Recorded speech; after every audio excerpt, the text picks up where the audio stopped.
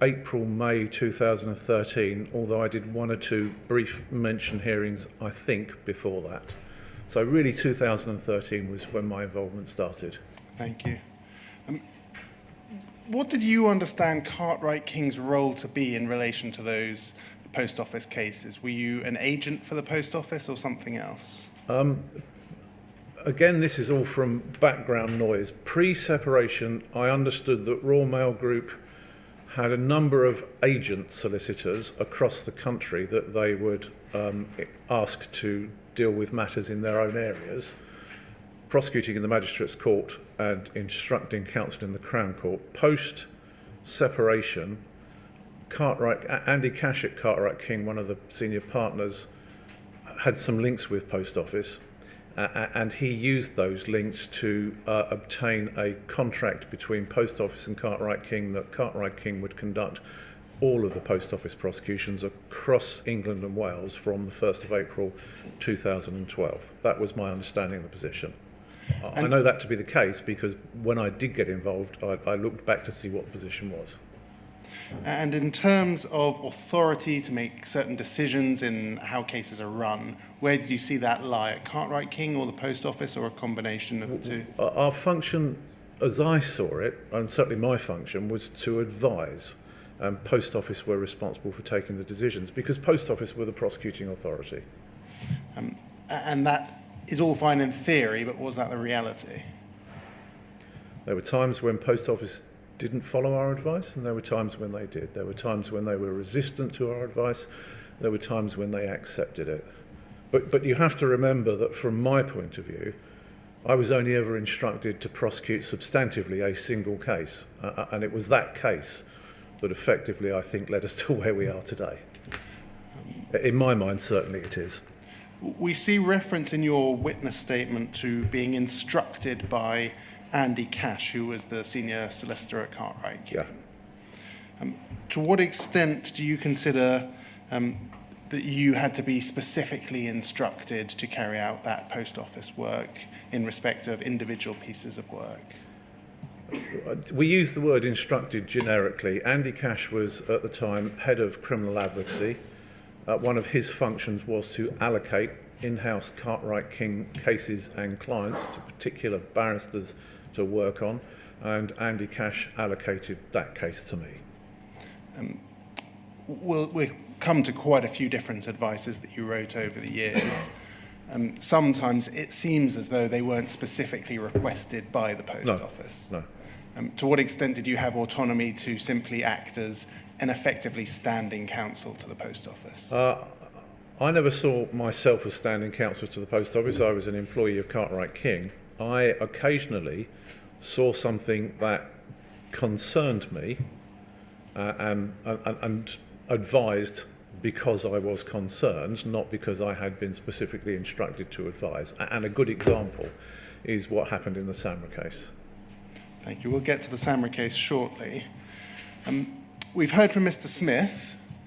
The impression given by Mr. Smith that he relied on you for guidance and would in many ways defer to you.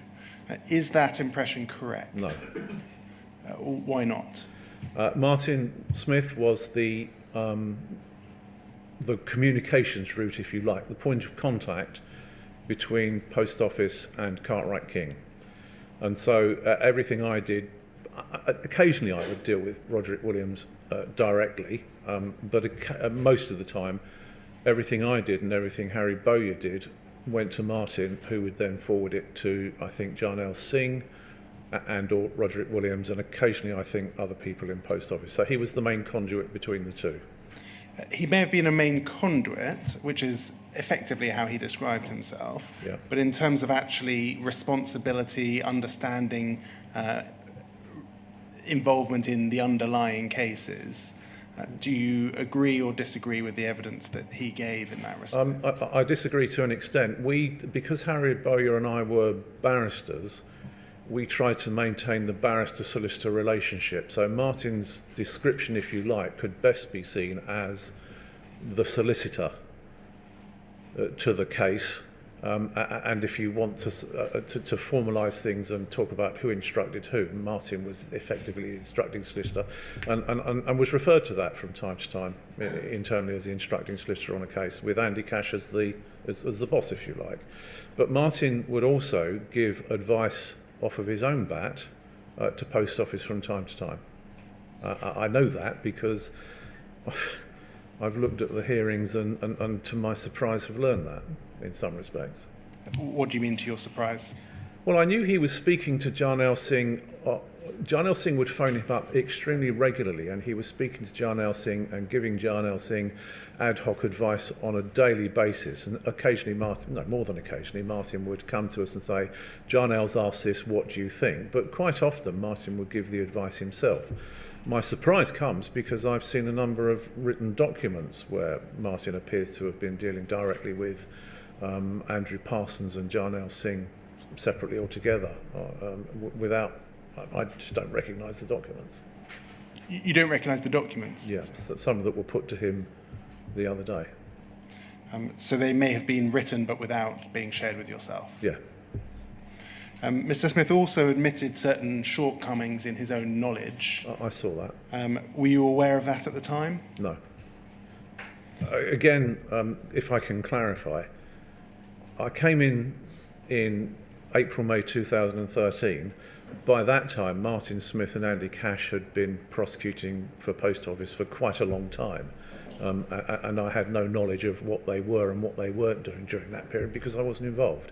So when I came in 2013 and stopped the prosecutions effectively from June onwards, I didn't look to see what Martin's state of knowledge was. I was more interested in repairing the damage which had plainly been caused. Were you aware of any shortcomings in his legal knowledge? He would ask me questions on law, and I would help him with them. I don't think there was any particular deficit that I can point to. I was surprised when he said the other day that he had no knowledge of prosecution disclosure duties because he was a defence solicitor. I think post-conviction disclosure duties. Well, it's not that different. The fundamental principles, as Brian Altman confirmed to us in advice, are the same. Is there material that might reasonably be expected to undermine the conviction, such as to render it unsafe? I paraphrase, but by and large, it's the same principles. But the other point that concerned me, which did surprise me, is that the defence lawyers are expected to know prosecution duties of disclosure and prosecution duties vis-à-vis expert witnesses as well, because otherwise how can you properly defend your client in the face of disclosure issues or expert witness issues? Paragraph 9 of your witness statement, you say that in late 2012 you were instructed to provide some general advice on prosecution procedures to Mr. Smith. Are we to understand that as training or something else?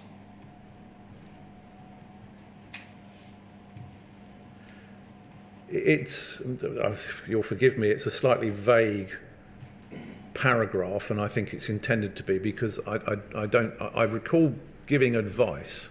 I do not recall giving training, and so it's likely, and I make a reference in the paragraph, I think, to written advice about, I may have provided written advice about evidential requirements in a particular case, but I don't recall. That, I think, is what I'm referring to. Martin would have given me a file and said, can you do me an advice on evidence, for instance? I think that's what I'm referring to.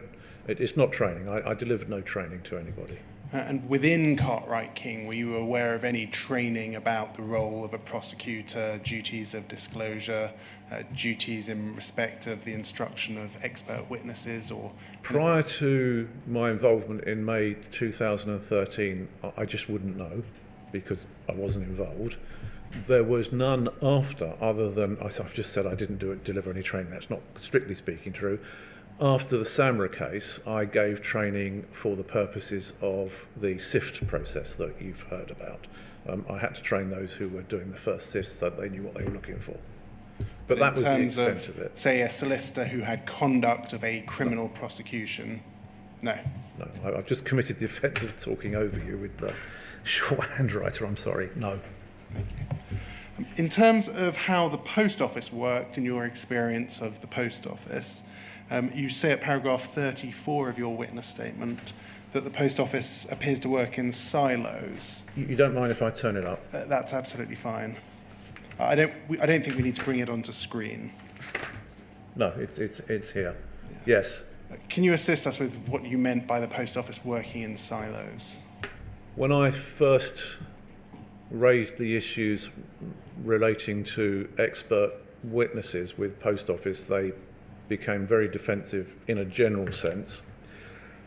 When I spoke to people in post office on the telephone, I think we had a couple of meetings. I spoke with Roderick Williams, with Jarnail Singh, with Chris Oyard, and his predecessor, I think, was Susan Crichton. And I was aware of hearing around Cartwright King and around post office generally that people just weren't talking to each other. And as an example, Roderick Williams wouldn't know what post office security was doing. Jarnail Singh wouldn't have much communication with Roderick Williams. The investigation, this is all stuff I picked up. Investigation teams weren't really talking to anybody substantively. Everybody was living in their own particular work environment, and there was no communication across the business, if you like.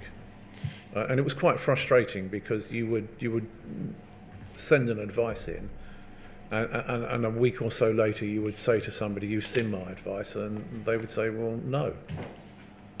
And you would then have to track down and find out why they hadn't seen it when you know they ought to have seen it.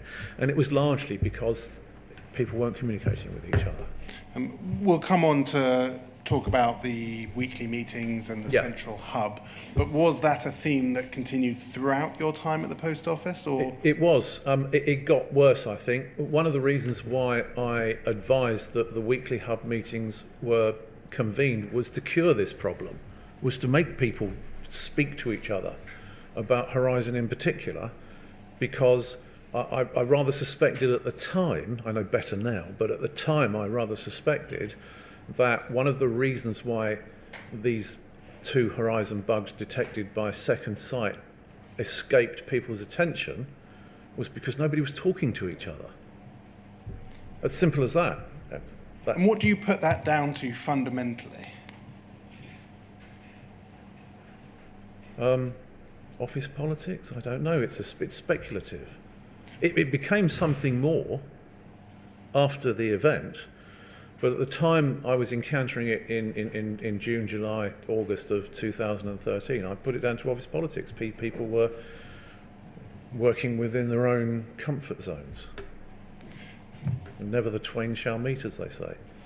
I'm going to take you to another passage from your statement. So it's WITN 081301000. And if we could look at page 47, paragraph 138, please.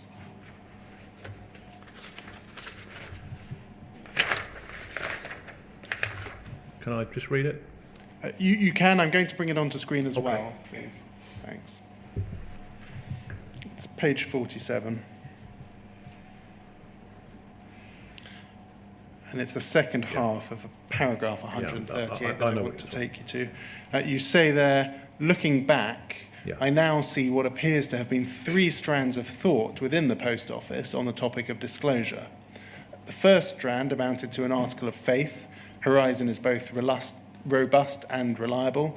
There is nothing wrong with it, and if Horizon says money is missing, then it is missing.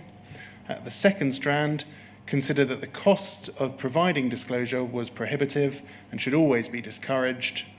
The third strand, I felt, arose out of an almost religious panic. Horizon must not be seen to have been impugned. Now, at least the second strand and the third strand there were presumably things you knew from quite an early stage. As in, you were aware that they were concerned about the cost, yes, and you were also aware that they were very resistant to allegations about the reliability of Horizon. I agree. In terms of one, we know that you certainly found out that it wasn't accurate at the latest by the phone conversation that you had with Gareth Jenkins and the second site report. You look reluctant. Just slightly. You say I certainly found out. That was when I learned that there were bugs in the system. That at the time didn't necessarily speak to the general unreliability of Horizon, because we were still hearing that the systems that were in place to deal with bugs, this is what we were told on the day we were told that there was, on the 27th of June, I think, that there was a potential for bugs, that there was nothing fundamentally wrong with Horizon. So I would suggest that a better take on that phone call would be, I had concerns because I had been told, I think by Martin Smith, that Second Sight had identified 2 bugs and were to publish this report. And my instinctive reaction was, we need to find out who told Second Sight about those bugs, which is why I asked for the call to be made to Gareth Jenkins the following day. And we'll come to that call, but in terms of, you've used the word fundamental just now, in terms of nothing fundamentally wrong. Yeah. Your first strand here is there is nothing wrong with it. And if Horizon says money is missing, then it's missing. Yeah. By at least the time you had spoken to Gareth Jenkins, you knew that that couldn't have been correct. Yeah, I think that's probably right. Yeah. Thank you. You've been very clear in your evidence just now and also in your statement about various failings at the post office. Do you think that you also might have taken too tough a stance, particularly in relation to disclosure to sub-postmasters? I think that's arguable, yes. We'll come and look at it over time. Let's start in late June, early July 2013. That can come off the screen, please. You say that you first became aware of bugs on the 27th of June 2013, when you were told about the Second Sight interim report by Martin Smith. Can you just elaborate on that slightly? We had heard, and I don't know whether it's that day or not, but we would heard very close in time to me being told that Post Office had commissioned an organisation called Second Sight to look into Horizon, and that they had done so as a result, I think, and this is anecdotal, of pressure from Justice for Sub-Postmasters organisation or the like. And the messages we were getting back from Post Office around about 25, 26 June were, we've got nothing to worry about, Second Sight are going to give it a clean bill of health. 27th of June, I think Martin must have had some contact with either Jarnell Singh or Roderick Williams, because he then came to me, and I think, I can't say where we were or what we were doing. It might have been by telephone, it might have been in person, but he said to me, Second Sight are going to say there are 2 bugs. And that really was the extent of it, and my immediate reaction was, who told them? And the reason who told them was so important was because if it were the expert that they were relying on to give evidence, then his evidence had not been entirely complete. Was that an immediate thought as early as the 27th of June? Oh yes, oh yes. To be told that there were that the report was going to tell us that there were bugs in the system is a process-stopping mechanism. You can't go anywhere from that other than to say, well, how, why, who told them? Because your duties as a prosecutor are so absolute in those circumstances that any competent barrister is going to say, whoa, stop, we have to see what's going on here. You say in your statement that you saw the Helen Rose report soon after. Yep. That report was written on the 12th of June 2013. Yeah. It identified issues at the Lepton branch. Yep. It included certain correspondence with Gareth Jenkins, and there was a mention in it of Horizon integrity issues. Yep. Can you assist us at all with when you are likely to have seen that? Was it before the conversation with Gareth Jenkins? No, it was after. It was after. I know it was after because up until that point, Horizon was, I don't mock, but Horizon was robust. Its integrity was sound. It worked perfectly. What put me on notice that it might not have done was the conversation with Martin Smith that there were bugs in the system as per Second Sight. Had I had the Lepton report prior to that, then my reaction that occurred on the 27th of June would have occurred when I first saw the Helen Rose report. It's that report that reinforced my view that there was something seriously wrong. So I would have seen it after I was told by Martin Smith about this. Within a week? Within 2 weeks? Well, do I refer to it in my July 15 advice? We'll come to look at that. Well, if I refer it to, I mean, I'm not going to get into I don't remember, but if I refer to it in my July 15 advice, then I had it before July 15. If I don't, then I had it after. Thank you. Let's look at the phone call with Gareth Jenkins. That's at poll 001422322. And that's the 28th of June. Yeah. So Mr. Smith has told you on the 27th about the potential bugs. Yeah. Was there a conversation with anyone at the post office before this conversation took place? Well, I asked Martin to set this call up. I imagine he contacted Jarnell Singh for the contact details. I don't know what he said to them. There was no conversation on your part with the post office? No. Did you have a long conversation with Mr. Smith before this call? I don't believe so. My reaction was, we need to speak to the expert. Can you set it up, please? I'm pretty sure is the way it would have gone. You said that it was very clear that there was a problem with Gareth Jenkins on the 27th. Yeah. Can you recall Mr. Smith's position? No, forgive me. There wasn't a problem with Gareth Jenkins on the 27th. There was a problem that indicated there were bugs with Horizon. My concern and the reason for the Gareth Jenkins call was to find out who told Second Sight. Because I think the language in the Second Sight report was, we have been informed. And I think I your wanted evidence to know who the informant was, and my first port of call was to ask the expert. And it was only when I spoke to the expert during this call that I realised the problem lay with Gareth Jenkins. I had understood your earlier evidence to be that when you were aware of the bugs on the 27th, that immediately caused you to be concerned about the reliability of Mr. Jenkins. Yes. Thank you. And what about Mr. Smith? Was he as concerned as you about Mr. Jenkins or not? I don't think we had, vague recollection, I don't think we had much of a conversation about it. I'm not convinced that Martin Smith appreciated the full import of the problem at that point. I'm going to read to you some passages from this transcript. Please. So you say, hi, is that Gareth Jenkins? He says, it is indeed. And you say, oh, hi, Gareth, it's Simon Clarke. I'm a barrister prosecuting a case for Jarnell on Monday at Birmingham Crown Court. And that's the Samra case. Yes. And he says, right.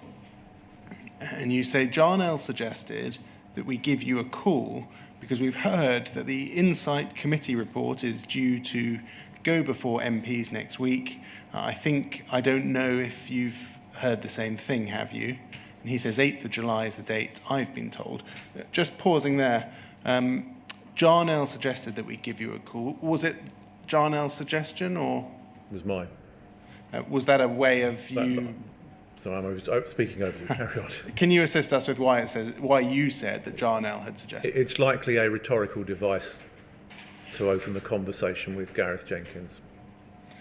If we scroll down, please. You say, okay, well, can I give you a brief sort of thumbnail sketch? Basically, this is a postmistress who is alleged to have made double transaction withdrawals from Horizon when people have come in and taken money out of the post office card accounts. Do you follow? And he says, yes, I think I've heard about that sort of scam going on, yes.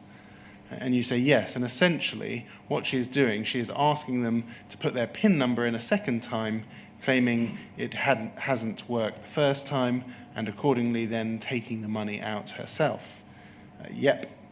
And then you say, all of the evidence we've got against her is Horizon data evidence. And he says, yep.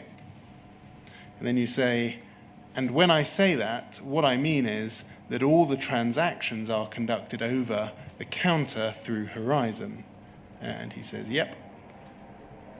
I'll skip the next bit. You then go on to say, okay, the problem I have got is that we're not allowed to see the report, but we're told that there are up to 30 offices where bugs have been identified, yeah?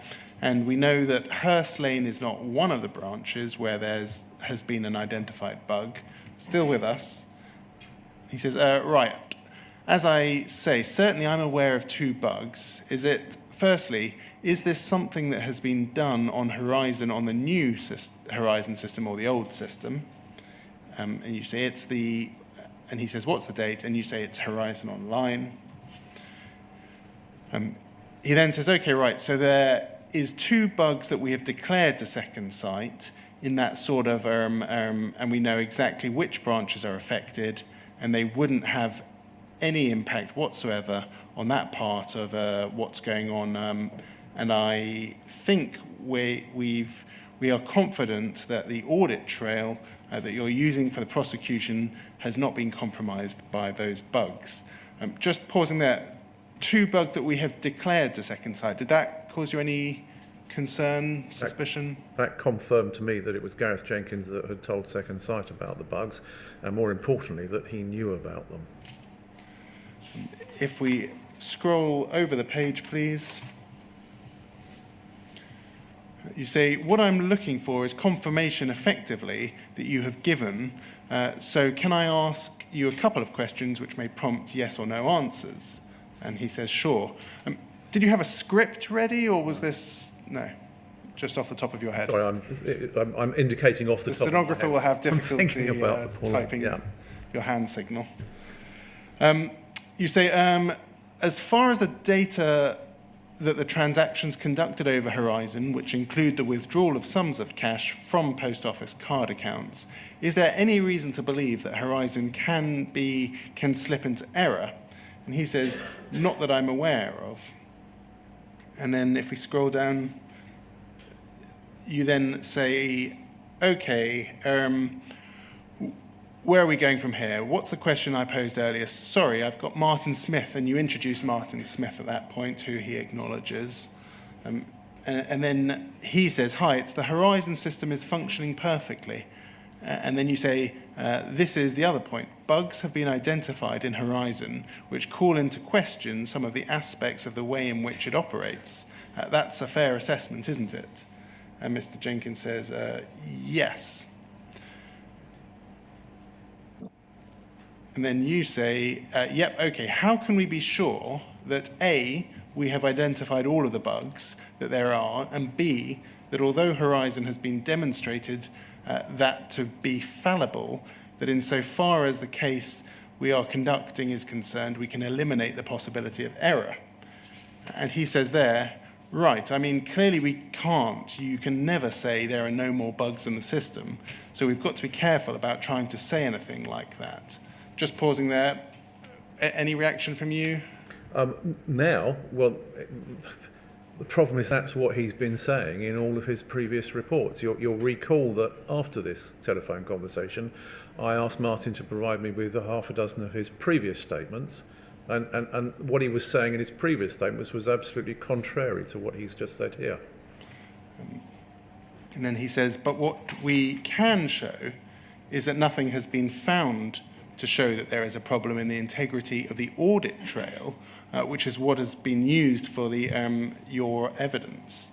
And you say, so your view is that that if the defence were to suggest there is a problem with Horizon, and therefore we can't rule out that there might be other problems with Horizon, what you say is, as far as you're concerned, the integrity of the system is intact.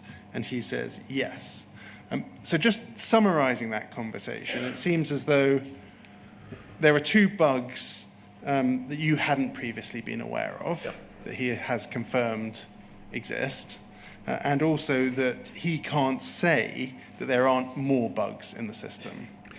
There's a third strand which to me was the most important, and that was that he knew at the time of this conversation and beforehand that those bugs were extant because it was he who had informed second sight of them. And that, to me, was the most important element of that conversation. Putting those all together, was that quite a bombshell moment for you? Yes, it was. Is this the first time in your career where a conversation with a witness has been recorded in this way? Or is it at least unusual for you to have recorded it? It's unusual, but it's not the first time. Why did you feel it was necessary to record it? I thought it was hugely important that we knew who told second sight of the bugs, because if it had been Fujitsu or Gareth Jenkins, then frankly Gareth Jenkins was in trouble. And I needed a record of what was said. And just so that you understand the position, because when you sent this document to me, you didn't know who the author was or what the conversation was about, and I explained it in my witness statement. I had said to Martin Smith, we ought to record this. He recorded it on his mobile telephone, and then I said to him, can you transcribe it, please? And clearly you've located it in the records. And frankly, thank goodness I said that. We're going to come in due course to formal advice that was written on this issue.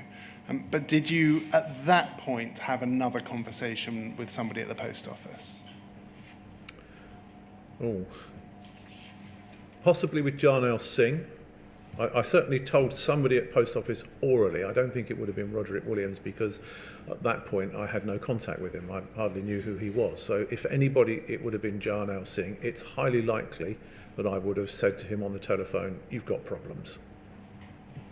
And I would have explained the nature of the problem to him. Do you think it's likely that you spoke to anybody else at that point, or No. just Jarnail Singh? No, the only person I knew at post office at that time was Jarnail Singh, and I didn't actually know him. I just knew he was the contact for Martin Smith. We're now going to come to the case of Samra, and there is a hearing a few days after that conversation on the 1st of July. Day listed for trial. Yes. Can we please bring up onto screen poll 00172804? I'm going to spend a bit of time on your attendance note from that hearing. If we scroll down, this is a hearing note written by yourself. Yes. If I signed it, it's mine. Yes, it has your name at the bottom, Yep. 1st of July 2013. And there's some background to the case at the top. Paragraph 2 I'll read. That says, all of the duplicate transactions were conducted over the counter through Horizon, this being the only portal through which post office card accounts may be conducted. Accordingly, transactions are evidenced through entries appearing in post office card account statements. Those entries represent Horizon data. That's effectively what you told Mr. Jenkins in that conversation, that the evidence was fundamentally relying on Horizon data. I cringed, if you saw, because I hate using the word evidenced as a verb, but yes. If we scroll down, please, to the bottom of paragraph 3, you say there, further, whilst she has not directly suggested that Horizon data is wrong, there is an implicit suggestion that if the complainant's account of not having made duplicate transactions is correct, then the fault must lie with Horizon. So an acknowledgement from yourself that although it hadn't been pleaded, it was something that was highly relevant to that trial. Recent information, paragraph 4. The limited information available to me comes from a number of sources within Post Office Limited. Head of Litigation Hugh Flemington, Head of Criminal Law Jarnail Singh, and Gareth Jenkins of Fujitsu Services Limited. We've heard you talk about Jarnail Singh, we've heard you talk about Gareth Jenkins. Can you assist us with any conversation you had with Hugh Flemington at this time? I don't believe I have ever spoken with Hugh Flemington. I saw him the other day and didn't recognise him. Information from Hugh Flemington, if I had had any, and it's likely I had because of this, would have come through Jarnail Singh. Thank you. You say I first became of the issue of bugs within the Horizon system on the 27th of June, exactly as we've just been discussing, and it indicated that the second site report indicated that Horizon may not be bug-free. I'm instructed that the report is to be provided to Parliament prior to publication, perhaps as early as Monday the 1st of July. I have not seen the report. Prior to the 27th of June, I had seen no reference in any of the expert reports tendered for the prosecution in other cases to the existence or possible existence of bugs. On the 27th of June and through the following day, I was instructed that in a number of post offices, the Horizon system may have produced false balances. And then you say that you are informed of the following. And one, if we scroll down, please, over the page. All of the information used by Hewlett-Packard is derived directly from Horizon. Horizon is not bug-free. Fujitsu Services Limited had reported the existence of 2 bugs to the second site committee. A number of bugs have been identified which have affected a number of post offices, although it is not clear to me that those are the same as disclosed to the second site committee by Fujitsu. Now, is that a reference to the Helen Rose report or to some other conversation or to that Gareth Jenkins conversation? No, it's more basic than that. Fujitsu gave the bugs names. I think they gave a bug a name called Bug 64, and then another bug was called the Calendar Square bug, and then there was something else called the Falkirk bug, and then somebody told me that the Falkirk bug was the Calendar Square bug. So it was a confusion in their naming of the bugs which caused this paragraph, which made me not sure whether there were 2 or more. And where did that confusion come from? Can you recall who the conversation was with? Again, most of this would have come through, in fact, I mentioned it there, Bug 68. Most of it would have come through Jarnail Singh and through him via Martin Smith or directly. You then say the 2 bugs I'm instructed of by the post office are bug 14, so-called because it affected 14 post offices, and bug 68, named for similar reasons, question mark. So you weren't clear whether that was the number of branches affected or some other reason. It could, in theory, have been the 68th bug that they found. Yeah, this exemplifies the confusion. 6, the effect of bug 14 has been the appearance of incorrect financial balance information in the system, known to include the false indication of financial data. Hurst Lane Post Office, so that's the one in this particular case, is not one of those post offices identified as having been affected. The report's authors were instructed to investigate a number of cases of apparent Horizon error, including at least one where prosecution was contemplated. That prosecution would have relied heavily upon data obtained from Horizon.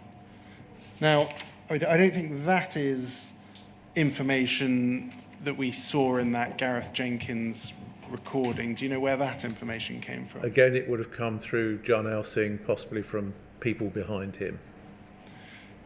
Paragraph 7. Once we became aware of the timetable for publication of the second site report and its preview to Parliament, Martin Smith and I, and with Head of Criminal Law, Jarnail Singh's agreement, contacted Gareth Jenkins in order to establish what was known about the status of Horizon integrity. So it seems as though there was a conversation with Jarnail Singh where he agreed to you phoning up. I accept that. Yeah. There's then a summary of the phone call. I'm not going to go through those points. We've already read the transcript. Could we scroll down to paragraph 8, please? You say, the information may be distilled thus. Fujitsu Services Limited and Post Office Limited are aware that Horizon has suffered bug 68 and bug 14. It is highly likely that the 2 bugs reported to second site by Fujitsu are bugs 14 and 68. One bug has been neutralized, the other remains extant. The extant bug affects Horizon to a limited degree, and at specific post office locations, it manifests itself by producing false balances. Whilst Fujitsu Services Limited continue to have faith in the integrity of Horizon, and whilst there is no other indication of any more bugs, further possible bugs within Horizon cannot be ruled out.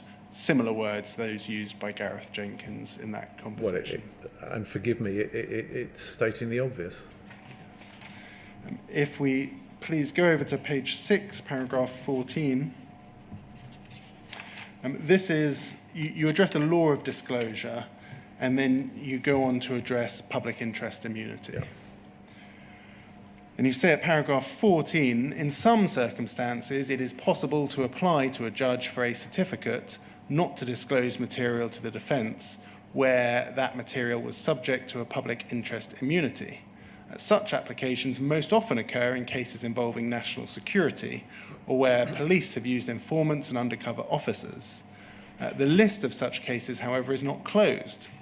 In a case where the public interest may be the prevention of a widespread loss of confidence in a public institution, or the loss of trust in a system operated by such an institution, or the prevention of journalistic speculation as to the efficacy of systems almost universally relied upon by the public, there may be an argument that the protection of a public interest immunity certificate is appropriate. PII hearings are always held in chambers, that is, in the absence of any defendant or defence representative, and usually in the judge's chambers, retiring room. No other person may be present other than a court clerk, any relevant police officer, and the prosecuting solicitor. Over the page, please. You say, in this case, I took the view that such an approach to the problem might be appropriate.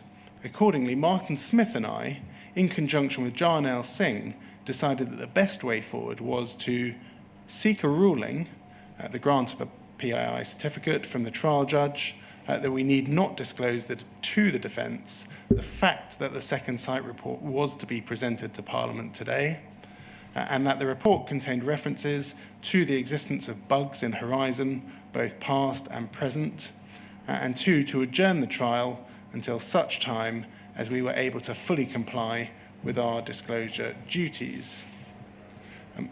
First of all, can I just ask, that hearing took place in the absence of notice to the defendant, is that correct? That's not correct. That's not correct? No.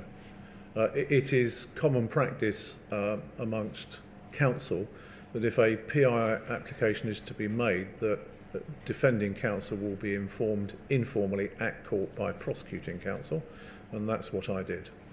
So you informed defence counsel and then had the PII hearing? Yeah. And can I just add to that, the proposition that I could just go and see the judge without telling defence counsel would at the very least have prompted defence counsel to say what's going on. So defence counsel would have had to have been informed, and he was. If we scroll down paragraph 17, the effect of the late development in this case is that we could not commence this trial as scheduled. To do so would be to mislead the court into believing that we had complied with our duties as prosecutor, and that we cannot contemplate. Yes. There isn't detail here about what the judge was actually told. No. Can you assist us with what, I mean, we see paragraph 14, for example, about the possible heads of public interest immunity that could be argued. What was it that you were saying to the judge in chambers that persuaded him to grant a PII certificate? Pretty much what we knew. I told the judge that about the issue with the expert, that bugs had been identified, that we could no longer rely on our expert. I told the judge that there was a report due to be published to MPs, and something that had been impressed upon me by Post Office through Jarnail Singh was the issue of parliamentary privilege. It is possible that it would have been a breach of parliamentary privilege to have effectively produced the report before Parliament had released it for production. I told the judge that, and that really was the basis of the application. I wanted to comply with my disclosure duties, but I couldn't on that day, largely because I believed, parliamentary privilege prevented me from doing so. And so that's what I said to the judge. You've said in paragraph 14 that a potential argument could be made about journalistic speculation about the system. Was that something that was raised before the judge? It would have been. What I've raised, I'm reluctant just to settle on just one point in paragraph 14 as a single compelling point. The overall issue was all of them taken together suggested to me that publishing the report to the defence at that time would be inappropriate. Paragraph 18 then says the judge, His Honour Judge Chambers, was ultimately persuaded of the arguments advanced in support of the grant of the certificate, and then certain orders were made. Yep. Defence to be told that a report had been commissioned, prosecution to be permitted to withhold information, non-disclosure order to be temporary and reviewed at a mention hearing, and adjournment for 8 weeks. If we scroll over the page... But before you do that, can I just say, that is everything I asked for from the judge. I did not want a PII certificate that prevented disclosure completely. I was looking to buy time so that Parliament could deal with the report and I could then comply with my disclosure duties. And that's why the judge timed it. I think he limited it to 8 weeks. I asked for less, but I think he gave me 8 weeks. Yes, well, the case was adjourned for 8 weeks. Yeah. But I only wanted a short period in order to allow for the publication of the report so that I could then comply without worrying about what Parliament was doing, comply with my disclosure duties. Paragraph 19, the judge also commented that this situation should never have arisen and that the Post Office were to provide a written explanation as to why this information had been withheld from solicitors and counsel until as late as last Thursday. So it seems as though you explained to the judge that this was all news to you. Yes, I'd only learnt a few days before. I smiled because he was a bit more scathing about the situation than that paragraph suggests. He was quite upset. And that's because a trial was due to take place that had to be vacated, or some other reason? Not just because effectively we were wasting the court's time by aborting a trial that was due to start that day, but because the prosecution had plainly not done that which they ought to have done in time for the trial. Paragraph 20, you provide a comment and conclusion. You say, I'm not particularly concerned at the judge's requirement for a written explanation from the Post Office. To a large degree, the heads of litigation and criminal law were in much the same position as were Martin Smith and I, and accordingly I have no difficulty in assisting with the preparation of an explanation.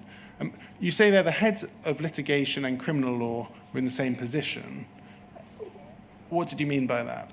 That's what I've been told, that they'd only just discovered the existence of the bugs at roughly the same time that I did. And if that was right, then they were in the same position we were. And was that a specific conversation with the heads of litigation and the head of criminal law? No, it would all have come through John L. Singh. Thank you. Paragraph 21, you say, of greater concern is the absence of any reference to bug 68 or bug 14 in any of Fujitsu Service Limited's statements served in support of other criminal prosecutions. This is a matter to be returned to at the appropriate time.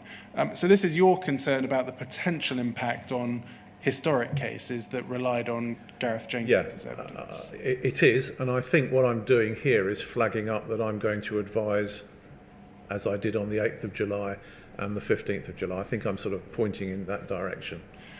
Was that something that you mentioned to the judge at the PI hearing, that there were concerns about a witness who had been used in previous... Oh, yes. Yes. It would have been wrong to withhold that. If we scroll down and over the page, please. Paragraph 23 says, it is also the case that we shall have to review any other prosecution which relies upon Horizon data for the same reasons. So you're flagging there what became ultimately your review. Yeah, to a degree, the writing of these documents involves a thought process which helps you to marshal where you want to go. And that's, I suspect that's the beginning of me thinking we need to go wider than this case. And paragraph Finally, paragraph 24 says, finally, it's worth commenting on the reasoning behind my advice that we seek a PII certificate in this case. The Post Office were, rightly in my opinion, very concerned at the potential adverse publicity which would inevitably have been generated by the revelation of the existence of a draft second sight report into Horizon. To permit this information to enter the public domain at such an early stage would have been to encourage extremely unhealthy and likely virulent speculation as to the content of any report, most probably in the national press. Such speculation would have seriously damaged the reputation of the Post Office and would have greatly undermined public confidence in both the Post Office and the Post Office systems. Our objective was to avoid such consequences. That objective we achieved. Now, that isn't anything about parliamentary privilege. That is about publicity and avoiding publicity. So do you accept that a significant part of the reasoning behind seeking that certificate was to avoid speculation and publicity? I do. Looking back at it, do you think it was a proper application to have been made? Yes. I would go so far as to say if I were in the same situation now, with the same information I had, I would make that application again. That is, if there was a report which was subject to parliamentary privilege, and it was important that Parliament saw the report first, and we've all seen in the press the number of times Parliament has complained about people saying things before going to Parliament, I would make the application again. I consider that the issues that I had raised fell squarely within the main authority on the subject, which was Re-H and Re-C, where it suggested that the categories to which public interest immunity applied were not closed, and I thought this was a proper category to make the application. Mr. Clarke, that all sounds very reasonable, but paragraph 24 does not mention at all parliamentary privilege. Paragraph 24 is very much about the reputation of the Post Office and undermining public confidence in both the Post Office and Post Office systems. It doesn't say anything about privilege. I agree, but to an extent I disagree with you about the import of paragraph 24. One of the things we were concerned with, it wasn't just it wasn't just parliamentary privilege we were concerned with, we were also concerned with, because I made the application and I advised the application be made, I was concerned with the proposition that if the existence of the report and the existence of the suggestion that there were bugs in Horizon had come out before the report had been presented to Parliament, then the speculation would be damaging not just to Post Office, but to the entire financial system upon which Post Office was based. Because the speculation could be inaccurate, it could be wild, for all the reasons I suggest here. Insofar as your application was in fact based on parliamentary privilege, is this paragraph here something that we are all guilty of, which is perhaps gloating in an attendance note about something that you know the client would be happy about? I hate the word gloating, but I think you're probably right. Yeah. That's the 1st of July. Could I just make the point, which I think is quite important, is that the judge did grant the application. And so the suggestion that it was an improper application, I would go so far as to suggest can't stand, because the judge granted it, and the judge therefore felt that it was a proper application to make. That sounds slightly defensive, but it's a point I make, because had it been an improper application, the judge would have said, I'm not granting this. What we don't have is the information the judge was presented with. I haven't made a suggestion that it was an improper application, but what I would suggest is that paragraph 24, looking at that, it seems as though the objective that is set out in paragraph 24 is not itself a proper objective to make a PII application. I think I agree with that. The reason I speak about the propriety of the application is I have heard it suggested elsewhere, and perhaps I'm getting ahead of myself and shouldn't.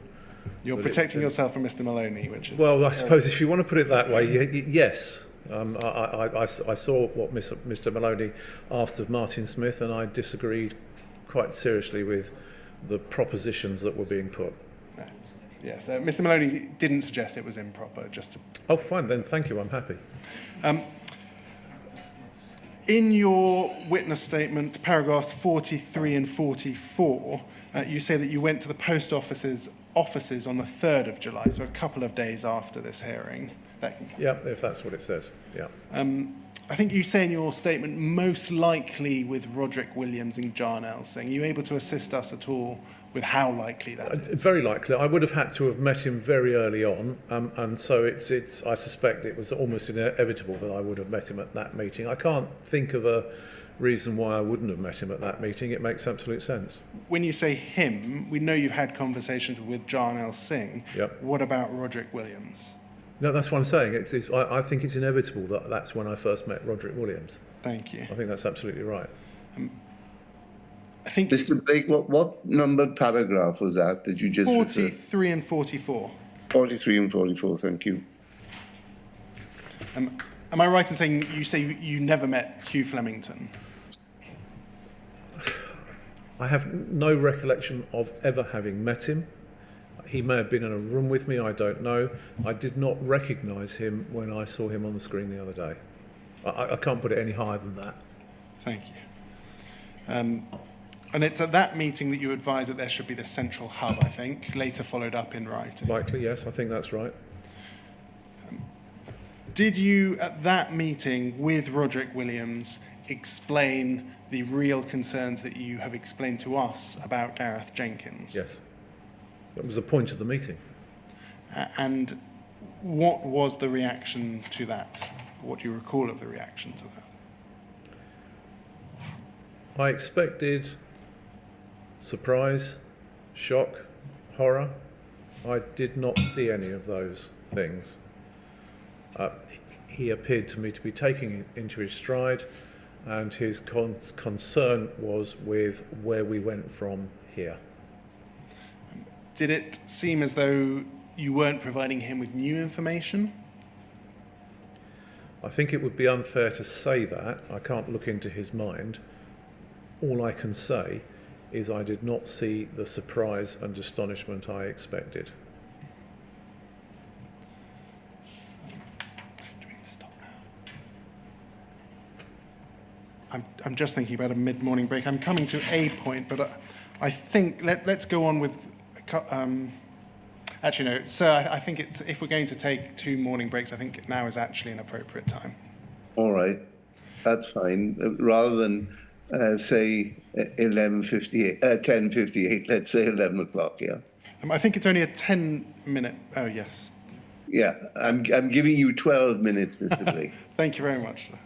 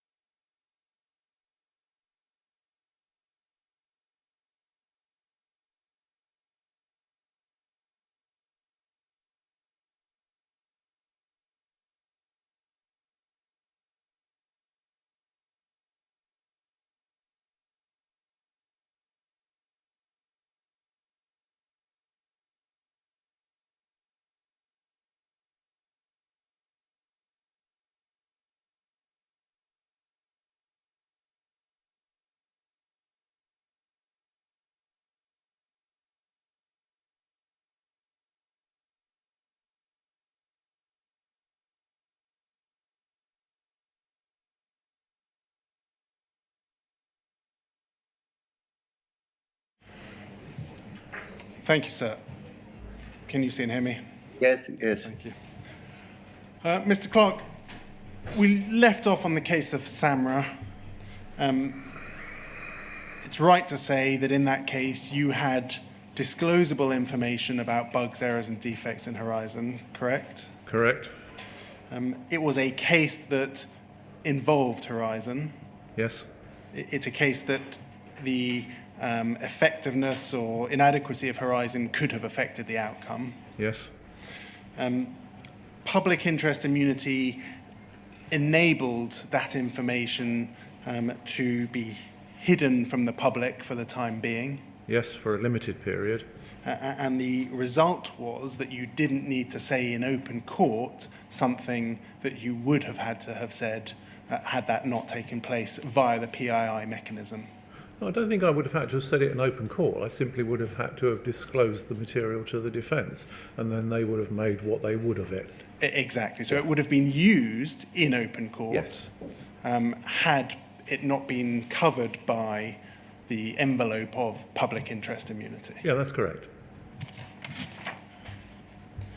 I'm going to move on to what happened to cases where there had been convictions or ongoing prosecutions or some ongoing actions and disclosure that was or wasn't made in those cases. Can we please look at poll 001-45145, please?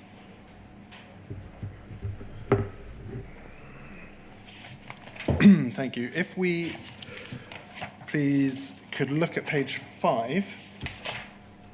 This is the very same day as that public interest immunity hearing. We have an email from Andrew Parsons. If we scroll down to, it's an internal email, but you'll see it's forwarded to you.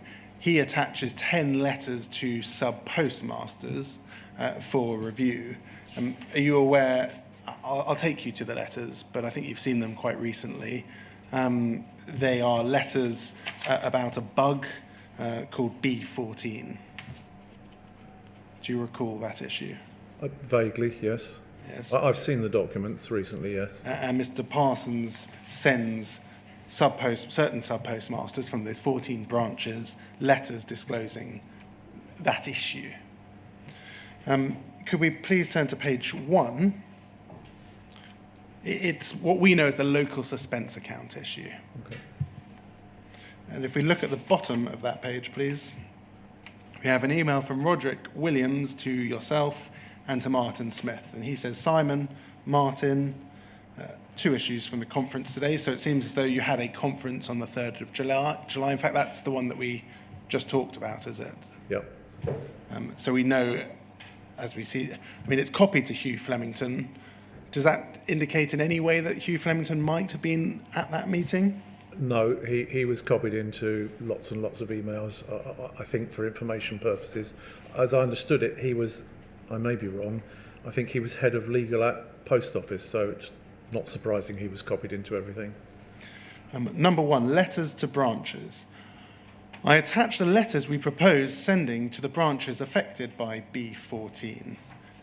And then he refers to the Merthyr Diffan letter, which concerns the cost cutter branch, which might have involved a police prosecution of a branch assistant. They're no clearer on the status of that investigation/prosecution. And if we look at the final paragraph on that page, it says, during our conference, you explained prosecuting counsel's duty of disclosure. Please also let us know whether we could satisfy our duty of disclosure, i.e. that we know of an issue which might be relevant to criminal proceedings by notifying the police/cost cutter prosecuting counsel of B14 so that they can take a view on whether they should disclose it to the defence according to their duty. Your response is at the top of the page.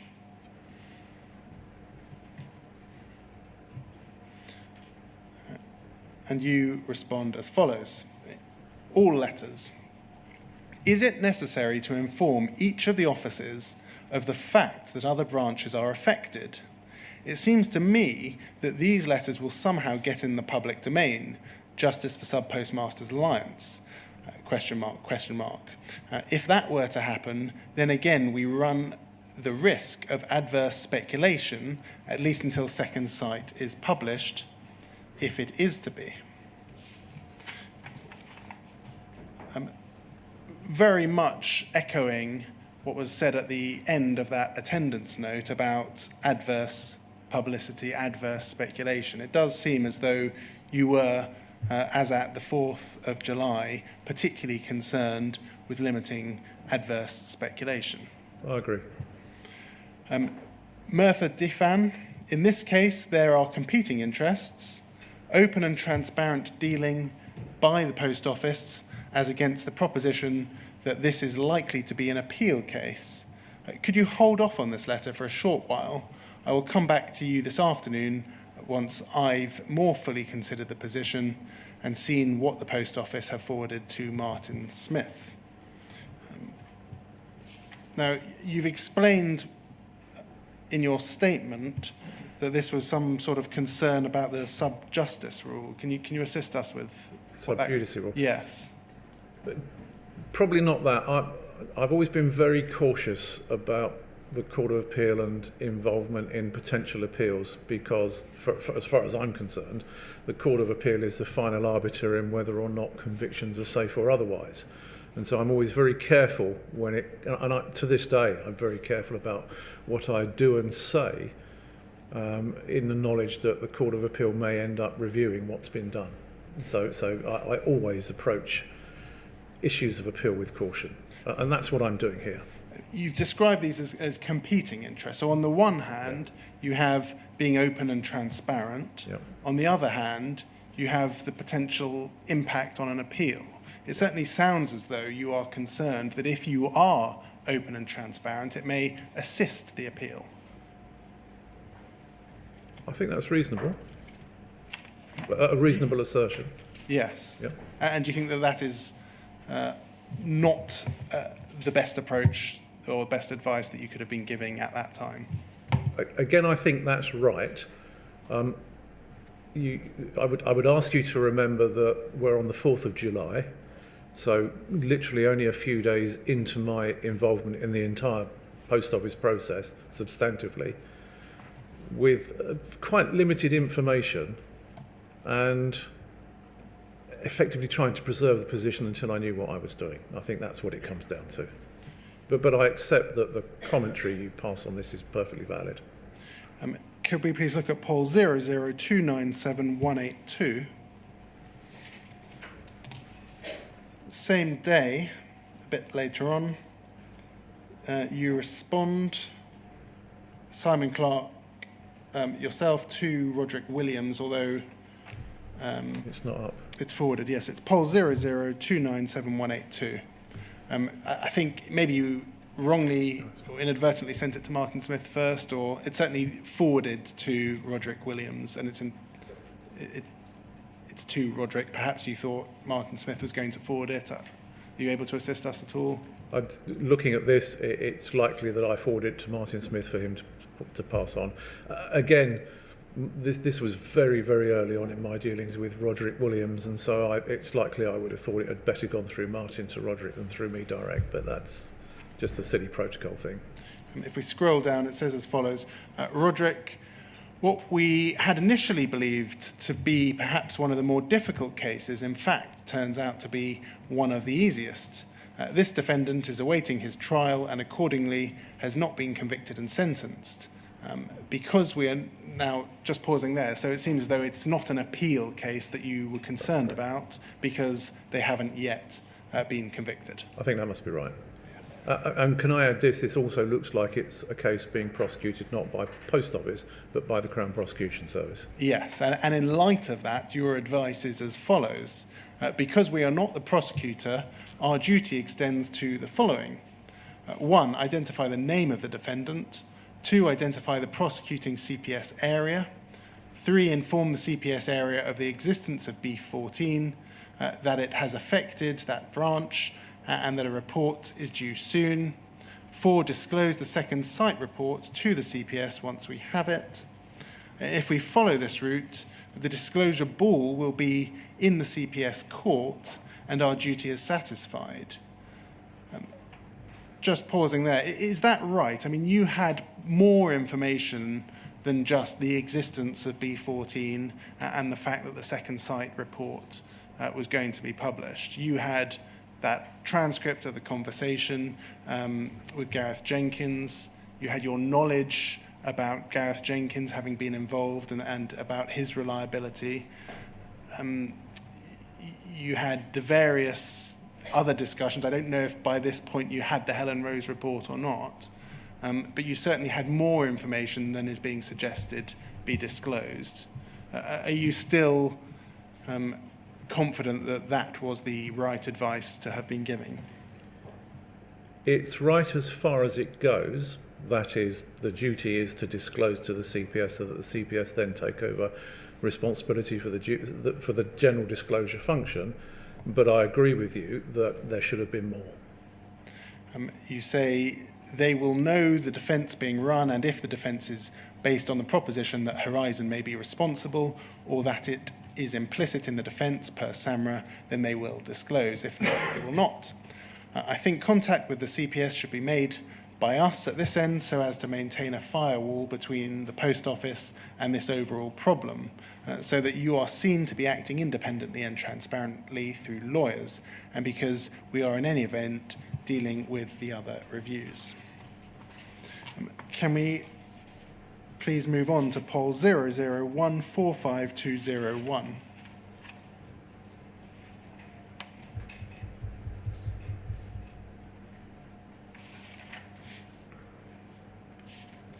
And if we could start on page 2, just this is going to assist us with the timing of various things. If we see there the 4th of July, Hugh Flemington is sending you a first rough draft from Second Sight of one half of the interim report. That is a significant part of that report that details the 2 bugs. Yeah. If we go on to page 1, Martin Smith sends an email at the bottom of this page saying our advice overall with regard to disclosure has not changed. The disclosure of a partial report would not meet with our duties or help the current situation. I think the disclosure of a partial report would provide partial information and give rise to adverse publicity and speculation. It would be far better to advise once we have seen the entire report. Having said that, the second site report would not need to be disclosed in every case. That decision would be taken on a case-by-case basis. In many cases, it will not be disclosable. He says our overall advice. Is it fair to suggest that you inputted into this? Yep. To what extent was it his advice? To what extent was it your advice? Whose typing was this, for example? Do you think you sent it? It's got my style about it. Yes. I can't say I wrote it, but it looks as though I've given some real input into it. So we know that the second site report is almost complete. 5th of July, you are expressing concerns again about adverse publicity and speculation. Yep, I agree. Can we go to poll 0012970? Now, we're going to look at the draft letter to the Merthyr Diffen post office and the one that was ultimately sent. So there are, in fact, 2 documents that I'd like to bring up on screen side by side. This one is the draft letter that was sent to you, and we saw the covering email. And then I want to look at the final letter, and that is poll 00002213 at page 16.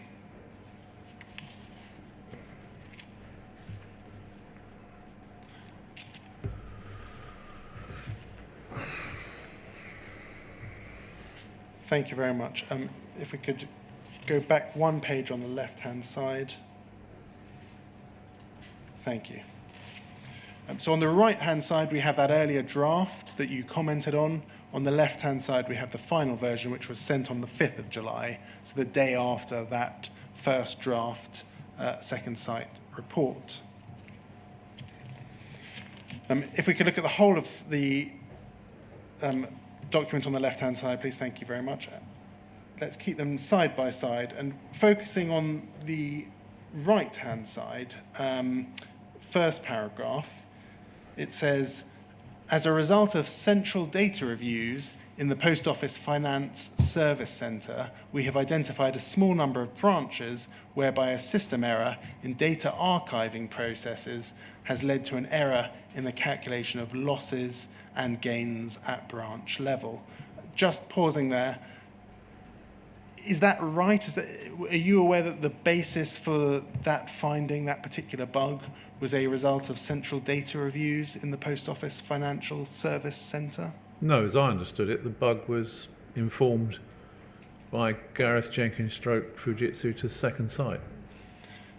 It then says your branch is one of the small number affected, and we can see on the left-hand side that sentence, your branch is one of the small number affected, has been removed in the final draft. Do you see that? I see that. It then says we apologise for any confusion this matter may have caused, and we want to assure that we have subsequently worked with our suppliers to understand the root cause of the issue and take action to resolve it. You may, however, not have been aware of this matter at the time, but we nevertheless felt it important to make you aware of this incident and its resolution. The purpose of this letter is to summarise the outcomes of this review and to confirm the remaining steps which we'll be taking to conclude this incident. Those two paragraphs are the same in both. But then it's the next paragraph on the right-hand side. The occurrence of this amount as a discrepancy has been confirmed as relating to a specific and unusual set of circumstances which are not due to any mistake by yourself. So the suggestion, the clear statement there from the post office that it wasn't the sub-postmaster's fault, that doesn't seem to have made it into the final version. And then if we scroll over, both pages, please. In fact, on the left-hand side, if we could stay with the first, it may assist. That top paragraph on the right-hand side, this has impacted only 14 branches, and we are issuing similar correspondence to all parties concerned to confirm that the issue is understood and that proper remedial action has been taken. That doesn't appear in the final letter either. Can you see that? I've not... Oh, I see, yes. Yep, I see that. Yes. Now, we saw your advice earlier was a concern about notifying the branches that there were other branches and the publicity that that might generate. Do you recall seeing that advice? It looks very much as though that advice was adopted by the Post Office, who then removed any mention to the individual sub-postmaster that there were other branches that were affected. It does. Yes. What part of a criminal prosecutor's duty do you see it as to be concerned with adverse publicity? None. So the advice that you gave to the Post Office in respect of this letter, do you think that that was appropriate or inappropriate advice? It was ill-judged and inappropriate. I'd like to now move on to the Before you do, Mr. Blake, yes.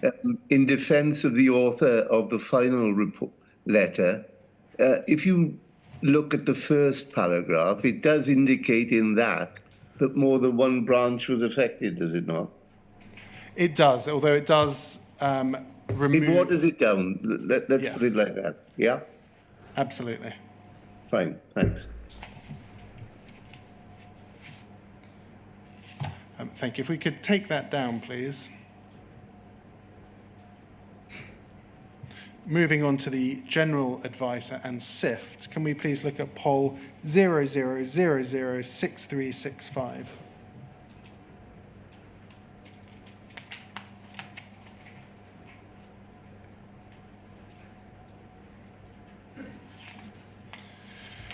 So we're now at the 8th of July, so we're a week after that public interest immunity hearing, and you have written your general advice about if we scroll down, it begins addressing alternative Fujitsu expert and how Gareth Jenkins should be replaced. And we can see there at paragraph 221 that the second site report is about to come out. It's due to be published at 6 o'clock that evening. Yeah, just in terms of chronology, I would ask you to recall that I'm still only 8 or 9 days into this process, and so it's still very much a learning curve for me. If we turn to page 3, please, it is the subject of the start date for the review process. I'm going to read those 3 paragraphs. It says, a number of start dates are suggested. 12 months back from today, the date of separation of the Post Office from Royal Mail Group, the initial Horizon Online migration date, others. Considerations as to the selection of the start date include proportionality, resourcing, transparency, and Post Office reputation. I have come to the view that all of those considerations militate in favour of a date close to the initial Horizon Online migration date of 2010, perhaps using the 1st of January of that year. I arrive at this view not least because any sub-postmaster prosecuted prior to that date would have been prosecuted using original Horizon data. Any sentence of imprisonment, unpaid work or fine would by now have been completed, and the publicity which is bound to arise once Second Sight has published will place older defendants on notice. Just pausing there, you've said that you had only very recently got involved. Do you think that you were sufficiently informed by that stage to have been giving this advice? Can I ask you please to take me to my statement paragraph where I deal with this? Because I thought very carefully about this and I want to confirm what I said to you. Yes, please do let us know which paragraphs you're I'm struggling to find it, to be honest, but I did deal with it. I mean, can you try your best without referring, because we have what's written in your statement. Yeah. It would be best. Well, I stand by what I wrote in my statement. Somebody's put my statement up now. Yes, but I don't intend to take you to any particular paragraphs. No, can we go back to the document you were asking me about, please?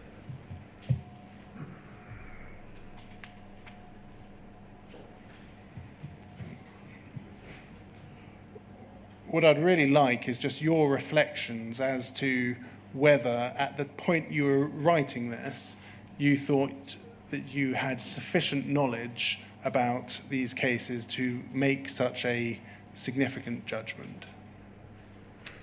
This is in relation to the start date? Yes. Yeah. I think I had sufficient knowledge to make the decision about the start date, because the most important factor in that respect was that we had been told that on the 1st of January 2010, the new online system had been rolled out, so to speak, and that every branch had been audited prior to that rollout to ensure that everything balanced properly. And so it was a good benchmark to say from this date there were no problems with Horizon and Post Office accounts, and so anything moving forward from that date could be inspected to see whether or not there was an issue with the bugs, etc. Prior to that, we were dealing, I think, with an old system.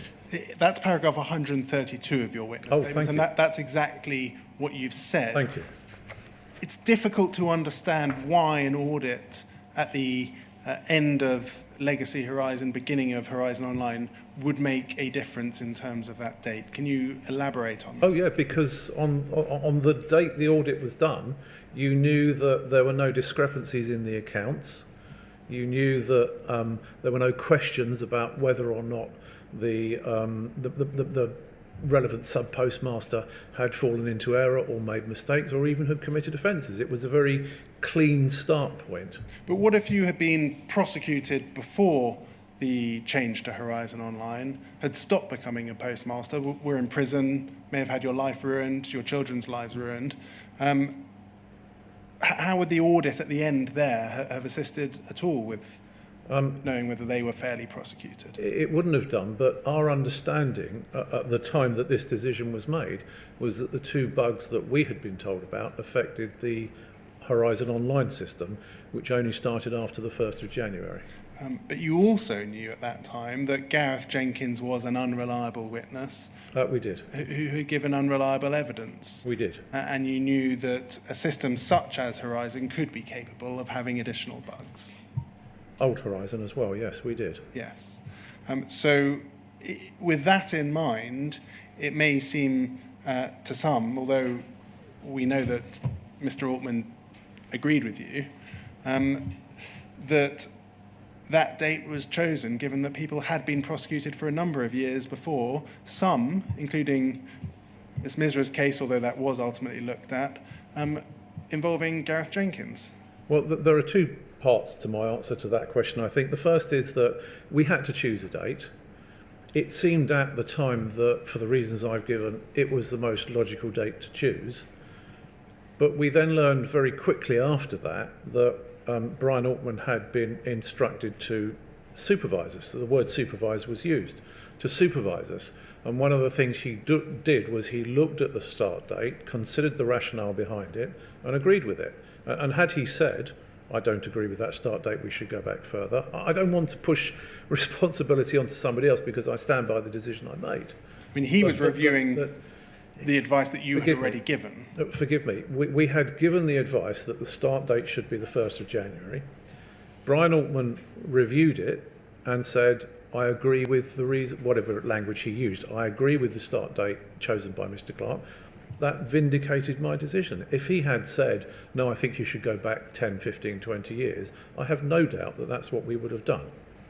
If we look at this now, though, the very first phone call you had with Gareth Jenkins, he said he can't rule out there being other problems, which made a lot of sense to you. Second Sight interim report had identified 2 bugs impacting 76 branches, admittedly involving Horizon Online. Helen Rowe's report, it's not clear yet whether you've read it by this date or not, but that also raised issues of Horizon integrity issues. Did this not all cause you to think that there might be some issues with what we know as legacy Horizon? It didn't at the time.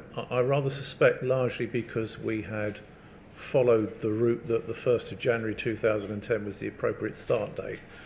And if you want to suggest that, in a sense, that put blinkers on us going forward, then I think that would probably be correct. Yes, because all prior assurances you had received had proved to be wrong. Yeah. Did you at any stage, other than today, look at it and advise that actually we might want to rethink the start date? Yes, over the sift process, it became clear that, to us, perhaps we were rather dim about it, but it became clear to us that the issues with Horizon extended back before the 1st of January 2010, and we started receiving cases for review that went back before that. I'm not convinced we received every case that had been prosecuted, but we did expand the ambit of the Horizon, the pre-1st of January review, but I can't say when that took place. And I think in the end, we reviewed something like, I've got a figure of either 400 or 700 cases, but we reviewed a lot of cases, and some of those would have been pre-January 2010, so we did go back after a time. But not a comprehensive look. No, I don't think that was. No, I think you're right. And considerations such as the fact that a sentence of imprisonment or unpaid work or fine would now have been completed, and therefore you shouldn't look at them. Do you look back at that and think that wasn't the best advice? Yeah, I think probably I do. A separate criticism of the review is, that can come down, thank you, regarding independence and an alleged lack of independence. What do you say about that? Generally or specifically? In general terms, I I don't think there was any real issue of conflict in the review. I mean, who was carrying out the review? Well, there were two aspects to it.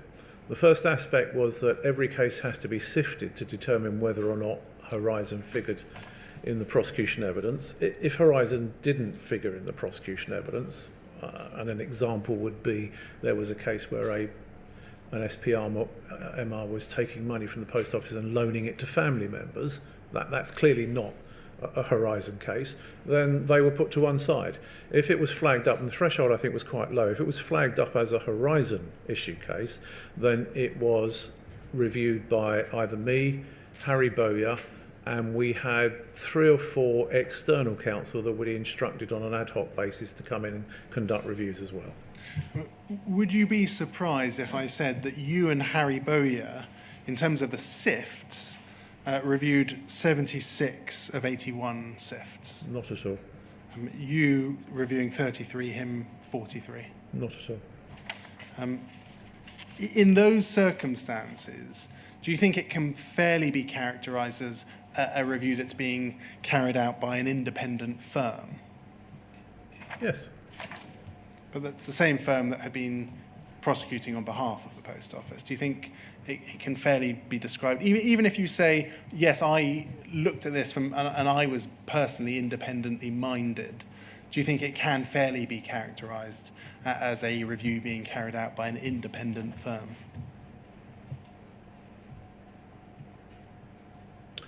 I can see why people might think otherwise. For my own part, at the time, I didn't. But I accept that there is a view which goes, yes, it actually probably wasn't as independent as it ought to have been.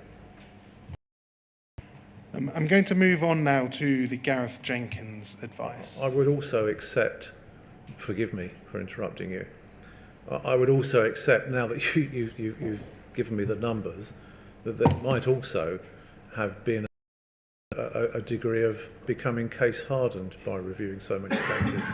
I accept that's a possibility as well. What do you mean by that? Well, when you review case 1, you are absolutely fresh at it and much more vigorous, I would expect. By the time you get to case 35, it's inevitable. Human nature tends to dictate that you and slightly more, what's the word, cynical about what you're doing. I accept that. I think that's an appropriate comment to make.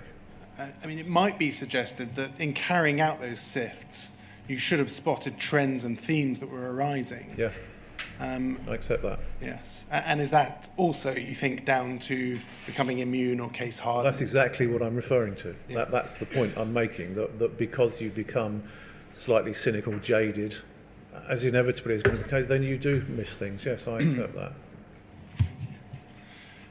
Moving on to the Gareth Jenkins advice, can we please look at poll 002976607? This is before I come on to your formal written advice, which is the 15th of July. Yep. We're going to start on the 10th of July 2013.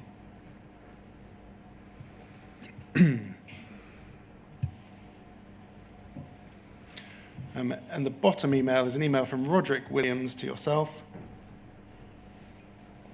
He says, Martin, Simon, do you have some suggested wording for how we break the Gareth Jenkins news to Fujitsu, including why it is a problem for you from a criminal law perspective? Yep. Can you assist us with what's meant there, breaking the news to Fujitsu? Well, they had to be told that their expert had misconducted himself. And if we scroll up... Because they would be asking the obvious question, why aren't you using him anymore? Mr. Smith responds, Simon is preparing a further advice about Gareth Jenkins, and that's, I think, the one we'll come to. However, he touched on the Gareth Jenkins point in his advice of the 8th, and that I think we saw as well, the beginning paragraphs. If we could look at poll 001919666, please.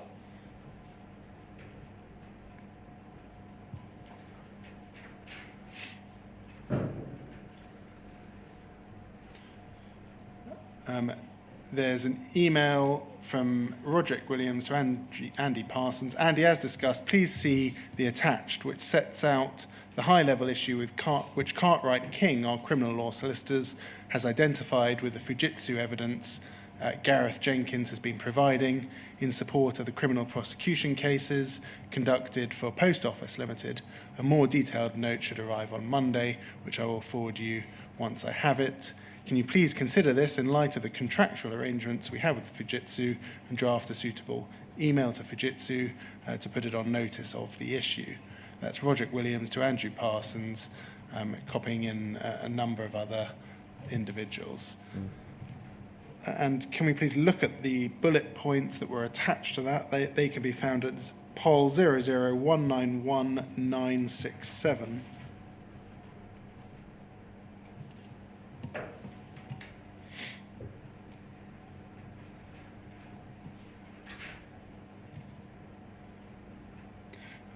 Now, these are quite brief, these bullet points. Yeah. Let's read them. Fujitsu and Gareth Jenkins have for some time been providing the Post Office with expert witness statements and expert evidence for criminal prosecutions. A full report which considers Fujitsu and Gareth Jenkins' provision of expert evidence is being prepared.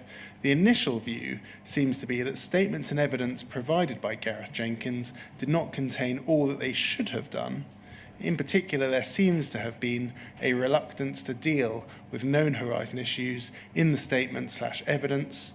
As a consequence, it has been necessary to conduct a review of cases so as to determine whether or not any particular defendant has been prejudiced by the absence of information. Do you think that that's underplaying the issue somewhat? No, I hadn't conducted my review then. I think I'm preparing them for what's coming. I mean, the conversation that you had with Gareth Jenkins, you described, or I described as a bombshell, and you agreed with that. I think you expressed to me serious concerns from that conversation and from the information you'd received the day before. Do you think that a reluctance to deal with known horizon issues is an accurate reflection of the strength of your feelings? I think there's a difference between having serious concerns, which I had and which I told you about, and condemning a man before I'd completed my report is quite important. What I didn't want to do is point the finger at Gareth Jenkins in writing and say, you have misled the court, until I was certain of my position. And then we have your advice. That can be found at Pol 00006357, please. And that's the 15th of July. Were you ever involved in the instruction of Gareth Jenkins? No. Prior to this issue having arisen, had he ever been a topic of conversation within the office at all with your colleagues?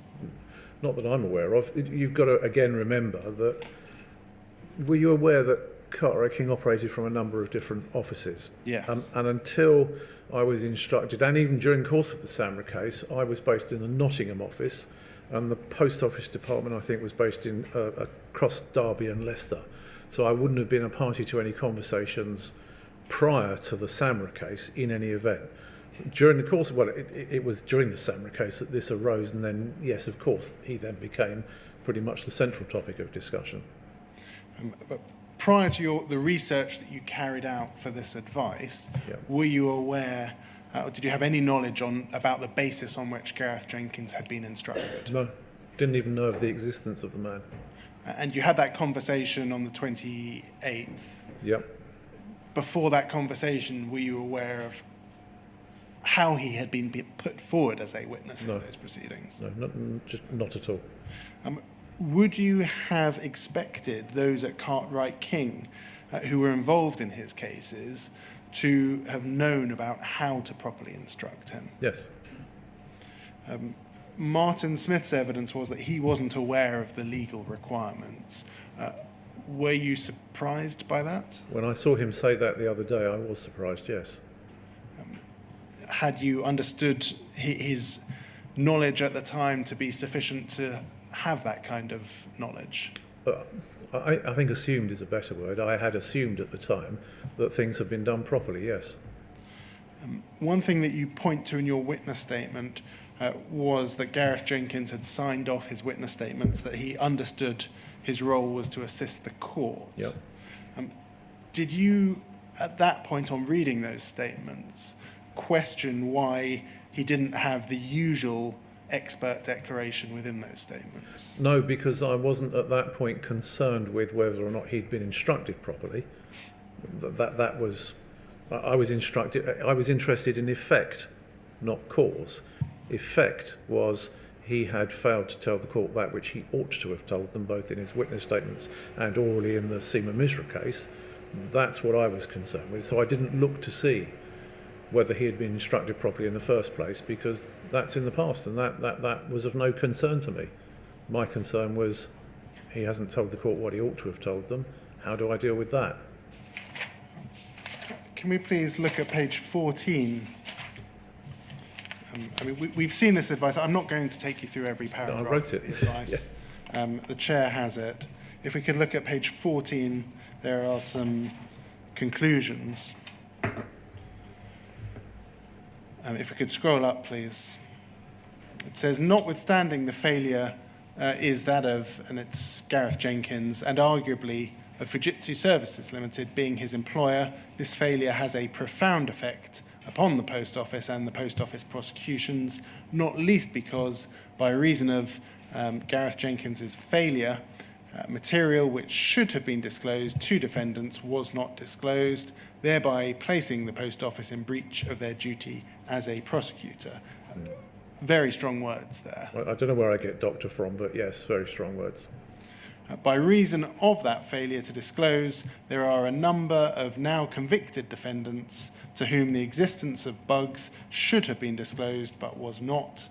Those defendants remain entitled to have disclosure of that material, notwithstanding their now convicted status. As you say, I mean, powerful stuff. Are you aware of who this advice was shared with within the Post Office? I can't remember how it got to Post Office. I don't know whether I sent it or whether I gave it to Martin to forward to Jarnell.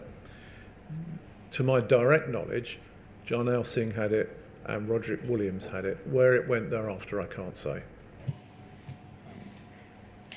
I would add, with hindsight, which I've already said in my statement as a cruel master, but with hindsight, I now know that a number of the advices I wrote did not go where they ought to have gone, even though I had expected that they would. Even if you're not aware of where that actual written document went, are you aware of any other names within the Post Office who you are aware received the substance of your advice? No. I can't say who did and who didn't see it, or who did or who didn't receive the import of the advice. I'm going to move on to the Criminal Cases Review Commission. Can we please look at poll 00039994?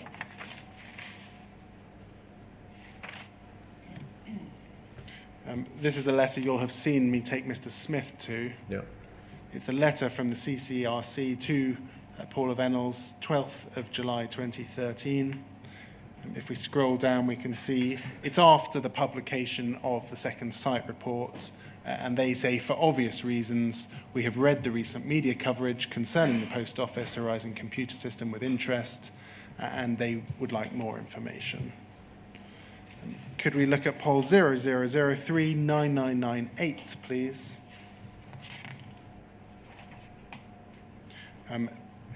Top email says, please find attached documents prepared by Simon in response to that letter. So it seems as though you have received a copy of that letter and drafted two documents. One is a draft response and another is another document that I'll take you to first. That is poll 00039993.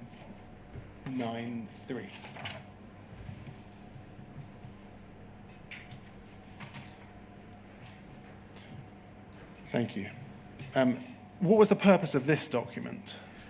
I think they asked me what the ambit of or scope of the role of the CCRC was, and I think here I summarise as best I can in fairly plain language, layman's language, And what there the role are of the Commission was. 2 criteria that are applied. The first being that they had tried to appeal. Yep. The second, there must also be some important new evidence or legal argument available to the defendant, for which see below. And if we scroll down, we can see a comment by you. As to the second site interim report would fall within the scope of that criterion on the basis that it was important information not known at the time of the original trial and which has emerged since conviction. It seems as though, as at the 16th of July 2013, it was pretty clear to you that the second site interim report fell within that second limb of important new evidence. That must be right, mustn't it? Not that it was clear to me that it fell within that category. Yes, I agree. Can we please look at poll 000399993? This is the draft reply. Sorry, it's 3995.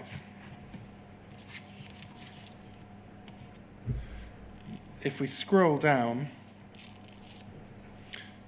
thank you, you say there at that bottom paragraph, where a defendant asserts, rightly or wrongly, that Horizon is at fault, it is for the prosecution to demonstrate the integrity of the system and the evidential audit trail derived from Horizon.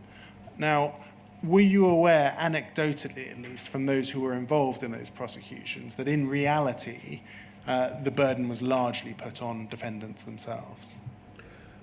I became aware of that after my involvement in Post Office, yes. When you say after your involvement? Well, I didn't know before May 2013 because I had nothing to do with it, Post Office. At the time of writing this, in July 2013, were you aware that that was the case, having presumably already been sifting a number of files? Early on in the sift, I don't think I formed that view later. I don't think I'd fully formed that view then, but I think it's fair to say that there were indications emerging that those who were prosecuting were not doing that which they should have done. We then move on to Gareth Jenkins. It says, this is usually accomplished by the serving of expert evidence. For many years, both the Royal Mail Group and latterly the Post Office has relied upon a single expert witness provided by Fujitsu, the Horizon manufacturer, maintenance and support contractor. That witness has provided expert evidence in many cases where the defendant has asserted irregularities with Horizon to be the cause of unexplained shortfalls as the operation and integrity of the Horizon system. He has done so both to the Post Office and in expert witness statements and oral evidence to the court. In particular, he has attested to the presence of defect detection and rectification systems, the robustness of the prosecution audit trail, and stated that in his expert opinion, Horizon accurately records and processes all information submitted into the system. The second site interim report demonstrates that this was not the case. You knew by the point at which you were drafting this letter that Mr. Jenkins wasn't to be relied upon because, as you've explained, he was the very source of those bugs that were disclosed to second site. Yes, I agree. Why do you think that wasn't set out in this letter? What, that I knew? That there was a real concern, not simply that there was new information that had appeared, but that the very expert that had been instructed in prosecutions was, in your view, by that stage, unreliable. Well, I think this letter does say that. If it does that in a very subtle or unclear way, in fact, doesn't it? I mean, it doesn't raise there any real concerns about the integrity of Gareth Jenkins. I'm going to have to disagree with you. I think that last paragraph you read does precisely that. I mean, you had written the very day before, the 15th of July, Yep.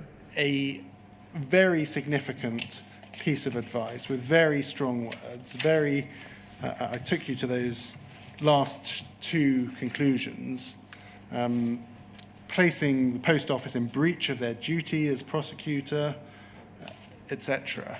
Do you think that the sentence, the paragraph that I've just taken you to, do you think that accurately reflects the strength of your advice to the Post Office?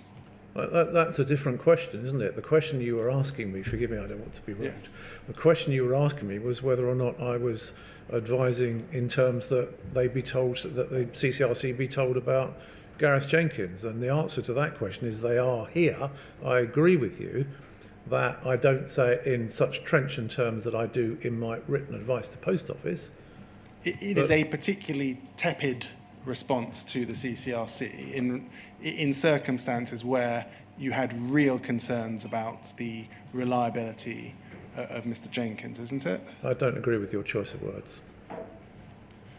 Do you think it is reflective of the advice that you gave to the Post Office? It tells the CCRC that the expert that has been relied upon has not done that which he ought to have done. It suggests that the Second Sight interim report, which has been published after the expert has given evidence, prosecutions have concluded, has proved that information that he had provided is now no longer the case. But it doesn't raise any concerns about the actual information that he was giving to the courts. I think that's read into that paragraph. We can get bogged down by this. I mean, let's have a look at the if we could zoom out perhaps and just look from the words "where a defendant" down to "this was not the case." Where do you say that was reflected in this paragraph? For many years, RMG and Lashley Poll have relied on a single expert witness, and then it goes on to say what the expert witness says. That witness has provided expert evidence in many cases where the defendant has asserted irregularities. He has done so both to Poll and in expert witness statements and oral evidence to the court. In particular, he has attested to the presence of defect detection and rectification systems, the robustness of the prosecution audit trail, and stated that in his expert opinion, Horizon accurately records the processes of all information submitted into the system. That is setting out what the expert has said in his reports. The following sentence, the Second Sight interim report demonstrates this was not the case, very clearly, in my view, says that gives the lie to what's been said in the preceding paragraph. And does it say he knew it at the time? No, it doesn't. And why doesn't it? I thought that was sufficient. Do you think that conveyed your opinion that he knew it at the time? Yes. I mean, looking back at it, do you stand by that? Yes. If we scroll down, please, page 2. To that end, the Post Office has instructed an independent firm of criminal specialist solicitors to identify every criminal case prosecuted by the Post Office and Royal Mail Group prior to their separation. That's the point I was asking you about before. Do you think that is a fair description of the role of Cartwright King, or do you think that is somewhat putting a gloss on Cartwright King? Well, I think I'd already answered that question, and you know my view now. At the time I thought it was right, my view now is perhaps not. Was it intentionally drafted that way to give the appearance that it was something that it wasn't? No. I've just told you, at the time, I thought it was the correct view. If we could go over the page, please, to page 3.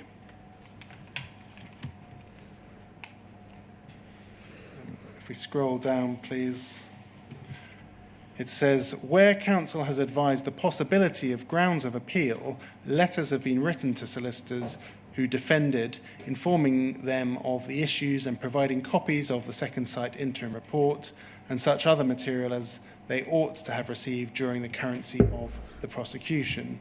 Had we then been possessed of that material, it would then be for a defendant and his lawyers to determine whether or not they wished to launch an application for leave to appeal out of time. We would certainly support grounds to allow the application out of time. So reference there to the second site report and such other materials, I think actually that phrase is lifted from Brian Altman, or it certainly appears in Brian Altman's interim review. I don't know if you recall taking it. It's entirely possible. We still there don't have any mention beyond second sight of, for example, the Helen Rose report. We don't have any mention of any other information, the kind of information that was very clearly apparent to you from that Gareth Jenkins conversation on the 28th. Do you think that that is sufficient information that was being provided at that stage? Well, the only information we had was the second site report, the fact that it was Gareth Jenkins who had informed second sight of the existence of the bugs, and the Lepton report. That I think was the extent of that which we had. And is the Helen Rose report mentioned there? No, it's not. No. Are the concerns that were immediately apparent to you, the bombshell conversation from the 28th of June, is that reflected there at all? I think it's a more measured response. A more measured response, or a carefully worded response to make it seem as though there wasn't very much material to be handing over? Two answers. Yes, it was carefully worded. Everything I write, I try to word as carefully as I can. But no, it was not carefully worded in order to minimise. Could we please turn to poll 00192214, bottom of page 3.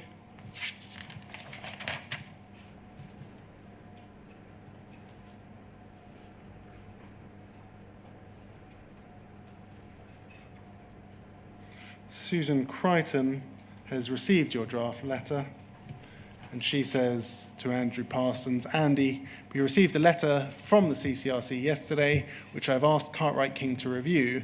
Their advice feels odd to me, as if given on a take it or leave it basis, and I'm not comfortable that's particularly useful in this context. Could we discuss? I'm happy to go to another firm that specialises in criminal law or a barrister. Somehow it feels as if there's a conflict here, which I am not sure I understand. Were you aware that the Post Office had concerns about the strength of your response or the content of your response? No. Looking at that now and the discussion we've just had, do you think actually, looking back at that draft, it was too... I was going to use the word robust. I won't necessarily use the word robust, but it was too punchy. What, my draft response? Yes. That it was too punchy? That it was limited in the information that it provided, justifying the work that Cartwright King was carrying out, and was not an open, transparent and fair response to the CCRC's request for information. No, I don't agree with that. And did anybody at the Post Office ever raise with you concerns in respect of that letter? They didn't, but I read this email as Post Office taking the view that it was too strong. This looks to me as though they're suggesting that they might want to water it down. I speculate. When you say water it down, what do you mean by that? Well, they clearly didn't like what I'd written. Looking back from what I know now, from what I've heard during these proceedings, it rather looks to me as though they were thinking I was going too far. Providing too much information? Yes. But that's me speculating. Thank you, sir. I think that's an appropriate moment to take our second mid-morning break. Perhaps we could come back at 12:10. I think you're on mute, sir. Sorry, sir, we can't hear you. Yeah, sorry. Unless it interferes with your train of questioning, in which case I don't need to know the answer to this question now. But what in fact happened to that draft? Was it sent in that form or not? I don't think we have a final letter. Certainly there was not a letter sent for a very long period after that. Right, fine, thank you. Thank you. Do you need an extra minute now, Mr. Vick, No, after my intervention? 12:10 will be fine, thank you, Right. sir.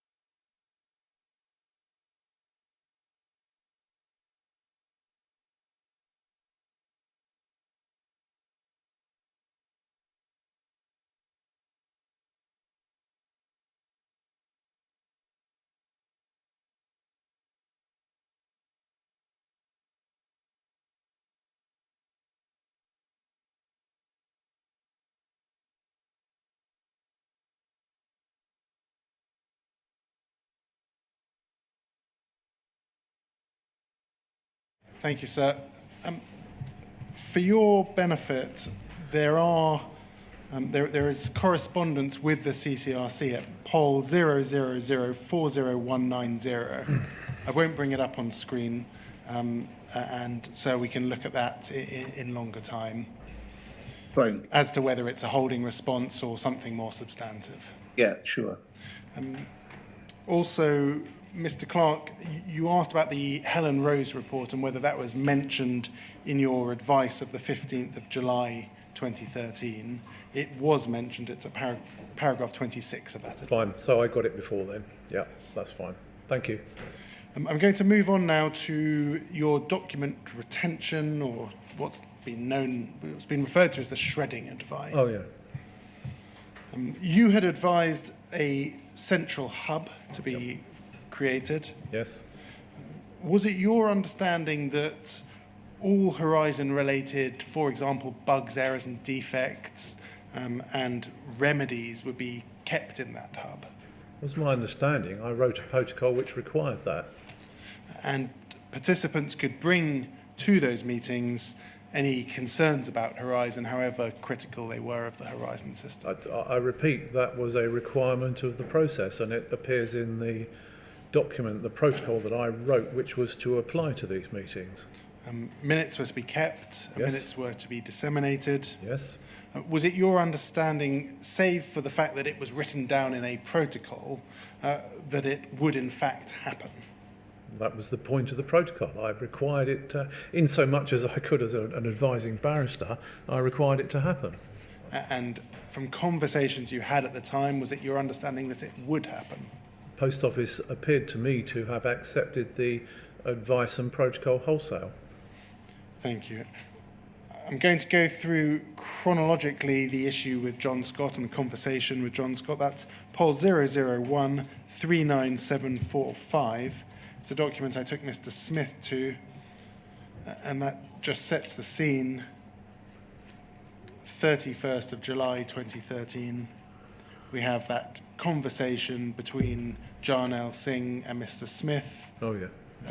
And the summary there is discussing disclosure issues. John Scott has instructed that type minutes be scrapped. And then we move on, poll 001-39746. Jarnail Singh emails Mr. Smith the same day, and he says, I know Simon is advising on disclosure. As discussed, can he look into the common myth that emails, written communications, etc., meetings, if it's not produced, it's then available for disclosure. If it's not, then technically it isn't. Possibly true of civil cases, not criminal cases. Is this, you're not a named recipient there, is this an email that you saw or that was conveyed to you at the time? No, the first time I saw this email, I think, was during these proceedings when it was sent to me. Did you understand that Mr. Singh had requested advice of that nature? No. He says there, I know Simon is advising on disclosure. What was your understanding as at the 1st of August as to any request for advice on disclosure? Was it the shredding advice that we see, or was it something else? No, it wasn't the shredding advice. It was the... I presume it's a reference to the advice I'd done earlier on about setting up the hub and Post Office's general disclosure duties. I presume that's what he was referring to. Thank you. Can we move on then to poll 0006799, and that is the advice on disclosure, the duty to record and retain material. That's written by yourself on the 2nd of August 2013. It was. You've addressed it at paragraph 47 of your statement and also at 93 to 95 of your statement. I don't need to take you to those. We can have a look at the advice itself, page 2.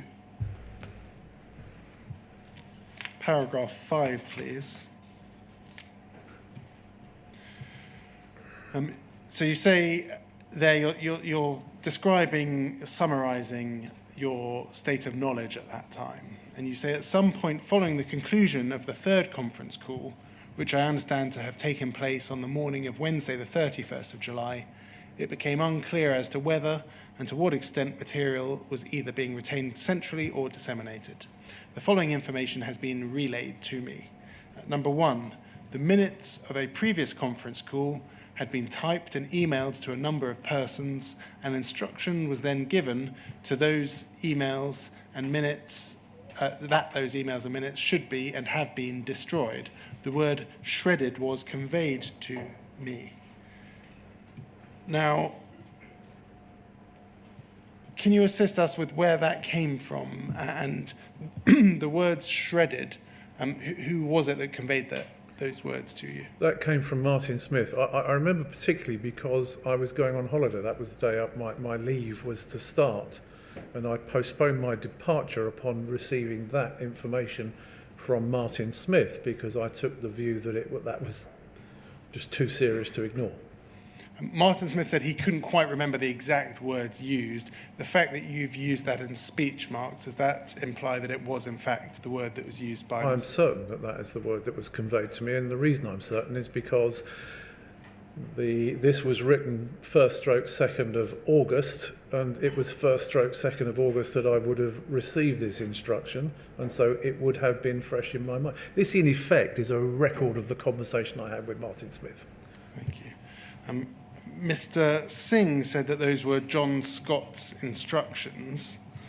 To your understanding and from what you were told at that time, was John Scott seen as a lone wolf or someone who was working with others in that respect? The impression I got from within Post Office and within Cartwright King that he was regarded as being a bit of a power unto himself, which is effectively the same as what you've just suggested, I think. Number 2, handwritten minutes were not to be typed and should be forwarded to Post Office Head of Security. I think you've said in your statement that Jarnail Singh said that that was John Scott who had conveyed that. Is that second-hand through Mr. Smith? So I'm thinking of the... Yes, it's second-hand through Mr. Smith. Third, advice had been given to the Post Office, which you report has relayed to you verbatim. If it's not minuted, it's not in the public domain and therefore not disclosable. If it's produced, it's available for disclosure. If not minuted, then technically it's not. I think you say in your statement that Jarnail Singh said that that was Mr. Parsons. Again, is it Mr. Smith telling you that he had been told by Jarnail Singh, or is that direct from Mr. Smith? I would have... sorry, I'm frowning because I'm thinking of the shorthand writer who's told me off already. That was from Mr. Smith. All of those instructions came from Mr. Smith, but I've got a scratchy memory that I might have telephoned Jarnail Singh to confirm. I can see myself in the Nottingham office on the telephone, and I've just got that scratchy recollection that I might have telephoned Jarnail Singh to confirm these instructions. And then 4, some at the Post Office do not wish to minute the weekly conference calls. In your statement, I think you've said that those were Jarnail Singh's own views. Is that right? That tends to suggest that my scratchy memory is correct, that I had a brief telephone call with him to confirm the instructions. But certainly that was the information I received, yes. Who did you understand to be the some at the Post Office? I don't think anybody identified who the some were, but given that it was John Scott who gave the instruction to shred, looking back, I suspect I was thinking at least in part of John Scott. Thank you. To suggest anybody else would be speculation. Could we please turn to page 5 and paragraph 9?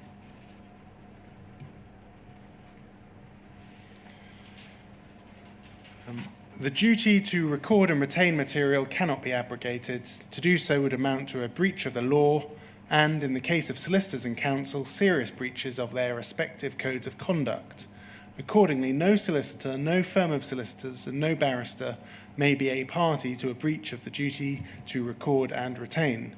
And neither may they act in circumstances where they are aware or become aware that a practice has developed within the investigative or prosecutorial function such that the duty to record and retain is being deliberately flouted or avoided. Again, to do so would amount to breaches of both the law and codes of conduct. A decision-based failure to record and retain material would readily amount to such a practice. Such a decision, where it is taken partly or wholly in order to avoid future disclosure obligations, may well amount to a conspiracy to pervert the course of justice on the part of those both taking such a decision and those who implement such a decision, where they do so in the knowledge that it was taken partly or wholly for that purpose. Again, very strong words used by you in that advice. Do you agree with the advice that you have given here? Yes, of course. Next paragraph, paragraph 10. In view of the matters referred to in the previous paragraph, where were the issue of disclosure to be raised in court in circumstances where an investigator or post office officer, employee suggested that advice different from that contained within this document had been given, such would amount to a waiver of legal professional privilege so that the document would itself become admissible in proceedings. What was your concern here? Andrew Parsons' advice, I think, because it was Andrew Parsons who gave that ludicrous advice about if it's not written down, it's not disclosable. I think that was directed to him as a warning of the path he was apparently contemplating. I suppose this all raises the question of why wasn't this the very last piece of work that you ever carried out for the Post Office? Because my understanding was this was not a Post Office policy or instruction. This was John Scott on a frolic of his own. And forgive me for interrupting you. And I saw it as my function to bring it to the attention of Post Office in a formal advice document so that they could then take the necessary steps to make sure that the policy that he seemed to be advocating was not put in place. And I rather saw my role as telling Post Office what one of their staff was contemplating and for them to take the appropriate action to deal with it. And I understand that they did. I know it sat in a drawer for a couple of weeks, but they did. You've explained that you were pretty new to Post Office prosecutions in the summer of 2013. Yes. You've had this bombshell from Gareth Jenkins. You've found out about bugs in Horizon that were said not to have been there. You've had concerns about the reliability of evidence given in previous prosecutions. You have the Helen Rose report. And now you're being told that even in the discussion of these issues, there is a shredding taking place in relation to the minutes of those meetings that you had personally advised should be recorded. Yeah. Did that not raise for you an issue of whether you should still be acting for the Post Office? No. Why not? For the reason I've just explained. On the shredding point, I took the view, and I think the view was confirmed, that it was John Scott on a frolic of his own. In terms of the earlier material, I saw my function as being one to advise Post Office as to how they ought to remedy the situation they had got themselves into and help them find a way through it. I don't think I was... If the real question is, did I consider that I was in conflict or that a conflict existed such that I ought to have withdrawn? No, I didn't. Not so much a conflict, but certainly what might seem a maddening situation by that time, that everything that you had been told about the reliability of the system was in question, and now you're being told about shredding. I'm just a bit old-fashioned about this. Barristers don't walk away from their clients when life gets difficult. I saw my role as to be their barrister through Cartwright King and to give them palatable or unpalatable advice, whichever, in the hope that I could do some... It's trite, but in the hope that I could do some good for them. I don't walk away from clients because life gets difficult. I didn't then and I don't now. You wrote this advice. Who did you expect to have seen the advice? In a word, everybody. Did you yourself follow up to ensure that it had been seen by I did.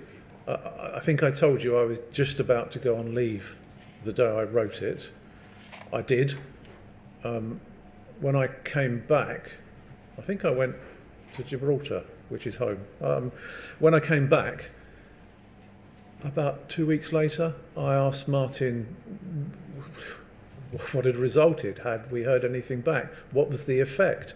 And he said he hadn't heard anything, and I think he contacted Jarnail Singh to find out what the position was. There's a vague recollection, but I think that's how we learned that it had sat in a drawer for a couple of weeks rather than gone to the people it ought to have gone to. I think I'd deal with that in my witness statement. So we have the covering letter at poll 00282982236, sent by Mr. Cash for the attention of Susan Crichton and Hugh Flemington only. Would it have been unusual for Mr. Cash to have been taking the lead on this? Can I just read it? Sorry. Absolutely. It would have been unusual for him to get involved, but recalling the immediate prelude to writing the advice, I was in the Nottingham office at the time, effectively saying my goodbyes. Martin was there as well. And I think Stephen Gelsthorpe, who was the senior equity partner, overheard what Martin was telling me.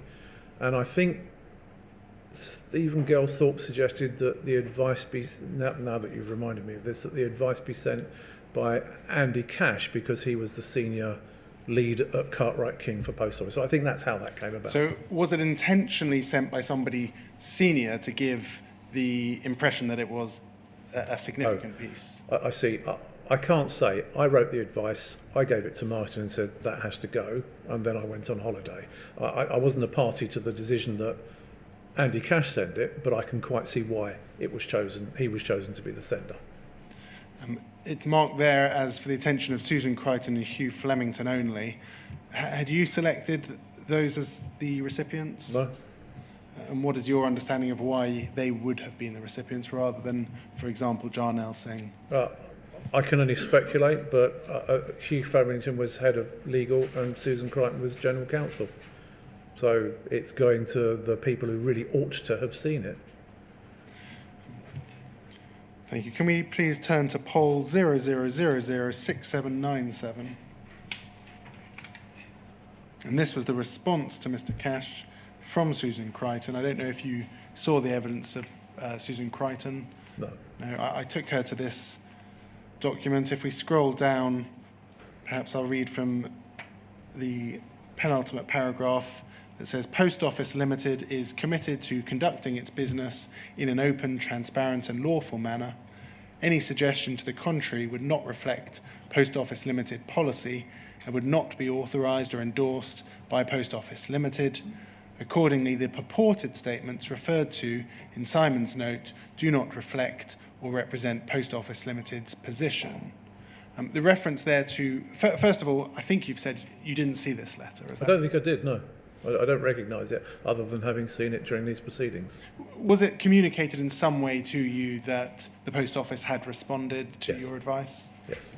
And what was said about the response? That's why I set that inquiry in train when I returned from holiday. And what came back was effectively this was John Scott on a frolic of his own, and it was not Post Office policy. So if we scroll up, in fact, the point about it being Susan Crichton not having seen it, I think, she says, unfortunately, I had not seen your letter and was not aware of it until Martin's email on the 14th of August. So presumably the 14th of August was when you returned from holiday. Yeah, and that's me asking Martin to chase it up, I would think. And if we scroll down again, I mean, it's referred to in this letter as purported statements. From conversations that you had with Jarnail Singh, for example, was your understanding that they were purported statements or definitive? They were definitive. And were you aware of, outside of Jarnail Singh's knowledge, the knowledge of others within the Post Office, as the same, effectively? No, the impression that Jarnail Singh conveyed to me, I think during that phone call I thought I'd had, was that this was John Scott doing what John Scott does. Did John L. Singh seem concerned about it? Yes. I think the proper word is frightened. And was it your impression that it was going to go any further? Sorry, in what? That it was going to be taken further within the post office, or What? your advice? Oh, yes. What was it my impression? I expected it to be. I expected it to go to the very highest levels of post office and for them to deal with John Scott. Could we please look at poll 00006485? This is a meeting of the 9th of September 2013 with Brian Altman, KC, Susan Crichton's there, Roderick Williams is there, John L. Singh is there, and yourself and the others from Cartwright King are in attendance. If we look at the final paragraph of that page, Roderick Williams then confirmed that the weekly hub meetings were starting to bed in, picking up any issues across the business which may relate to Horizon. Now, SC, it seems that is a reference to yourself. It's slightly confusing because both Susan Crichton and Simon Clarke are SC.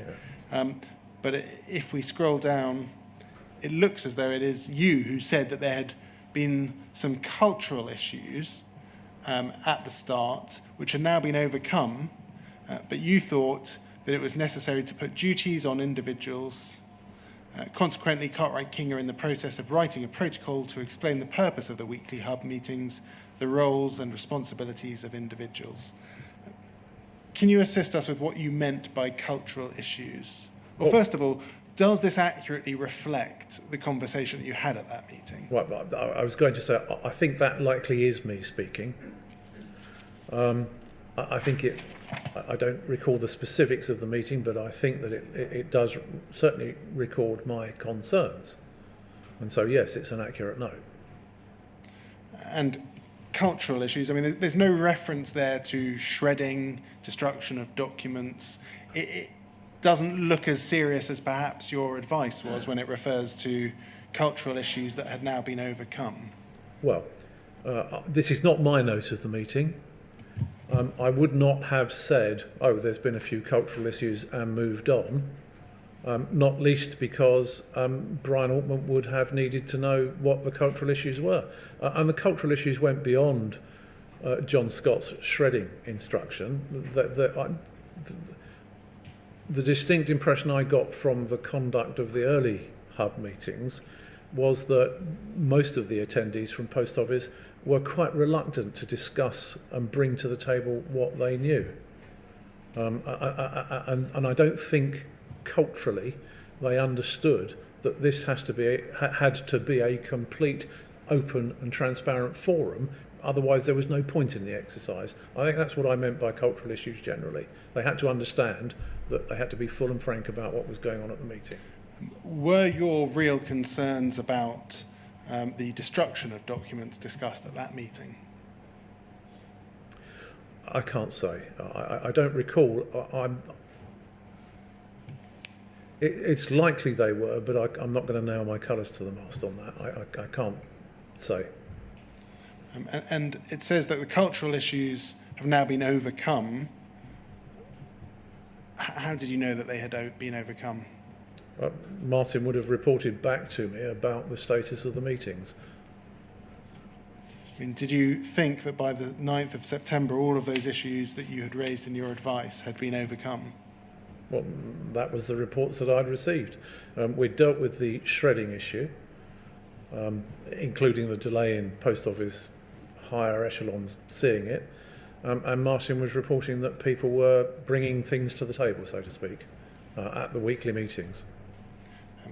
That paragraph continues, the Post Office were picking up issues which were compiled Sorry, I don't see that. Oh. in the matrix, and it was observed that there had to be continuity of individual attendance at the meeting and everyone must be on message. Yep. Can you assist us with what's meant by continuity of individual attendance, and everyone must be on message.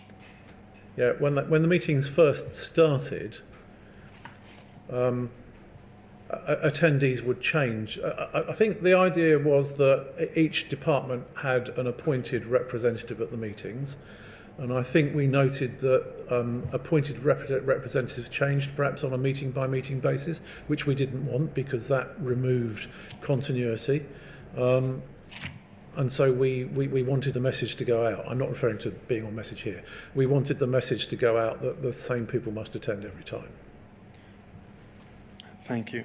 I'm going to now look at Martin Smith's notes of the same meeting. Those are at poll 001-39866.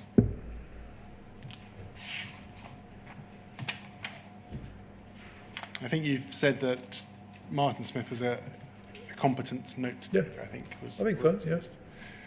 If we go over to page 2, I'm just going to read to you what looks like the discussion of the cultural issues. It says, Simon, we discussed last Friday, main problem is cultural. People in different departments. Needs to be a proper coming together.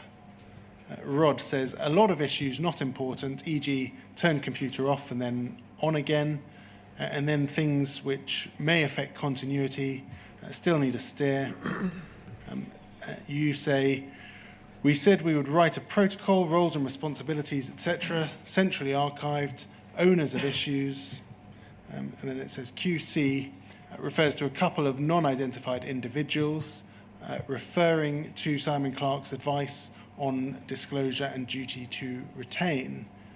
Simon, think Paul have resolved those issues. QC says different individuals on call. Susan Crichton then says people then dump something. Is that likely to be the extent of the discussion about your advice on disclosure at that meeting? No, these I think are shorthand notes. Can you assist us with what Mr. Altman may have been talking about there, where it says refers to a couple of non-identified individuals? I think that has to be Andrew Parsons and John Scott. Do you think that if this is an accurate note of that meeting, the issue was, first of all, not dealt in any great depth and also somewhat minimised? No, I don't. It certainly wasn't minimised. There's a reference here where Mr. Altman says refers to a couple of non-individuals referring to advice disclosure due to retain. That's clearly referring to the shredding advice or the stop shredding advice. My response, I think Pol have resolved those issues, is my response to I think Pol have dealt with John Scott and there is no shredding going on. The Bond Dickinson minutes that we saw, so if we go back, please, to poll 00006485, and that confines the issue to that one paragraph that quotes cultural issues. Yeah. Do you think that their minute of this meeting was in some way minimised about the description? I mean, to begin with, I think there was some criticism of Bond Dickinson lawyer in respect of the retention of information. There was. So to what extent do you think that paragraph was intentionally brief? It would be speculation to be firm about that, but it certainly looks as though there's minimisation going on there. I would agree with your proposition that they are not telling the whole story. I'm now going to look at the protocol that you drafted. That was poll 001-28993, please.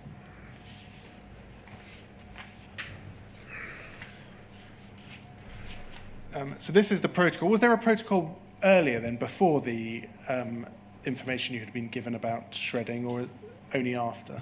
I believe this is it.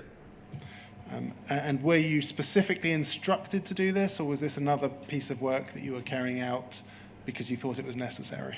The latter. I did it because I thought it was necessary, and I thought it was necessary because I thought Post Office needed guidance on how to conduct the issue. and it's entitled Protocol for the Conduct of Wednesday Morning Telephone Conferences held for the purpose of the identification, recording and retention of material which may be subject to the duties of disclosure. You set out in the preamble how very important disclosure is to the criminal justice system. And then in the first substantive paragraph, you say, as a prosecutor, Post Office Limited is under a positive duty to identify, record and retain any information which might assist a defendant in preparing or presenting his case, or which might undermine the prosecution case against him. In addition, we must also be able to prove that where we rely on information provided by Horizon Online to prosecute, that system is reliable and accurate, etc. Now, in terms of the first, is this in some way you and Cartwright King making clear that in criminal cases the duty of disclosure is very different to civil cases? Was that one of the purposes of this preamble, for example, reference to the criminal justice system? I don't think the civil protocol was in my mind because I didn't know or understand the civil protocol. This was me saying to Post Office, as prosecutors, this is your duty. We see there reference to Horizon Online, and if we scroll down to the third paragraph, it again, the final sentence of that paragraph says, accordingly, we will in future collect and retain any and all information which might suggest that Horizon Online may not be working as it should, or that our training and backup systems are less than we would wish. Now, I appreciate that any future prosecutions would, of course, be based on Horizon Online, but was there at that stage a bit of a blinkering in respect of legacy Horizon and a focus limited to Horizon Online? No, this was looking forward.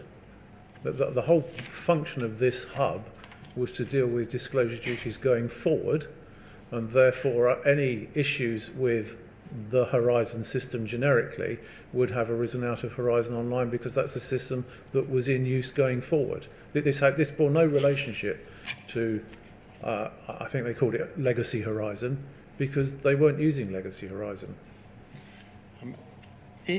At those meetings, though, people could bring forward issues that related to Legacy Horizon, couldn't they? I would certainly hope so.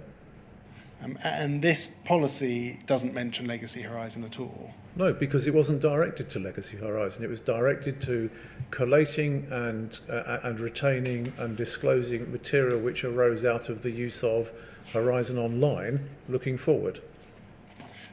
Do you think that there may have been a lack of interest or a lack of thinking about the impact on those legacy cases? Not for this, because this was a wholly different purpose, but to answer your question in a more general sense, I think possibly yes. And although I appreciate that this is for going forward, does it not reflect in general that attitude that the focus at that time was on Horizon Online? Just going back to what you suggested earlier, you used the phrase lack of interest and blinkered. I don't accept lack of interest. I accept blinkered. Yes, we were looking forward.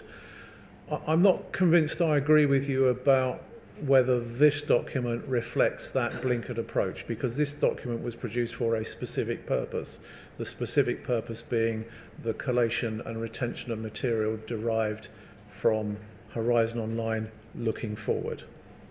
And so I separate that issue out from what had gone before.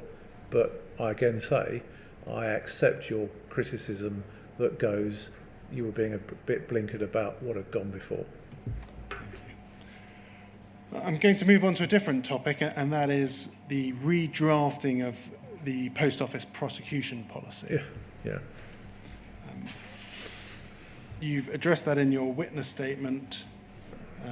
In fact, perhaps we could bring that onto screen. That's WITN 081-30100, and it's page 23.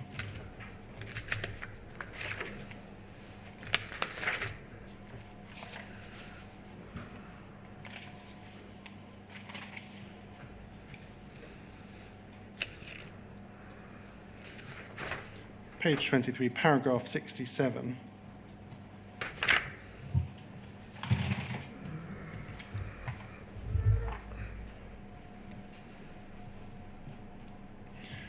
You say that, I think that's in some point in mid-2013, you can't recall when, you asked Martin Smith to obtain a copy of the Post Office's formal prosecutions policy. Martin Smith asked Jarnell Singh to send a copy, and in due course you were provided with a copy of what you considered to be a wholly inadequate policy. You therefore commenced drafting a detailed policy intended to at least meet the standards set out in the Code for Crown Prosecutors, including the then two-part test for commencing a prosecution. Was it surprising to you in mid-2013 that Cartwright King didn't hold a copy of the Post Office's prosecution policy? Yes, this was part of my ongoing learning process early on in my involvement in the whole of the Post Office work, if you like. And at some point it occurred to me, I need to see what their prosecution policy was. I asked for one and was told that there wasn't one with Cartwright King. So I said, well, Post Office must have one, and I asked Martin Smith to obtain one from Post Office. And as a firm that had by then been prosecuting Post Office cases for a few years, was it surprising that the firm didn't hold a copy? Yes. And you've described it as wholly inadequate. What in particular stood out as being wholly inadequate? Oh, all of it. It's. Do you know, you see sometimes, and it happens in this case occasionally, a badly photocopied document so that, I remember it distinctly, so that the wording is at a slight angle to the edges of the... This is what I received, a single A4 document, badly photocopied with slanting writing and writing on both sides. I can't remember what it said, but it wasn't a prosecution policy. It had that title, but it wasn't a prosecution policy. What do you mean by that? Well, it just wasn't. I mean, you say there that you drafted a new policy with the two-stage test, for example. What was the test set out? Oh, the code, and that, there Yes. wasn't one. There was no test, there was no threshold test for whether or not you ought to consider an investigation and a prosecution. There was no basis upon which any sensible solicitor could say, we will apply this, and if the answer comes out, yes, we'll prosecute. If it comes out, no, we won't prosecute. There was I can't recall what it said, but it was not a prosecution policy. Could we please look at the policy that you drafted? That's at poll 000030686.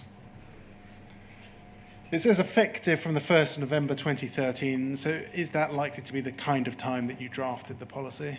I would probably look... I would have been looking forward a couple of weeks or a month, so this would have been drafted. If that says November, September, October-ish, I think. Thank you.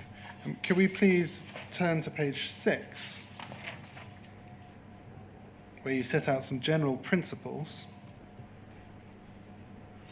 You say at 3.2, the decision as to whether to prosecute in a particular case or to continue with any prosecution will always be taken by Post Office Limited.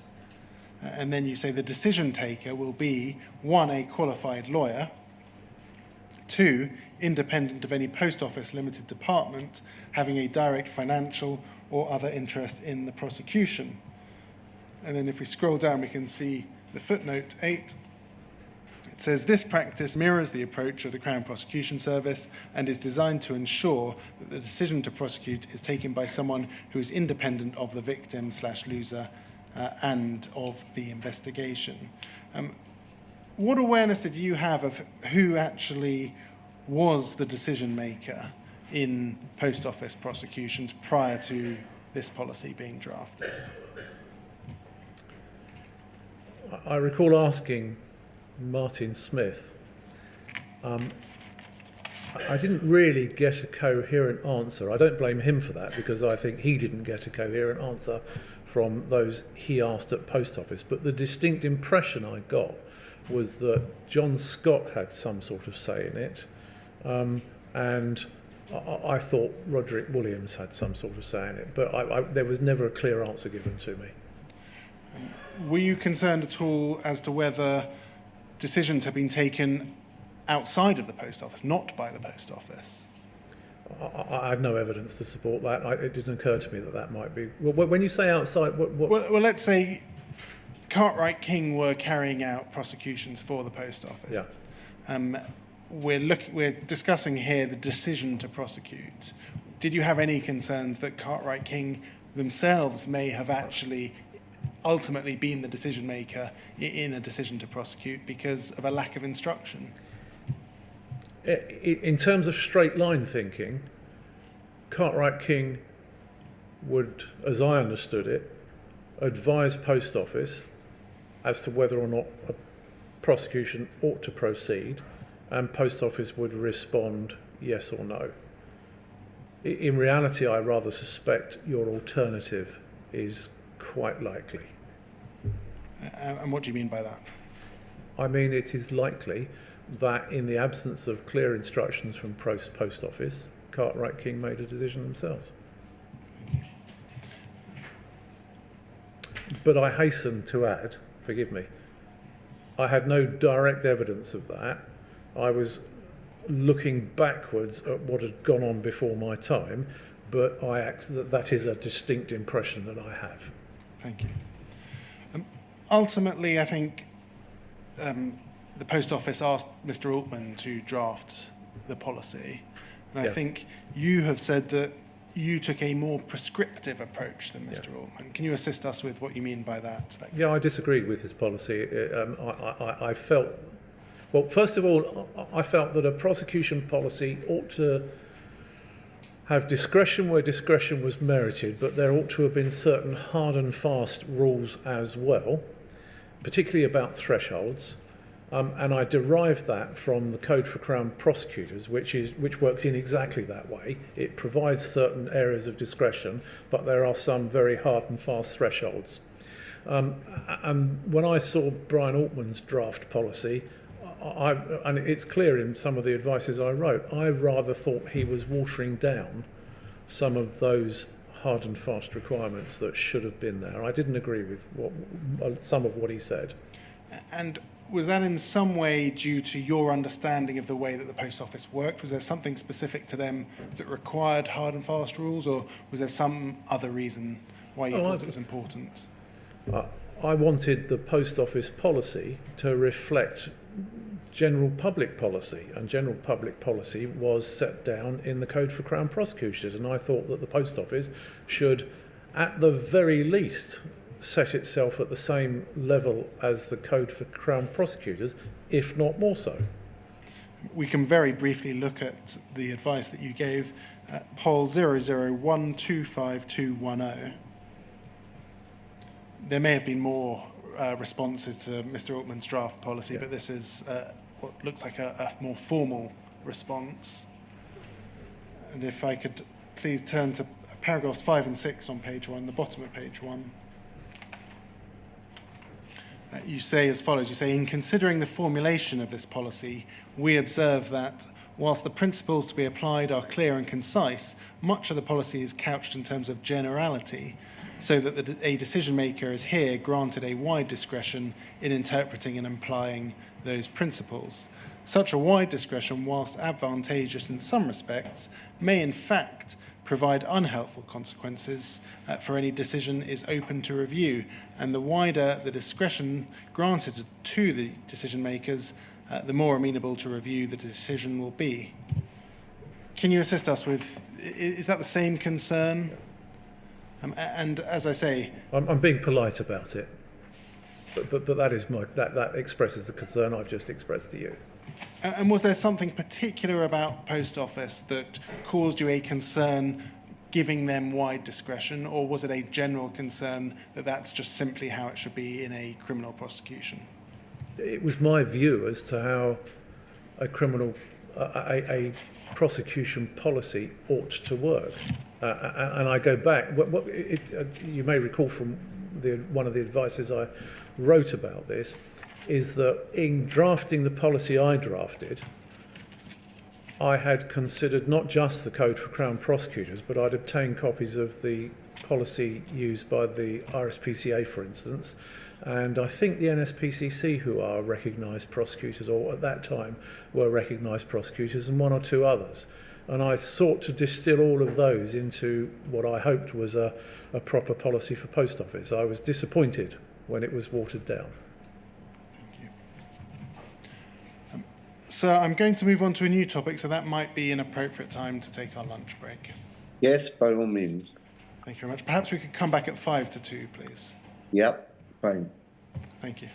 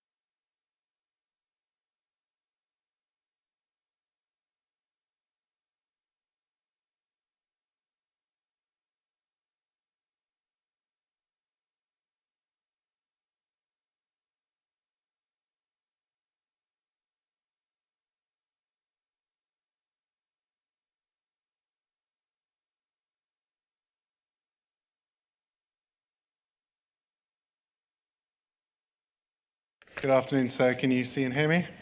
Thank you very much, yes. Thank you. Mr. Clarke, we're going to move now to January 2014. Just to recap as to where we are, by the beginning of 2014, you've had that conversation with Gareth Jenkins, you've written the advice on the issue of his evidence that it had been, I think the word was fatally undermined. You had the second site report, you had the Helen Rose report, the shredding advice, and the issue that you were just addressing before lunch was a historically inadequate prosecution policy. Yes. That wasn't really even a policy in itself. Yes. Can we please look at poll 001-08223? This is a case review that you carried out in respect of Seema Misra. The date of this review is the 22nd of January 2014. If we scroll down, we can see, well known to this inquiry, the offence for which she was sentenced to a term of imprisonment, 15 months imprisonment. If we scroll down, please, you assess, you have a look at the case history, various timelines. You look at the defence statement to paragraph 7, and I'd like to look at paragraph 8 to begin with.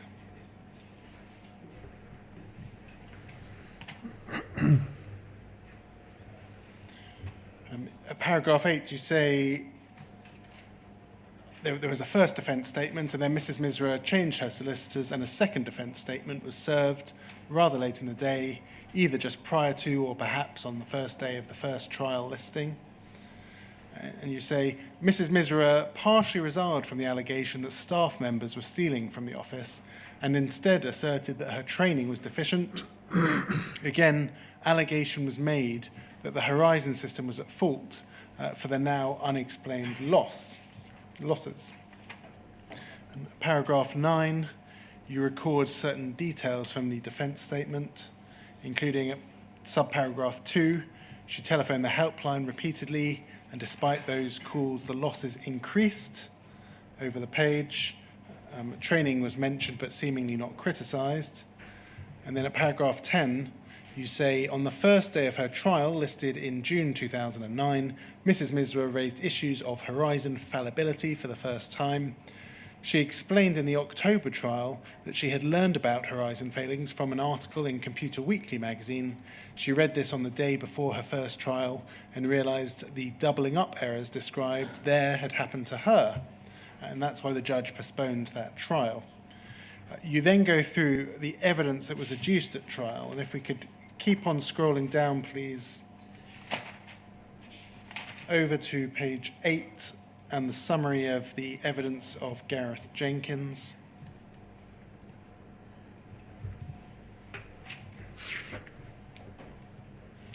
So the evidence of Gareth Jenkins is set out from paragraph 20 onwards. Paragraph 23 says there is no evidence to support any of this hypothesis that had been put forward. There is no evidence to suggest that the system is corrupt. And then you address the calendar square issue. Now, by this stage, January 2014, what did you know about the calendar square bug?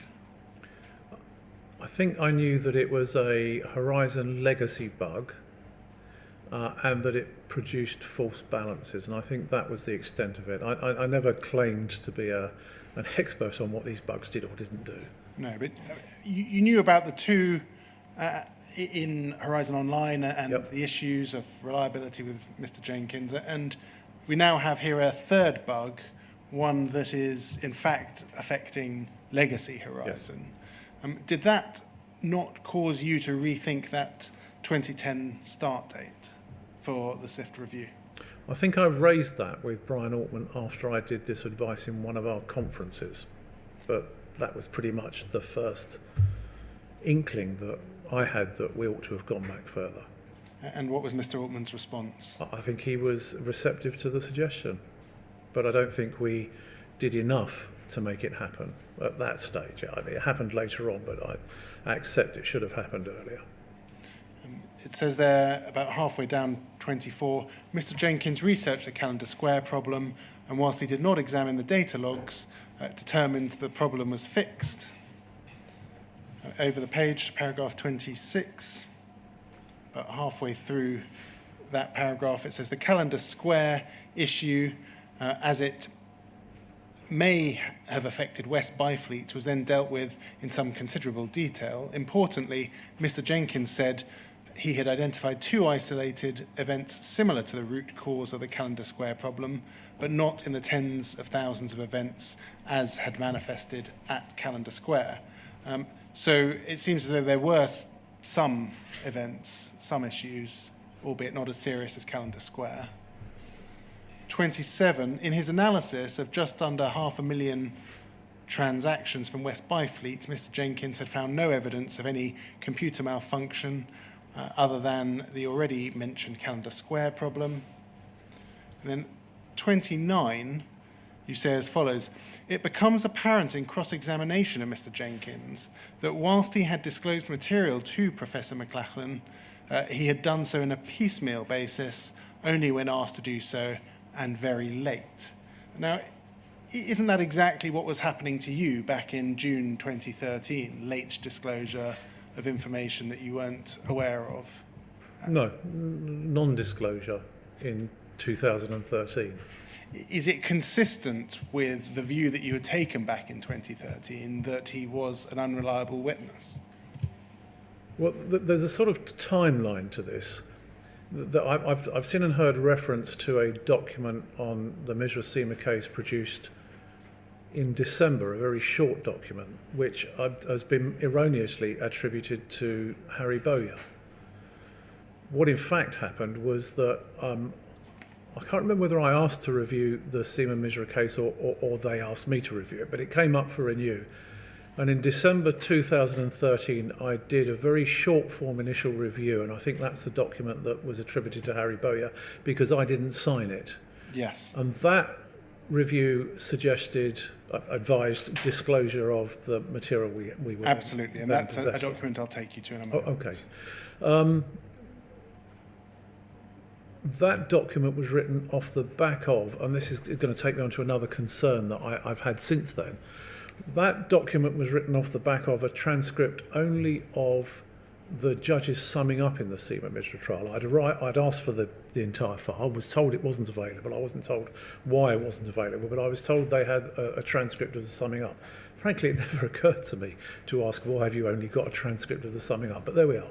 So the December document I wrote off the back of the judges summing up, and the judges summing up, the way in which that was crafted, suggested that disclosure ought to be made.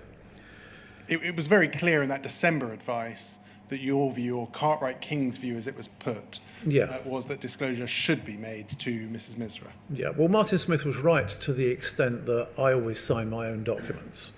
That was signed Cartwright King because I suspect sometimes I would write the bare bones of something and then give it to Harry Bowyer or Martin Smith and say, right, that's essentially what I want to say, finish it off and send it out. And I suspect that's how it came to be sent out under the Cartwright King banner rather than under my name. But if you look at the document, it's clearly my writing style, my narrative, it's my document. What then happened was I was delivered the transcripts of the evidence of the trial in January 2014, and this document effectively it was written off the back of those transcripts. Again, no file, no prosecution papers, no witness statements, nothing, just those documents. And I wrote this off the back of the transcripts of the entire trial, and what I'm doing is recalling the evidence here as it appeared in the transcripts, and I came to a different conclusion. Which is why disclosure wasn't directed at that time. So that's the timeline between, and then there was I think there was a third look at the Seema Misra case later on in the year by Brian Altman, and Brian Altman said in terms, you're wrong, you should order disclosure in this case, and so we did. That's the timeline of what happened. But I don't want people to think that Harry Bowyer produced a document I produced. That's quite a long answer to quite a simple question, sorry, yes. Which is paragraph 29. Wasn't it clear to you by that stage, you had formed the view that Gareth Jenkins' evidence had been fatally undermined and he was an unreliable witness. Yes, that was combined with paragraph 29, that what in fact happened in that Misra case, you had formed the view that he disclosed material on a piecemeal basis, only when asked to do so and very late. Yeah. Do you not look at that trial at that point in time, knowing the conversation you had personally had with Gareth Jenkins, and knowing all of the various points that I've taken you to a number of times that happened after that, and think we need to be disclosing material to Misra? I've looked at that paragraph several times since and questioned myself as to why I wrote it and didn't ask for disclosure. The only, and it's not a justification, but maybe it's an explanation, the only explanation I can come up with is that I can imagine myself looking at the transcripts of the trial, which went back to 2010, and asking myself the question, what was the position in 2010? At that point, according to the timeline, if you like, Gareth Jenkins was not a tainted witness, and he had given evidence, and according to the transcripts, there had been 3 separate attempts at litigating in front of the judge the disclosure issue, and the Falkirk bug had been litigated, and the judge had on 3 occasions ruled no disclosure. Now, I accept that that was looking at things the wrong way now, but I think that must have been my thought process then. Now, I can't reconcile this document with what should have happened. I accept that. So the short answer to your question is yes, you're right. Could we please turn to page 15?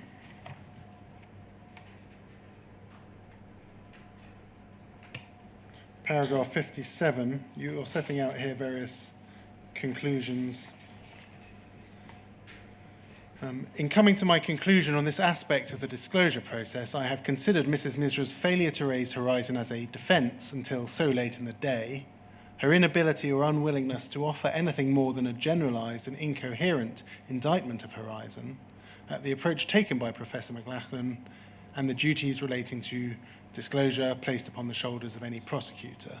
Just pausing there, the failures of her to raise Horizon as a defence, inability to offer anything more than a generalised indictment of Horizon. I mean, you were in the same position, weren't you, back then, that you weren't aware of how legacy Horizon could cause issues balancing. So do you think that's an unfair statement? Yes.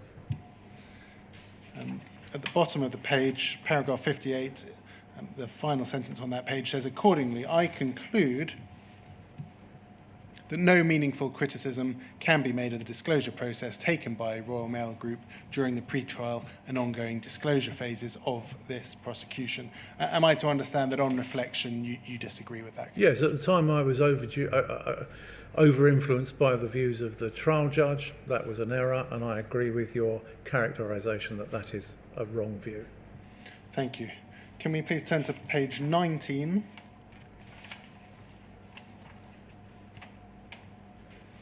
Paragraph 68 onwards.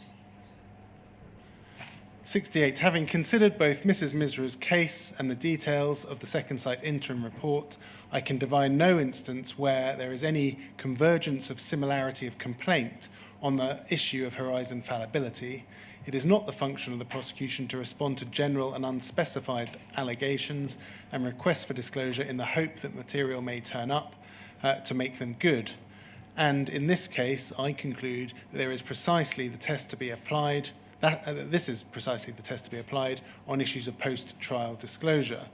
I'm also of the view that the Second Sight interim report does not and cannot cast doubt on the safety of the conviction, not least because the vast majority of matters dealt with in the report post-date this trial by several years, and those that fit the chronology of this case bear little or no factual resemblance to Mrs. Misra's circumstances. In any event, the report is now in the public domain and most likely in the hands of Mrs. Misra.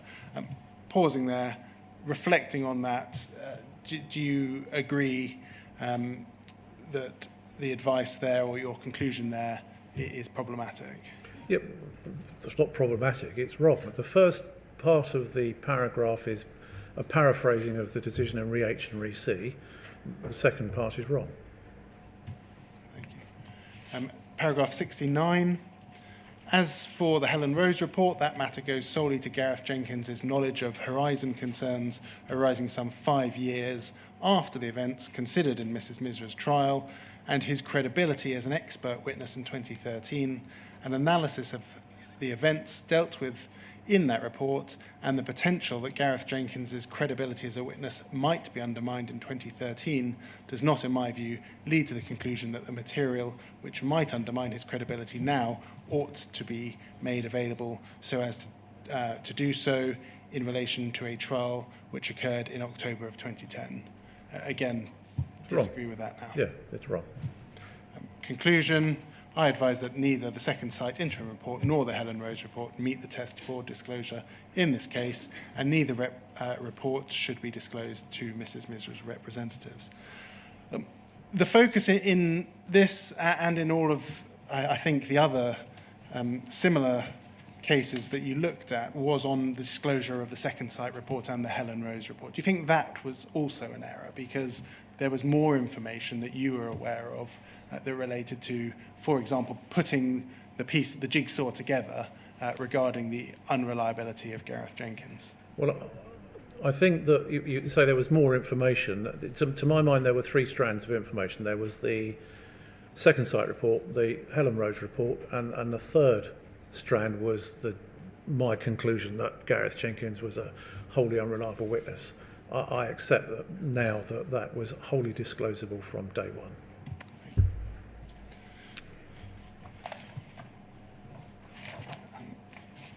I think I can probably take you through the rest quite quickly in that case. Can we have a quick look at poll 000668850?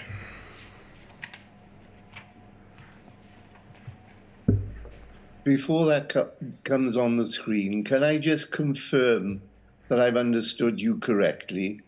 In both your appraisals of the Seema Misra case, the information that you were acting on in the sense of the paper before you was simply various transcripts.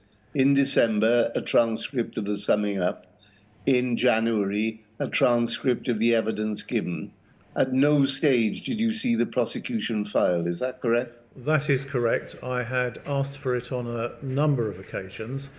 I learned from this process that somewhere there is a digital file.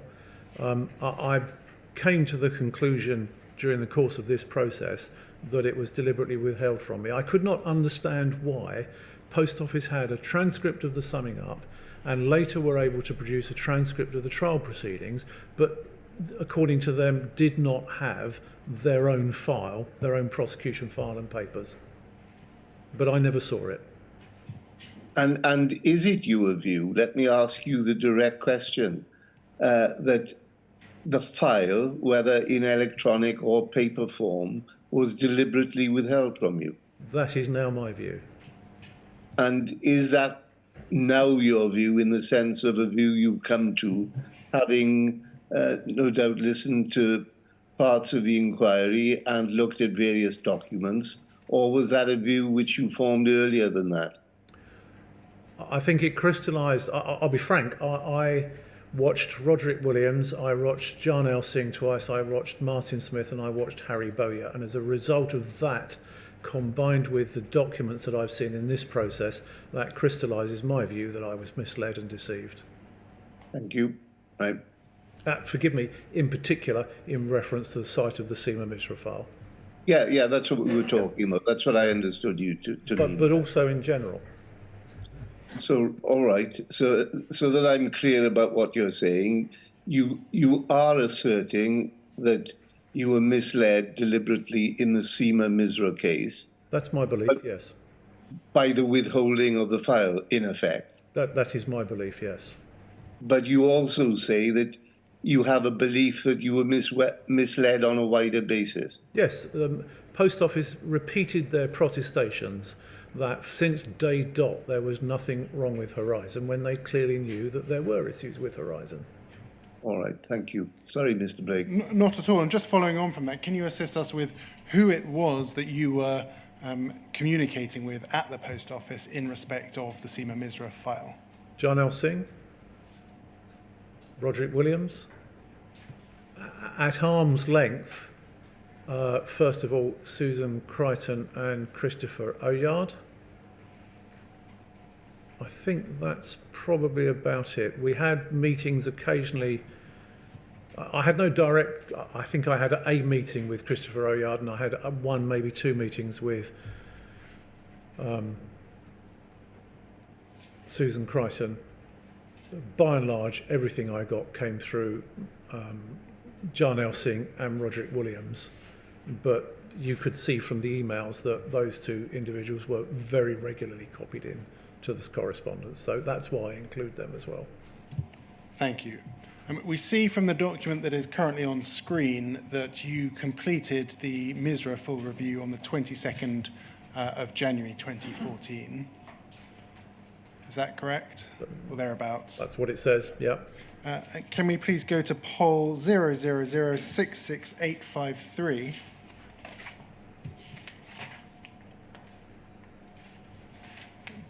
This is an email that you will have seen in your preparation. Yeah. That says at the bottom email from yourself says few. Now, the suggestion might be that that was few, we don't need to disclose anything to Seema Misra. Yep, that's not what it meant. I had just conducted a review of the case from probably 8 or 9 inches of transcript of evidence. The few was in reference to that task. Thank you. If we could please turn to the December document, that's poll 0019859. This is the December advice I think that you were talking about, where at page 11 it addresses Seema Misra's case. At the bottom of the page, and scrolling down,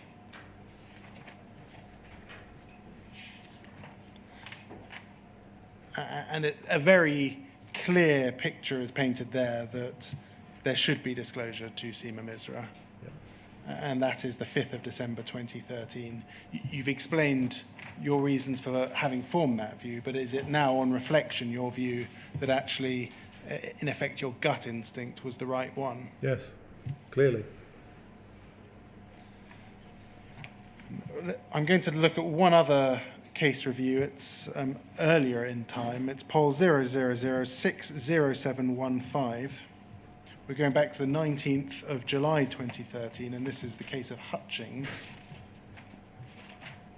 If we could look at page 2, please.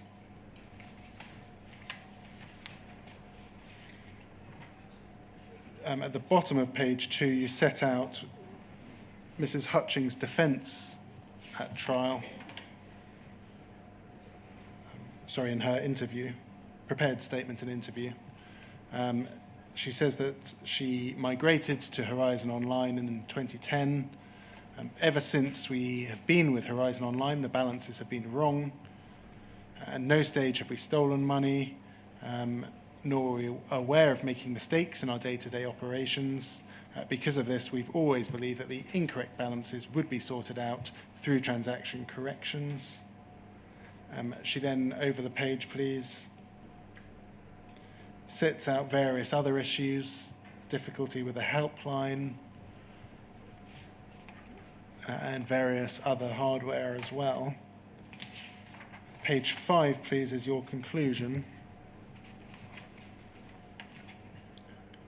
And that is, if we scroll up, to paragraph 15, you say, given the chronology and circumstances of the guilty plea and the reference in the basis of plea to the leading case on the topic of the charging of false accounting, the Second Sight interim report and the Helen Rose report would not have been disclosable during the currency of the prosecution and accordingly do not now fall to be disclosed. Is that a conclusion that you stand by? No. Why not? On the face of it, if you look at the case of Eden, which is the case that's being referred to here, and I paraphrase, the Court of Appeal talks about it being culpable, if you like, to, let's rewind slightly. People will false account in order to hide unexplained losses. The case of Eden deals with that proposition by indicating that people who have done that will be guilty of the offence regardless, even if the falsification is simply to put off the fateful day when they have to account for their actions. I think I was overly influenced by what the Court of Appeal said in that case without paying enough attention to the reasons behind the pleas themselves. And the reasons behind the pleas themselves were patent. Miss Hutchings didn't know why the errors were occurring, but was seeking to, as it describes in Eden, put off the fateful day.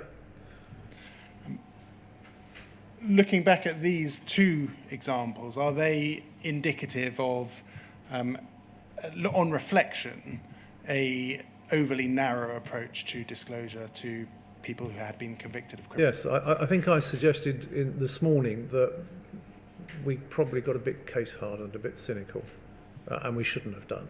And I think these are good examples of that. Well, for my part, I don't speak for my colleagues. I'm going to turn now to the topic of mediation and the mediating of cases where convictions had occurred. Can we please turn to poll 001252222?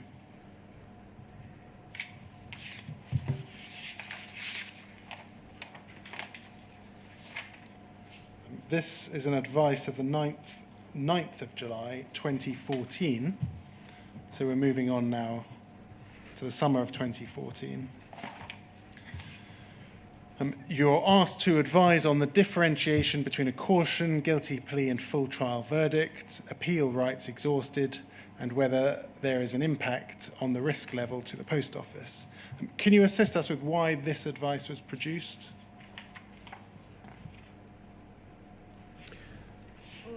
I think that Post Office wanted some help with the way in which the process approaches these individual issues. I think there was a deficit of knowledge in criminal procedure in Post Office and in the mediation scheme, and they wanted to understand how things worked. If we could turn to page 5, please. Paragraph 17. I'm just going to read those final paragraphs, 17 onwards. You say, given that no applicant has thus far sought to obtain permission to appeal from the Court of Appeal, it may properly be inferred that none will do so, save in the event that some new circumstances arise which alters the position. The request by some applicants that the Post Office assist in this process is an example where, if the Post Office were to accede to such a request, such a change could result in an appeal. Of more concern in the context of appeals launched off the back of the mediation scheme is the potential for inadvertently placing a different gloss or interpretation on facts or otherwise saying anything which may be said to be inconsistent with the way in which the case was originally prosecuted. There, the risk to the Post Office is substantial. A concession, for instance, that a horizon shortage was or may have been the result of human error could fatally undermine the original basis for the prosecution and conviction. Such a concession may well lead to an appeal. Thus, in the context of the risk of mediating a case, if the sub-postmaster has a caution or conviction, the risk is twofold. First, whilst no sub-postmaster or clerk convicted of an offence prosecuted by the Post Office has sought to lodge an appeal, mediating the case has, off the back of the scheme, already appealed and lost. A sub-postmaster may receive material on which he might base a further appeal. Two, an applicant sub-postmaster who has not sought to appeal against his conviction may nevertheless do so in circumstances where he received material upon which he could found proper grounds of appeal. We judge the risk to the Post Office of the former as being minimal if non-existent. we judge the risk to the Post Office of the latter occurring as being substantial and only mitigated by very careful consideration of the Post Office mediation responses prior to publication to the working group or the applicant.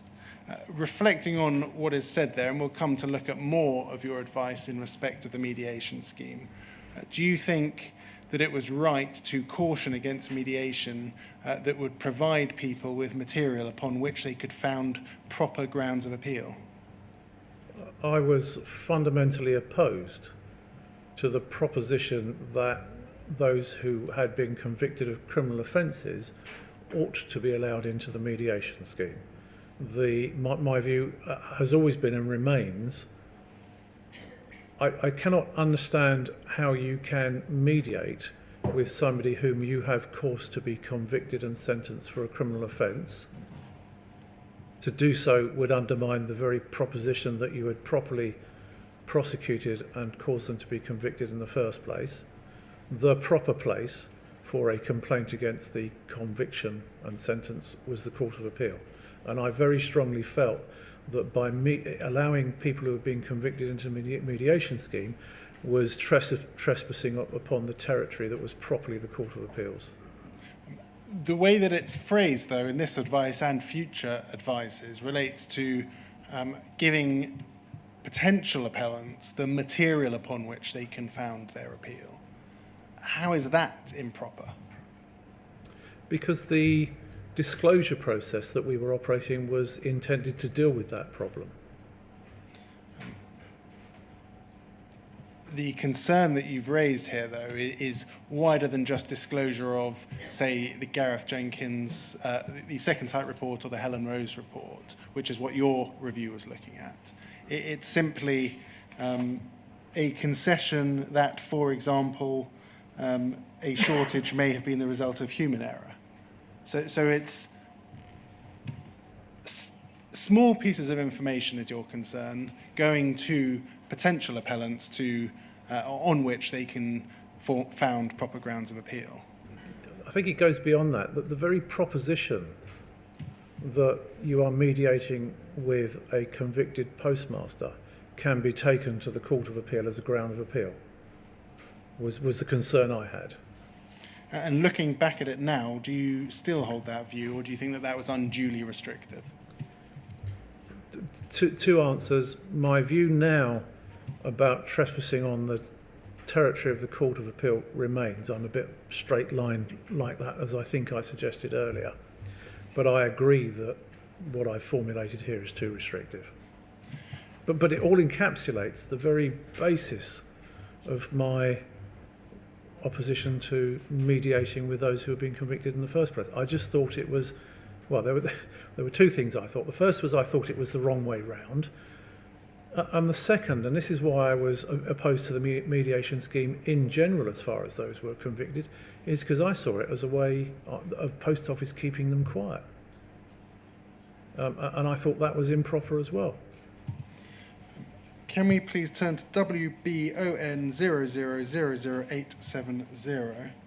I'm taking you to this version just because there was a redaction to, for the purpose of the transcript, poll 00148710, although I believe that redaction may now be lifted. And it's the bottom of the page. Sorry, could we go to the bottom of page? Yes, if we could scroll down slightly, thank you. There's an email from Martin Smith to Andrew Parsons. Please find attached the advice of Simon Clarke, which contains speaking notes as requested. Can you recall what the purpose of the speaking notes was? I think it was set out in the earlier email, wasn't it? Because there was going to be a meeting of the working group and somebody wanted a shorthand way of describing what I was saying in my advice. I'm slightly speculating, but I think that's what the idea of the speaking note. So I did the advice in full, and then I think at the end I gave some bullet points as to how to encapsulate these in short form. If we scroll up, please, we then have an email from Andrew Parsons to Mr. Smith. And he says as follows. He says, at the working group meeting last Thursday, the Post Office floated the idea of not mediating criminal cases, as per your advice, and received fierce pushback from the Justice for Sub-Postmasters Alliance and some resistance from Tony Hooper. For various reasons, we never directly addressed the question of mediating and those two named cases. Those questions are likely to be raised on the weekly working group call on Thursday. The Post Office would prefer to avoid leaving the working group with a yes-no decision on whether to mediate a criminal case or not. And he says further down, he says, please bear in mind that the Post Office are going to get pushed hard on this topic by the Justice for Sub-Postmasters Alliance and Tony Hooper, so your advice needs to be very robust. We may need to set up a meeting or call with you and the Post Office so they can test your thinking. So you were aware at this stage that Sir Anthony Hooper, former Court of Appeal judge, was strongly in favour of mediating cases? I don't know about strongly in favour. I knew he was in favour of it, yes. We see then another advice, a second advice, the 15th of July. That's poll 00148-720.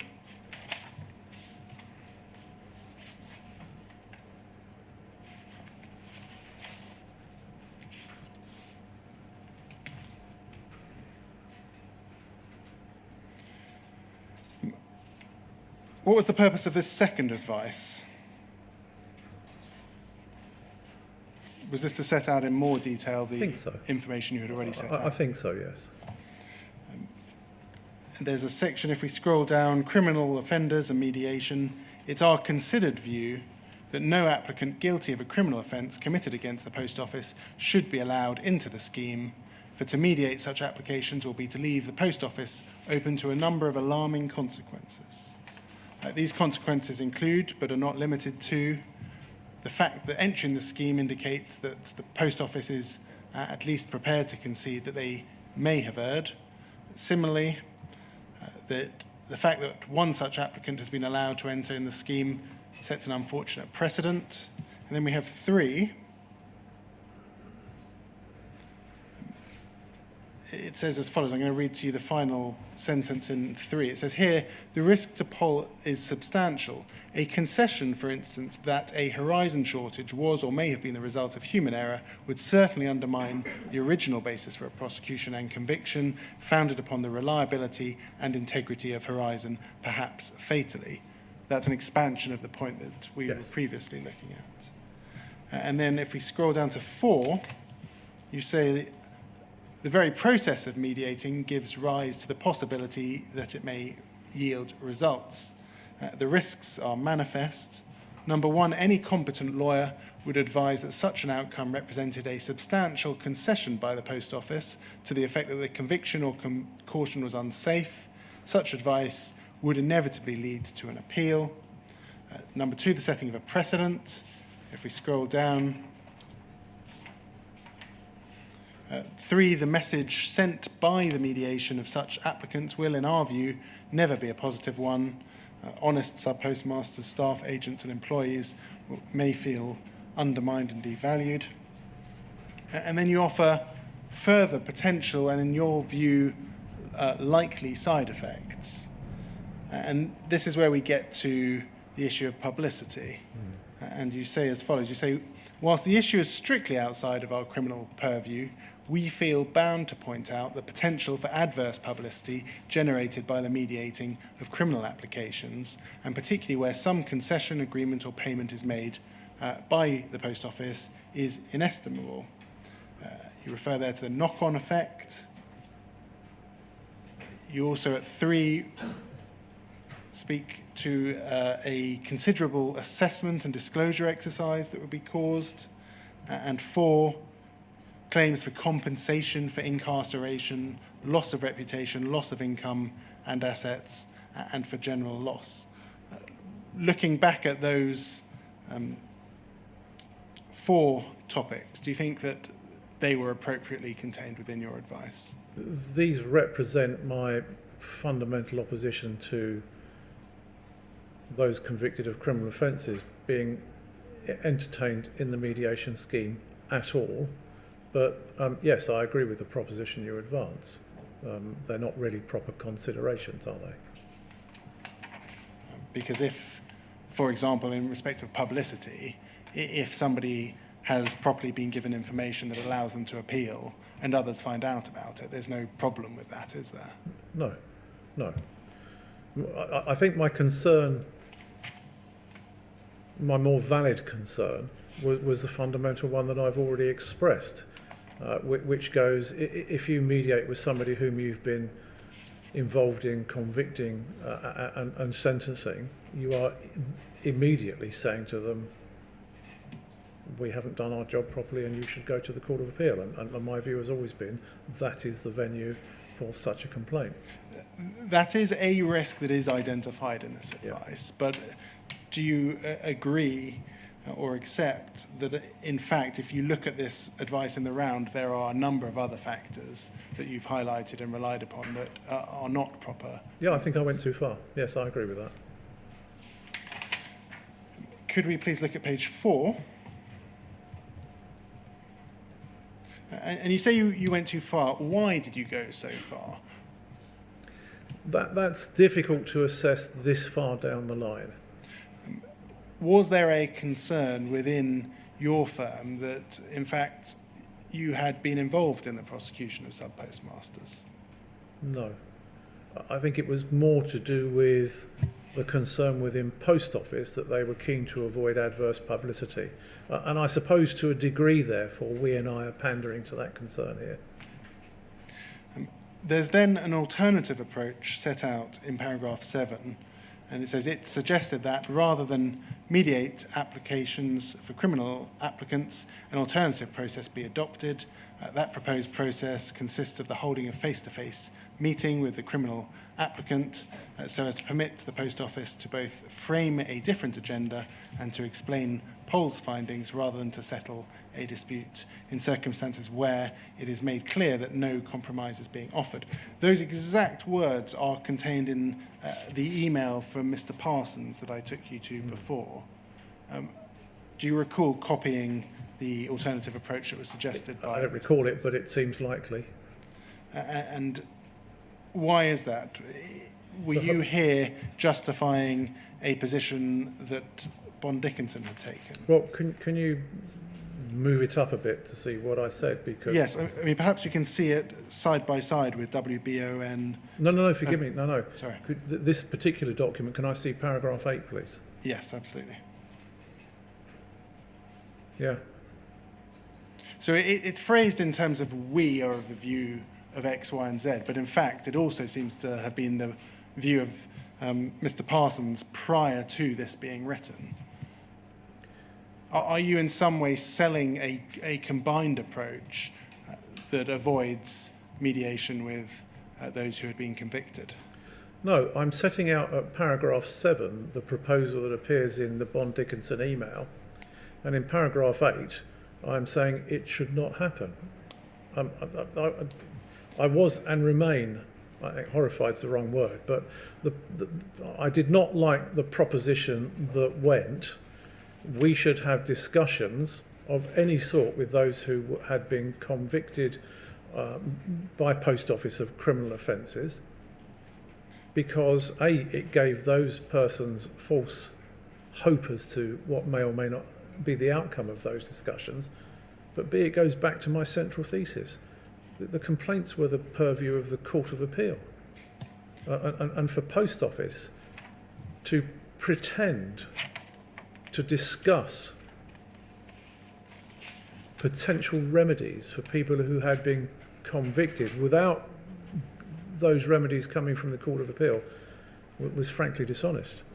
I felt and feel that this was an attempt by Post Office to keep people quiet. Thank you. I'm going to take you to a couple of emails of the 8th of October of 2014. Can we start with poll 0034931, please?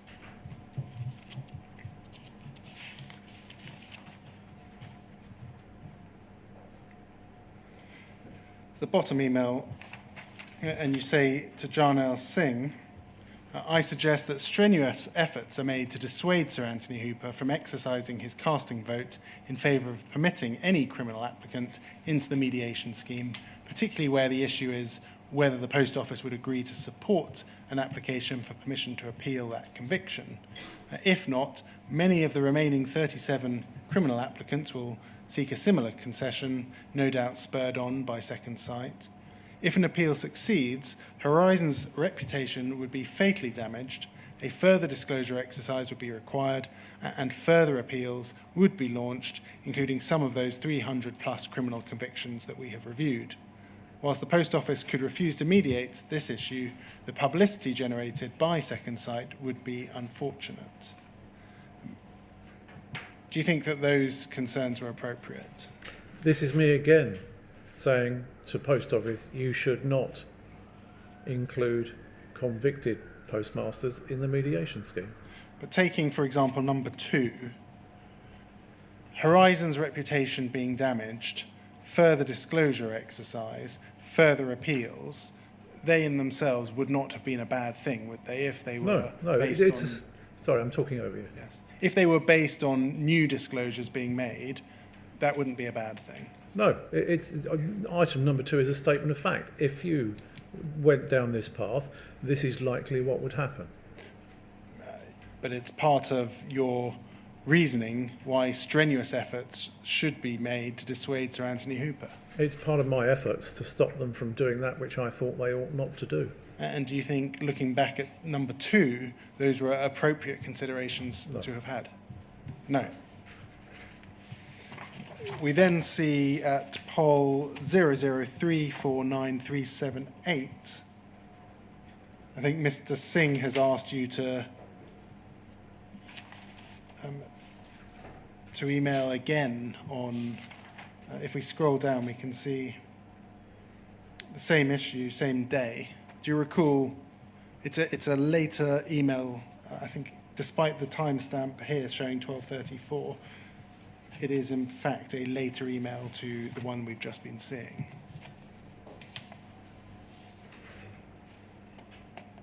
Might you have been asked to send one that could be forwarded on, for example? It's likely.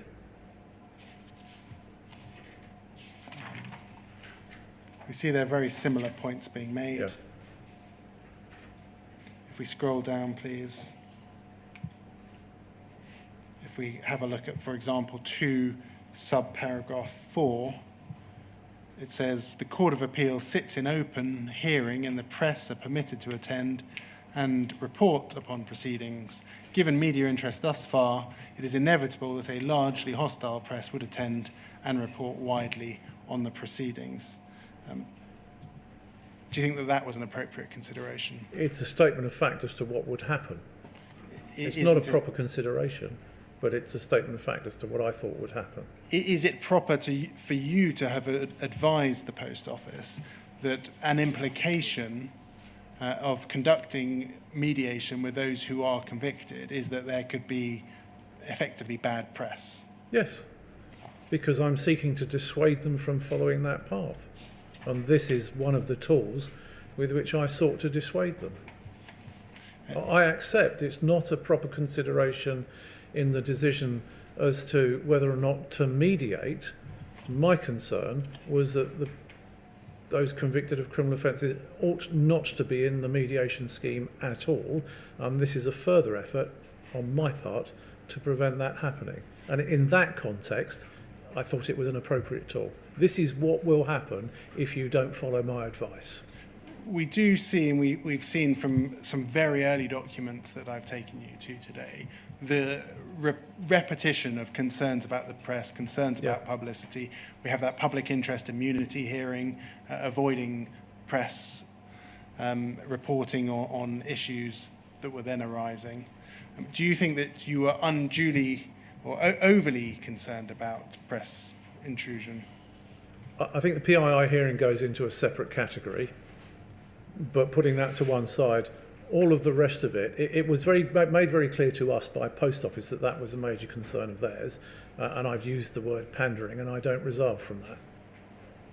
and who at the post office was concerned Oh, about. the people I dealt with, Roderick Williams, John L. Singh. Could we please turn to poll 00150,390? And this is a draft letter to Sir Anthony Hooper, 19th of December, 2014. You say we are asked to suggest the text of a letter to Sir Anthony Hooper. Halfway down two, please. You say halfway down, there's just a sentence there that I'd like a little bit of clarity on. You say, for Sir Anthony to suggest that because an offence of false accounting could have been founded upon a pre-existing but unidentified horizon fault, such that culpability of the offender is reduced because there may not be real loss, takes matters no further and indeed misses the point. Can you assist us with what you meant there? It's parroting, or paraphrasing what was said in Eden, isn't it? Can you expand on that slightly? I get back to the authority of Eden, about false accounting to hide an unexplained loss, thereby putting off the fateful day, is still false accounting. It's essentially what Eden says, and I'm paraphrasing that here. If we scroll down, it's paragraph 4 where we have the proposed wording. I'm just going to take you to a few paragraphs from this. The second paragraph down ends as follows. It says, I would point out that in every case the available evidence has been considered and nothing has been identified which could be said to render the conviction unsafe. We are concerned that by permitting the hearing of one convicted applicant's case, we may be setting a precedent which others would wish to follow, where necessarily they could not. This is particularly true of those charged with fraud as opposed to false accounting. In many cases, the facts were similar. Cash was being declared as being on the premises when it was not. We are further troubled by the possible implications which may arise once an applicant has had his or her hearing. We consider that there emerges a clear potential for the launching of appeal proceedings in circumstances where there should be none. The suggestion that the identification of some fault or root cause in the horizon system in order to determine liability for an underlying loss might permit a mediated settlement with those convicted of false accounting outside of or exclusive from the criminal legal process is, in our view, plainly misconceived. Over the page, please, to the penultimate paragraphs on page 3. You then point to substantial constraints, that's halfway down this paragraph, to the process, both by reason of the ages of some cases and the consequent limited availability of information and papers. Further complications arise because of a number of applications contain at best significant misrepresentations as to law and asserted fact, and in some cases manifest lies. Finally, on this point, the logistics and expenditure required to complete such an exercise would not be inconsiderable and clearly outweigh any possible benefit, which we do not in any event consider there to be. And finally, this paragraph, in terms of likely appeals arising out of the mediation settlement, we are of the firm view that such an exercise would be an exercise in futility. For as you're aware, the Court of Appeal are concerned only with whether, upon all the evidence presented, a conviction may be safe.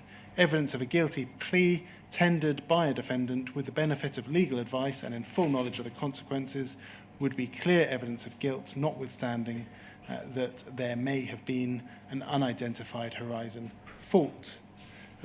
These are all very strong words proposed in a letter to a former Court of Appeal judge. Why did you consider your view to have been better than Sir Anthony Hooper's? We're all lawyers. We're all entitled to take contrary views. I'm going to read you the final paragraph on this page. You refer there to an alternative process. Yeah, and then if we scroll down at the very end, you say, or you propose saying, at the bottom of page 5, top of page 5, you're commending an alternative approach as the best method of achieving a just and equitable outcome for all concerned without engendering any false hope and the launching of misconceived appeals. Are you aware that the Post Office considered this to be too strongly worded? I didn't know that. Could we please look at poll 00150493, the bottom of page 1. This is an internal Post Office email, and it says as follows. Earlier in the week, Chris asked me to draft him a letter to Tony Hooper fulfilling the request to look again at Post Office's approach to mediating criminal cases. We had a draft from Cartwright King that contained some helpful material, but tone was not ideal. I mean, it doesn't say that it was too strongly worded, I suppose, but were you aware that the Post Office took a different view to you on the concerns raised in your letter? I am now, because I was taken to this during the disclosure process of these proceedings, but I certainly hadn't seen that before. Forgive me, the short answer to your question is no, I had no idea. And I think it's fair to say from your evidence today, you very much stand by your view on mediation. I do, yes. I'm going to take you to two very brief topics before I finish, and then we will take a break before questions from core participants. The first is stopping prosecutions. Can we please turn to poll 00114253?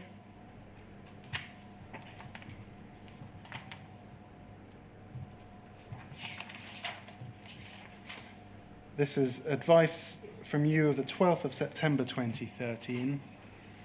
And it starts, we've been provided with a copy of Bond Dickinson's helpful note entitled Civil Claims by Sub-Postmasters, and you're commenting on that note. Do you recall what that note was about? Not at this stage, but this will help. If we scroll down, cases terminated, you say as follows.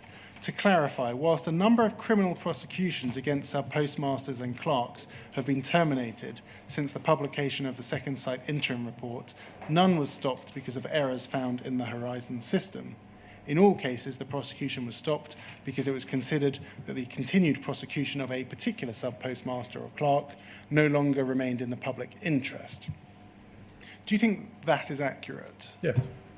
Do you think it was also because of an evidential issue with regards to being able to prove the reliability of the Horizon system? By and large, that is the reason why the prosecutions were stopped. That's different from being stopped because of errors. It's because Post Office were not able to demonstrate the integrity of the system because they didn't have an expert witness who was able to do so. And therefore, we took the view it was not in the public interest to continue those prosecutions. But is that a public interest issue or is that a evidential issue? I think it's both. And do you think here and elsewhere it might have been sold internally as a public interest issue? No, I'm not selling anything. My view was that this was a public interest issue. It is not in the public interest to prosecute people if you can't prove your systems were working properly. But you say here, in all cases, the prosecution was stopped because it was considered that the continued prosecution no longer remained in the public interest. It seems you're ignoring there the fact that, in fact, you couldn't prove the reliability of the Horizon system. No, you have to remember that the prosecutions that were stopped after a review. They were stayed, if you like. The investigations were pending. We devised a system called the stacked case system. And if I'm not mistaken, this is what we're referring to here. And the problem with the stacked case process was that they remained incomplete for a period of time. And there comes a time under the public interest test where too long has elapsed between the index offence, if you like, and whether or not it's appropriate to continue to prosecute. And I know that there were advices written, I think mainly by Harry Bowyer, but I may have written one or two, which in turn said, this case has been sitting around for too long because of our inability to find an expert witness, which I can deal with separately. I have some comments about that. But because of our inability, and because it's therefore been sitting around too long, it ought to be stopped, because it's not in the public interest to continue it. Very briefly, because we are running I out of time, what was your view in terms of the failure to find an expert witness? You've said you had some views. Well, I thought we were strung along for that. My very firm advice right at the beginning was, you find an expert witness. Post Office said to me, identify candidates. I identified candidates. I recommended a particular organisation as being the most independent. I think it was Imperial College professors I recommended. I advanced that recommendation to Post Office. I repeatedly said to Roderick Williams, when are we going to hear, when are we going to hear? And it all came to naught. And I eventually heard on the grapevine that the reason it all came to naught was because it was too expensive. Thank you. And very finally, theft and false accounting. I probably don't need to take you to the advice. I don't know if you're aware of Sir Anthony Hooper's evidence on that issue. Effectively, that your advice didn't reflect the real world. What do you say about that? I think in terms of pure black letter law, I was correct. I think in terms of real world behaviour, he was correct. I think that people do see a plea of guilty to false accounting as being a plea of guilty to a lesser offence than one of theft. I accept that. My advice was directed, because sometimes I think that way, as a direct linear black line letter. They both carry 7 years. They're both offences of dishonesty. They're equal. But I think Sir Anthony Hooper was right on his real world take. There are those who watch this inquiry who are interested in legal ethics. Yes. Looking back and reflecting on that, do you think it was part of your job to reflect also the real world as opposed to the black letter law? Yeah, I think probably it was, yeah. Thank you. So those are all of my questions. We do have quite a few questions from core participants, but perhaps this is the moment to take our mid-afternoon break. Yeah. Well, let's devise a plan before we do, though. How many questioners are there? Well, we have Miss Watt from the NFSP, who's going to be very short. We then have Miss Allen, who represents Susan Sinclair. Between them, they're going to effectively represent the Scottish side of things. We then have Mr. Henry, Mr. Steen, Mr. Maloney, who are all going to be relatively brief. And then we have Miss Oliver, who has slightly more. Right. So what's the time now? It's 3 o'clock, or almost 3 o'clock. Right. Well, if we're only having one break, it better be 15 minutes, which gives us an hour and a quarter or thereabouts. Yes.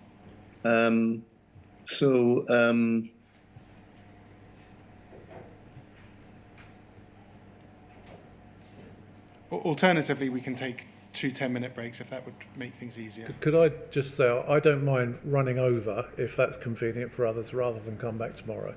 I'm sure that that's right,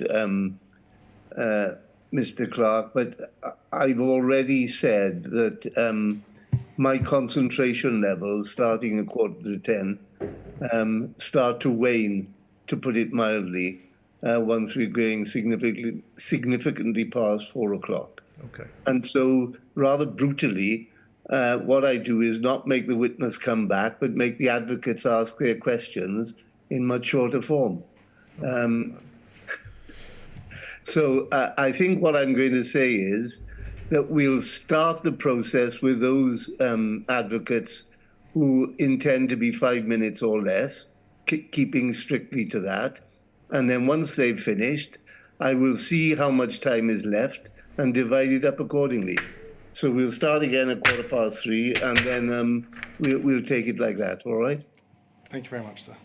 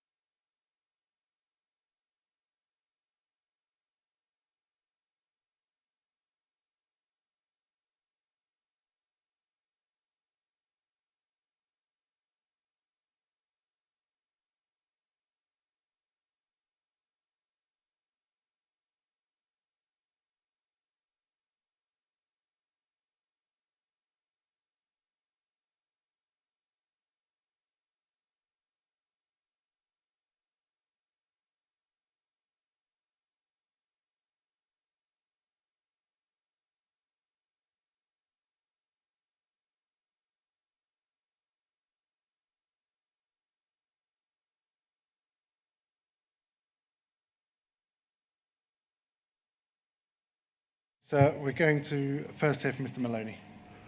Right. Mr. Smith, No, Mr. sorry, Clarke. Mr. Clarke, rather. That's a great start. The only matter I'm going to ask you about is the public interest immunity application on the 1st of July 2013. And the only document I'm going to ask you to look at is POL 20172-804.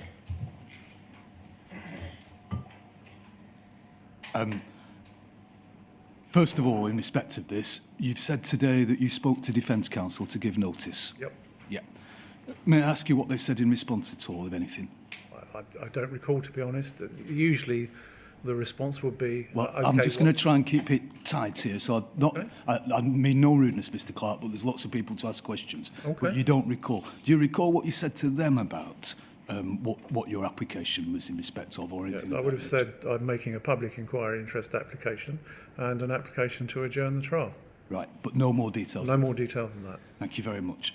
Now, the material to be disclosed, you were always of the view that the information in the second site interim report, as you understood it, was disclosable in the case of Samra. Yes. Yeah. You said that the necessity not to infringe parliamentary privilege was the real basis for your application. Yes. And so, therefore, it was important to establish the origins and purpose of this report. Yes. Because if you weren't sure that there really were issues of parliamentary privilege, then it would have been wrong to make an application for public interest immunity. Oh, I agree. Yeah. And so, what steps did you take to confirm with Post Office that the report was a report where parliamentary privilege had any relevance or application? That's where that information came from. I was told by Roderick Williams and Jarnell Singh that the report was privileged parliamentarily and that I should ask for its... I gave my advice Yep. on the back of them telling me that Parliament were going to get the report on the 1st of July, yep. In the end, I don't think they did, but that's what I was told. And I was asked, could you apply for a certificate because it was privileged? I think, I can't remember the exact wording, but the wording was along the lines, I paraphrase, because we can't publish it before Parliament has authorised it. And that was both Roderick Williams and Jarnell Singh that you spoke to? I spoke to both of them about it. Spoke to both of them. They both asked you to make an application for public interest immunity. Post Office asked through them. I don't think you can say they both asked me. That rather suggests that each one separately asked me. I don't think that's the position. I was asked by them jointly on behalf of Post Office to make the application. Right. That's what I did. As counsel, trial counsel as it was, trial starting 1st of July, same day you make the application. As trial counsel, what were the legal principles that underpinned your approach to how public interest immunity might operate in those circumstances? Well, I followed the case of R&H, R&C, which sets it out very clearly. Those Help were the me as to principles I applied. help me as to how that might apply from H&C. In what sense? Well, what part of H&C do you suggest allows you to make an application on the basis of parliamentary privilege? Matter of national interest. Matter of national interest, right, OK. Now, there's no express mention of parliamentary privilege in your post-hearing attendance note, is there? No. No. So can we just look, if we just to make that clear, paragraph 14, please, which is on page, if you give me a moment, I'm sorry, page 6 of 9.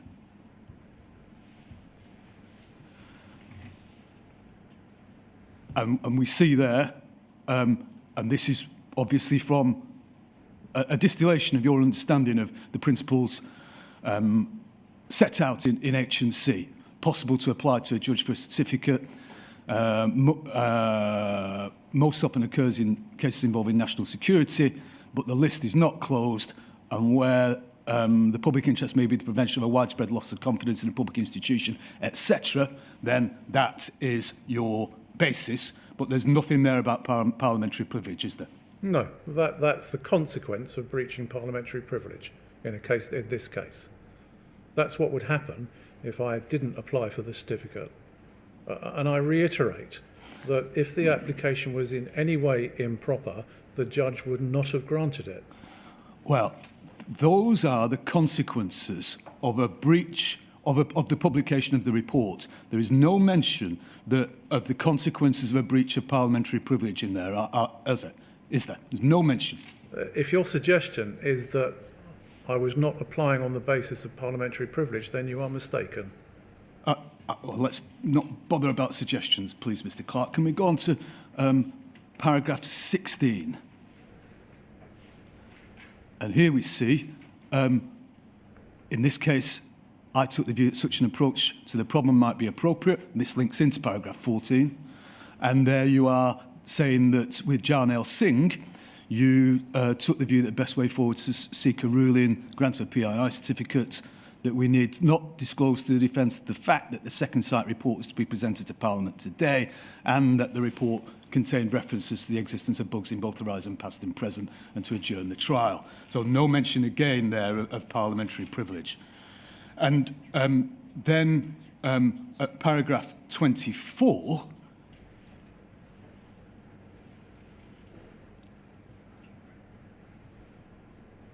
we see that it's worth commenting on the reasoning behind my advice that we seek a PII certificate in this case. Post Office were rightly, in my opinion, very concerned at the potential adverse publicity which would inevitably have been generated by the revelation of the existence of a draft second site report, to permit this information to enter the public domain, etc., etc. Such speculation would have seriously damaged the reputation of Poll and would have greatly undermined public confidence in both Poll and Poll systems. Our objective was to avoid such consequences. That objective was achieved. Again, nothing about parliamentary privilege and the consequences of breaching parliamentary privilege, other than, essentially, it's not going to be great for Post Office. I disagree with your characterisation. Well, where is there any reference of the consequences of breach of parliamentary privilege, if there is even obliquely, over and above the interests of Post Office? It's not in that paragraph, and it's not in the document. That does not mean that was not the basis upon which I approached it. I haven't suggested that, Mr. Well, I think you have. I'm just asking you why it's not there. Why isn't it in there? An oversight, a mistake, I don't know, but it's not there. All right, and then just to complete this, if we could look at paragraph 18, please.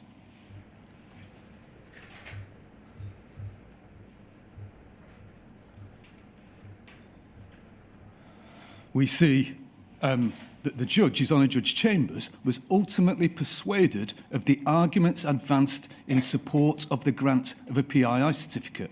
And then it says, see paragraph 14 above. By implication, those were the arguments in paragraph 14 that I've already taken you to that were advanced in support of the PII application, with absolutely no mention of parliamentary privilege in paragraph 14. Why didn't you say there, for example, and of course, we based all of that on the issue of parliamentary privilege? Looking back, I can't say. Right. But the judge granted the certificate. Yeah, and therefore it was appropriate if the judge granted the certificate. But of course. Right. In any event, you say that parliamentary privilege was the basis for your application in respect to the second site report. Now, you had received information directly, both from Gareth Jenkins and from Post Office, hadn't you, prior to this hearing? Yes, I'd explain that. Yep. But you hadn't seen the second site report. No. You'd received information from Gareth Jenkins. If we could look at, please, paragraph 7 of the report, just going up the page. And just at one, he'd informed the second site committee of 2 bugs which had affected Horizon.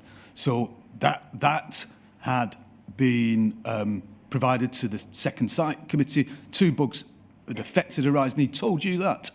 Yes. He told you directly that. And then at 5, if we could, please, we've got the other matters there. It's his view that were the defence to suggest a problem with Horizon, he cannot rule out that there may be other problems with Horizon. Yes? Yes. And we saw as well, we no need to go there for time reasons, but at paragraph 6, a whole lot of information was given to you by Post Office, directly, not looking at the second site report. I never said that. Well, let's just have a look at paragraph 6, please.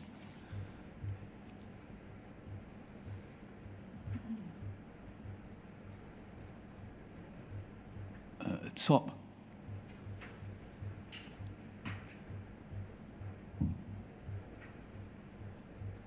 Yep. On the 27th of June and through the following day, I was instructed that a number of post offices, their Horizon system may have produced false balances. I am, however, informed of the following, and then you set out your instructions in relation to information from post office, so as 2, Horizon is not bug-free, going down, and this paragraph 6, without going through all of it, at 4, a number of bugs have been identified, and then going down to the 8, Hurst Lane is not one of those post offices identified as having been affected, but you've received information from post office about what has been discovered, haven't you? The reason I objected to your question was because you said a lot of information had been given to me. All right, okay. It hadn't. The information that had been given to me is recorded here and is about 2 bugs, neither of which affected the Hurst Lane office. Well, you've had information from post office and you've had information from Gareth Jenkins directly, and you've been told by post office's expert that he had informed the Second Site Committee of 2 bugs which had affected Horizon, and it's his view that were the defence to suggest a problem with Horizon, he cannot rule out that there may be other problems with Horizon. That's the information I was given. Why wasn't that immediately disclosable to the defence? Because I had to wait for the publication of the Second Site report. Why did you have to wait for the publication of the Second Site report when that was information which undermined the prosecution case, which was known to you from the expert, commissioned by Post Office, who was the expert in Post Office's prosecutions, that had come directly to you from him? Why wasn't that immediately disclosable? Because I wanted a PII. We're going to go around in circles here. I wanted a PII certificate on the instructions from Post Office to suppress the publication of that material until such time as Parliament had seen and released the document from whence this information comes, and I wanted time, as I explain in the document, to consider my disclosure duties before commencing on a trial, and in order to do that, I did not commence on a trial, and in due course the material was disclosed within a matter of weeks. That had nothing to do with the Second Site report, did it, other than the fact that what their expert had directly told you was disclosable, it was there and would eventually end up in the Second Site report. That was the view of the expert, which was disclosable, wasn't it? That is an opinion you advance. I took the view that what the expert told me was what was contained in the Second Site report. Thank you, sir. Just my memory may be playing tricks on me, Mr. Clarke, but my recollection of having made and adjudicated upon PII applications, that although they're done without the presence of the defence, they are either recorded by a shorthand writer or electronically. Yeah, I think was that's this right. one recorded? I can't say specifically. It should have been, and I. But that would be your expectation, that it Oh would yes, have been absolutely. recorded. I certainly didn't ask for it not to be recorded. Fine. All right, that's all. So Thanks. if it assists, the evidence of Mr. Smith was that it was recorded. Right, and he and was- I'd forgotten he said that, sorry. Thank you. It's Mr. Begg. Mr. Clarke, I've got a few questions for you. Can I take you immediately to a document which is POL 406365? It'll come up on your screen in a moment. And we can go to the bottom of the document, but I'm not going to ask to do so. If you'll take it from me, the document's dated the 8th of July 2013. Okay? Yep. Right. So the sequence of events that relates to Mr. Jenkins and your concerns about his evidence that he's misled the court, that's what this is. So the sequence of events is this, that on the 27th of June, Martin Smith told you about an unpublished report, the Second Site report, which stated there were bugs in the Horizon system. That's correct. You've given your evidence earlier that you were very concerned and you wanted to find out who told them that. Yep. Okay, so that's those events.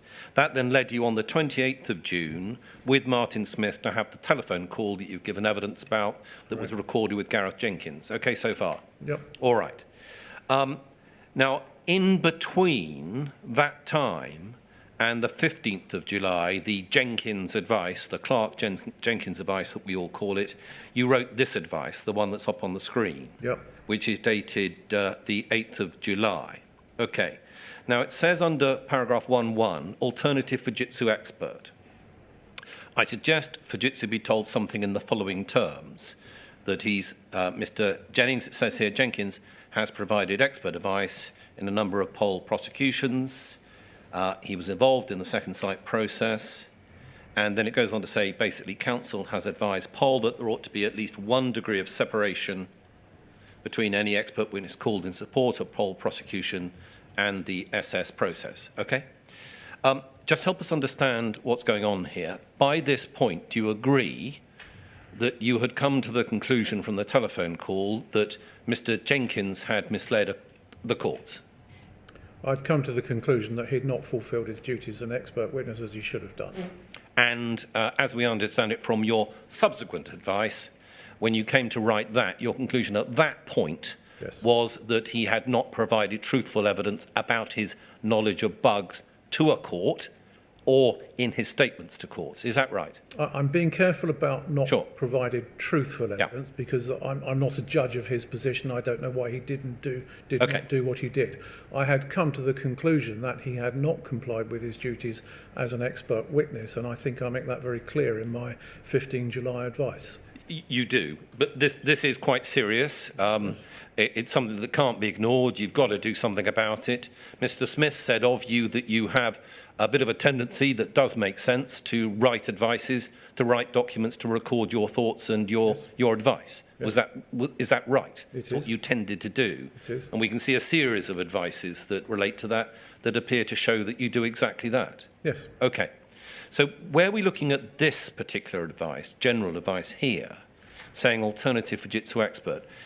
Can you help us understand why it doesn't say on the 8th of July, there are some really worrying things about Mr. Jenkins. Maybe I'm still processing it, but we need to tell Fujitsu that there's a real hole opening under Mr. Jenkins and Fujitsu's feet.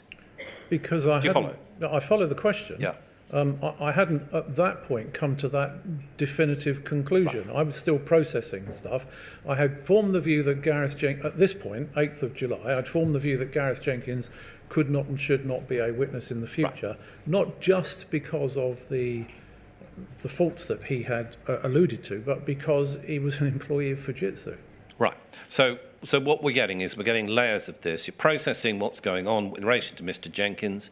You've come to the conclusion by this stage that there needs to be an independent, truly independent expert, not someone from Fujitsu. Yes. Then you get the 15th of July advice whereby things have become more concrete in your mind and you're more trenchant, a word you used earlier about matters that relate to Mr. Jenkins. Is again that fair? That's fair. After the 15th of July, is Fujitsu told what has happened and your trenchant thoughts about Mr. Jenkins? I don't know. Right. Did you, just to help us a bit further, did you advise that Fujitsu, the employer of Mr. Jenkins, should be told what you've discovered? I would have said it already to Roderick Williams. I may be wrong, you may find something. I don't know whether I put it in writing or not. Okay, so you just don't know what's happened in relation to Fujitsu?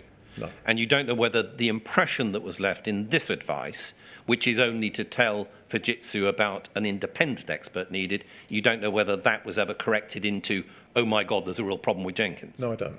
Okay, fair enough. When Mr. Altman came on board, in relation to you, quite a much more senior barrister, or Silk at that time, someone with considerable experience, with lots of quality assurance tags around him. Treasury Counsel, Senior Treasury Counsel, First Treasury Counsel. He's a very, very well-known individual. Did you have a discussion with Mr. Altman when he first came on board, saying to him, I've never seen anything like this. We've got this expert. He's not, it seems, being candid with the courts in statements and his evidence. We don't know why, but surely we should investigate this. Did you have that discussion with Mr. Altman? He knew about it. Yes. Because he had seen my advices.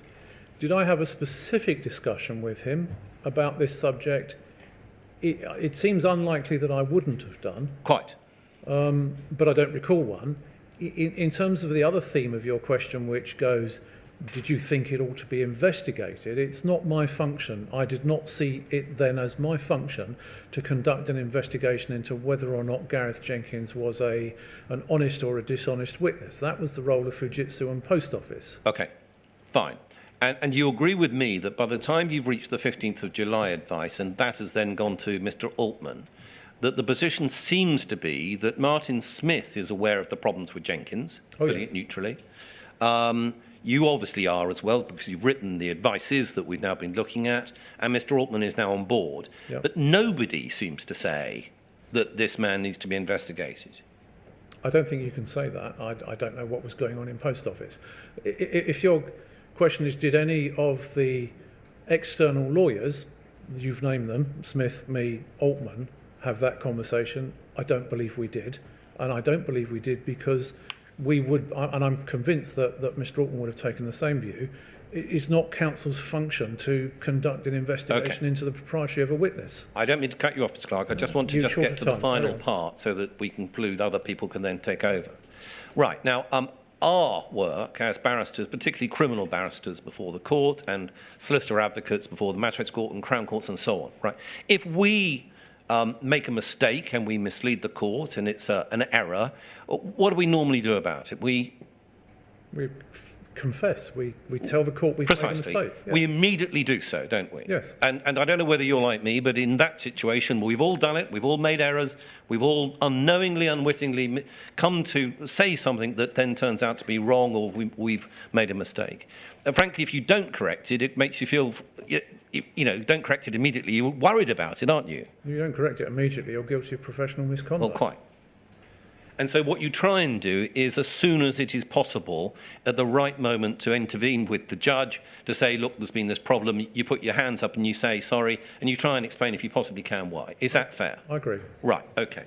Now, in the situation that we've got to with Mr. Jenkins, we've reached the conclusion by the 15th of July that, for whatever reason, he does not seem to have told courts in statements, and then, in his evidence, live evidence, what he should have done. In other words, that there are bugs in the system.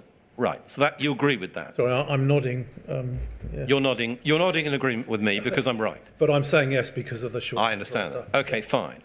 So those courts are in an ongoing situation whereby they have not been given the right evidence by Mr. Jenkins by the time you realise that. Do you agree? I do. Right.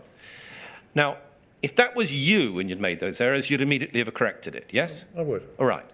You're now prosecuting on behalf of the Post Office, yes? No. Ah, right.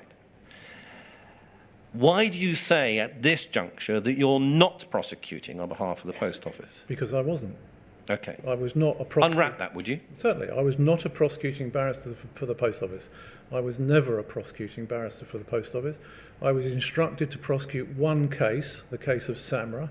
That case got to trial on the 1st of July and I stopped it, and I then stopped every other case from being prosecuted thereafter. So I was not a prosecuting barrister. Right. I was the barrister who stopped the prosecutions. Okay. So let's think about your duties at that juncture.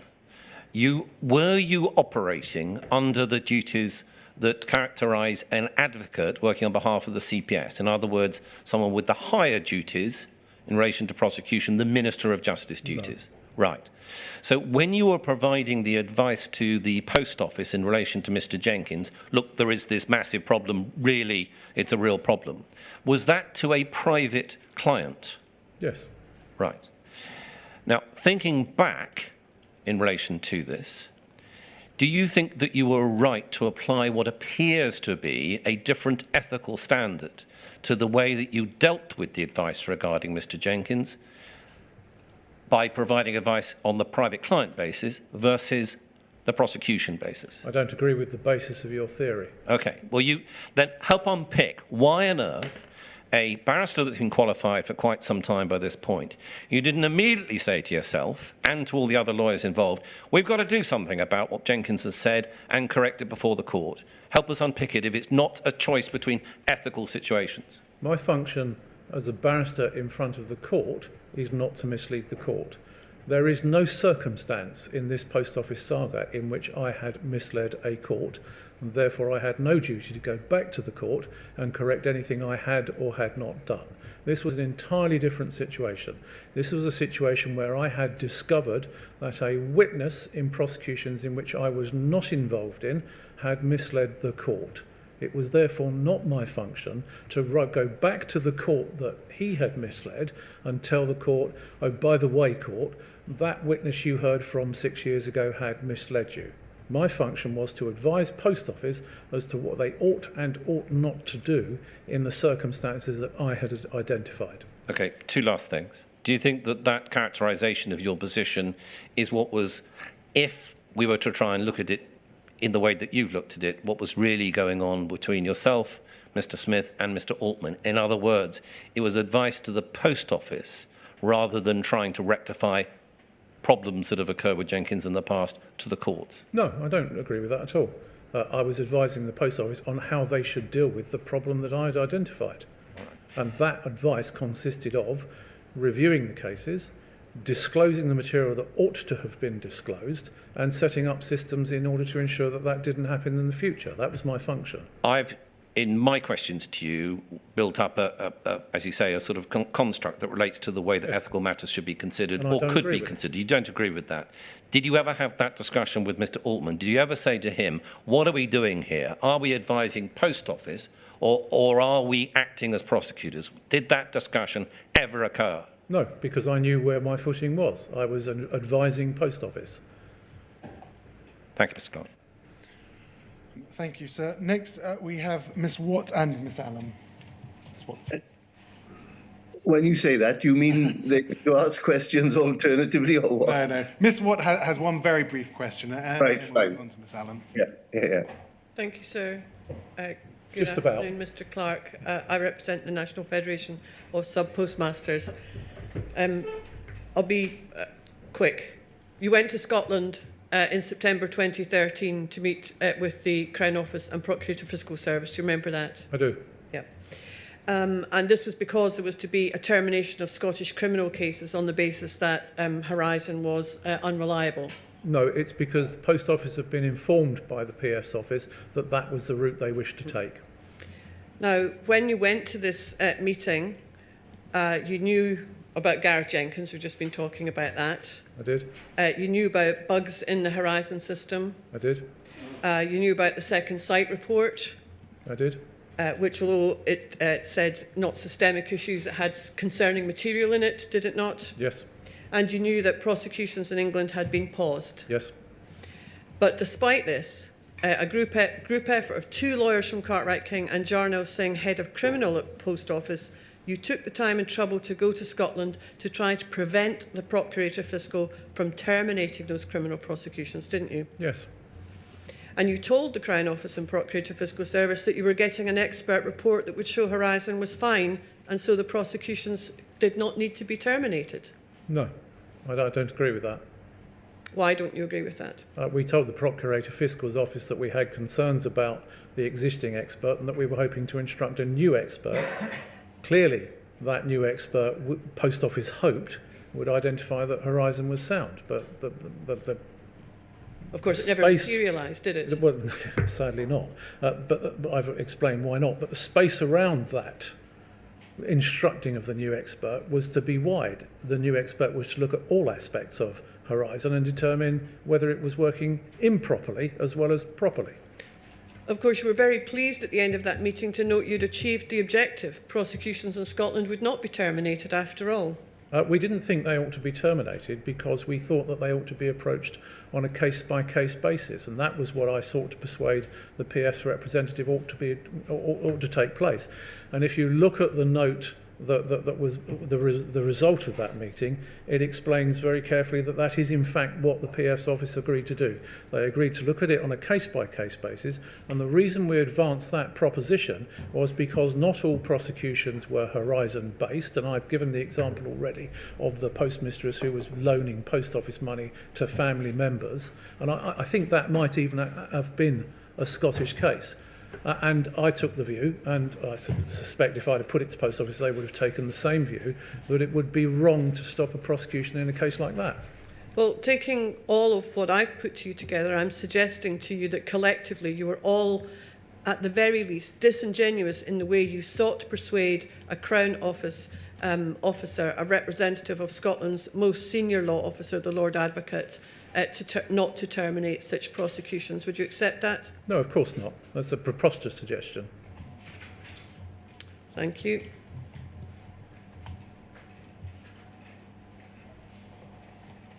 Clarke, I represent Scottish Core participant Susan Sinclair.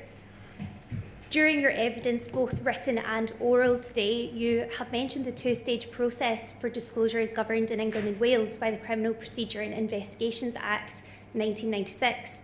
What is or was your knowledge of the relevant continuing disclosure and revelation obligations of specialist reporting agencies such as POL in Scots law? Such as who, sorry? Post Office Limited. None.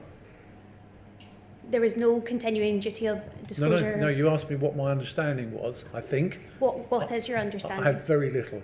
I don't know what the duties were of a Scottish prosecutor.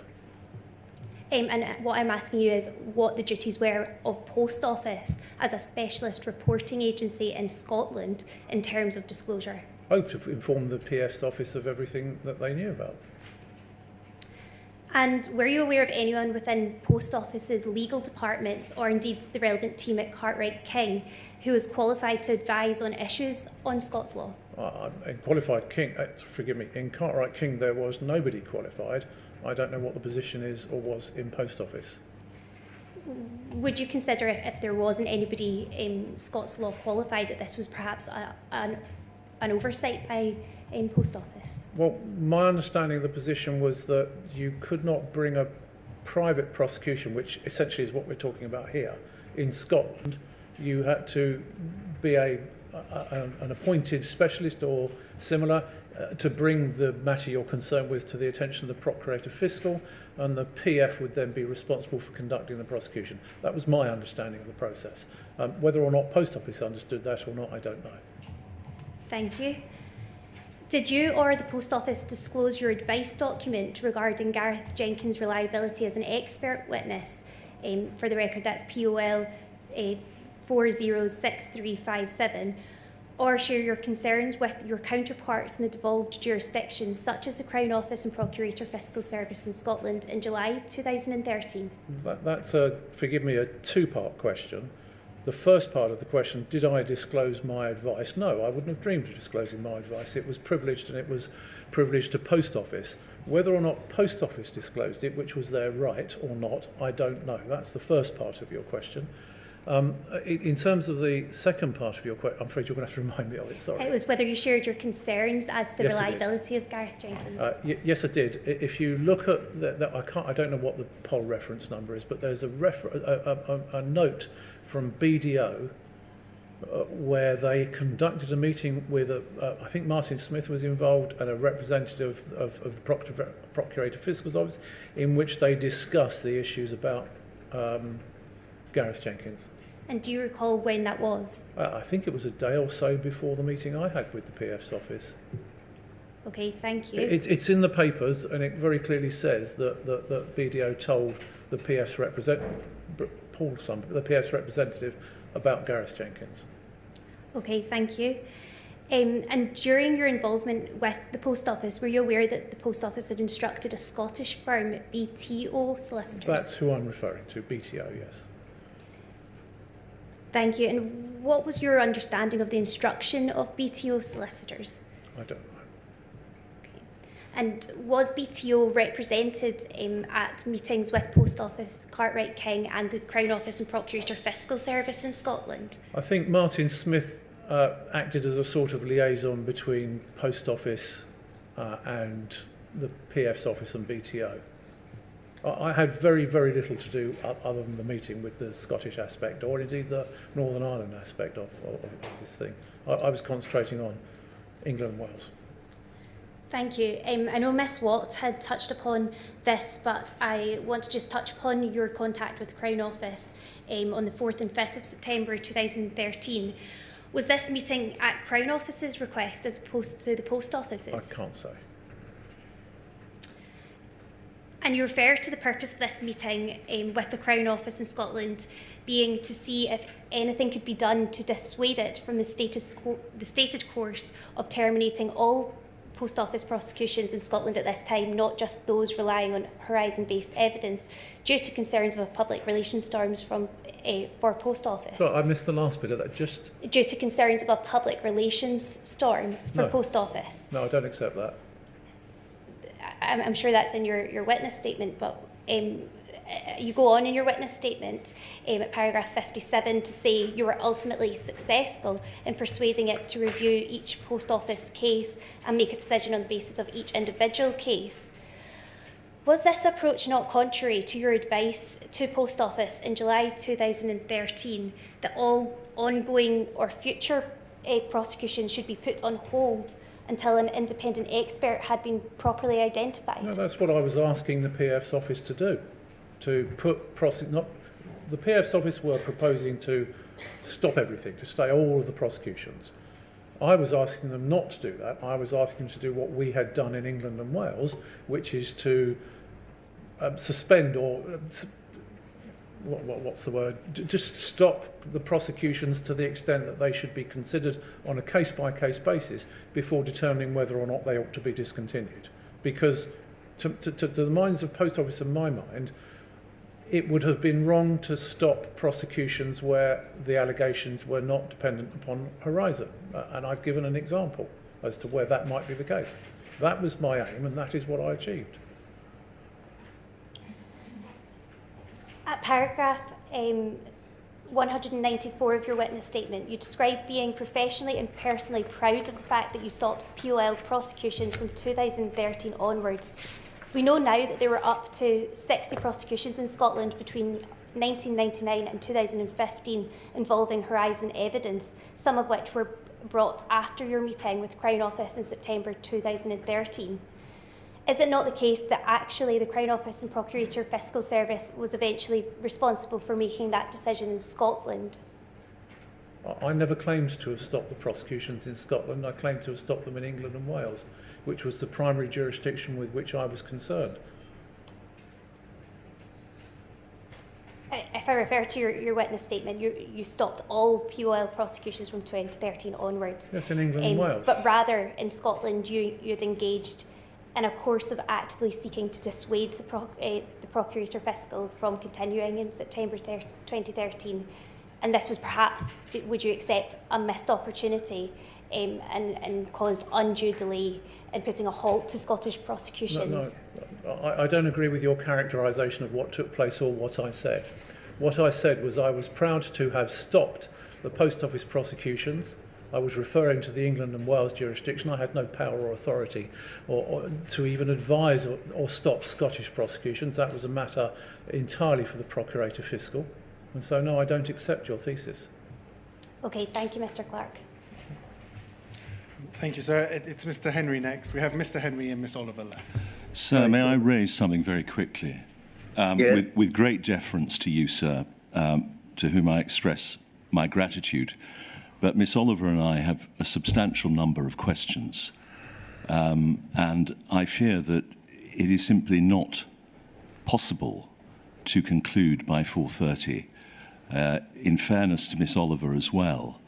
And I raise it now without, I hope, any impertinence, but simply to apprise you, sir, of the gravity of the matters that I have to put to this witness. And also, of course, the fact that Miss Oliver has a number of very important matters to address. I appreciate that.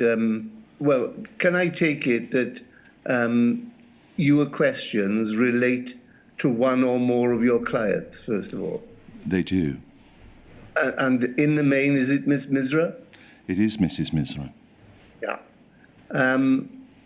And does it relate essentially to the conduct of the reviews in her case, or is it wider than that? It's wider than that. Well, if you just start, if you would, with the wider than that, and let's see where we're going. Yes. I want to understand your status. Were you advising the Post Office as a corporate, or were you acting as part of a firm of solicitors that had effectively taken on board their entire prosecution facility and service? I think the latter is a proper characterisation. So the latter is the proper characterisation, and we know, and no need to take you to them unless you specifically wish to, that you were aware of potential civil claims. At what point are you referring to? 2013, July. Yes, that's likely. Yes, you were aware of potential civil claims, and in the course of that quarter between July and September, you had written some extremely accommodating advices to the Post Office, stating that they would not be liable for malicious prosecution. The responsibility would fall on Cartwright King. I don't agree with your characterisation about extremely accommodating. I wrote advices as I saw the position to be. Well, it is extremely accommodating to say we'll throw ourselves under the bus for you, isn't it, Mr. Clarke? I don't agree with you. And a curious thing that, in fact, they asked you to write a second advice on the 12th of September 2013 because they probably couldn't believe their luck, Mr. Clarke. You, on behalf of your firm, were basically saying, we will take the rap for malicious prosecution. POL will be completely absolved from responsibility. What were the pressures on you, Mr. Clarke? I'll answer the first point first. You are wrong. And the second point is there were no pressures on me, and I'm not resistant to pressure. Well, we'll see about that. I won't take pressure. I'm afraid I'm not wrong, and therefore I'm going to put onto the record for you, sir, to review in due course POL 00114253, 12th of September 2013, and POL 001-98766, the 12th of September 2013. But anyway, you accept that... Let me make sure I've got those correctly, Mr. Henry. 00114253 was the first. That's correct, sir. 198766 the next. And are they... Sorry, 198766 the next, after 2 zeros.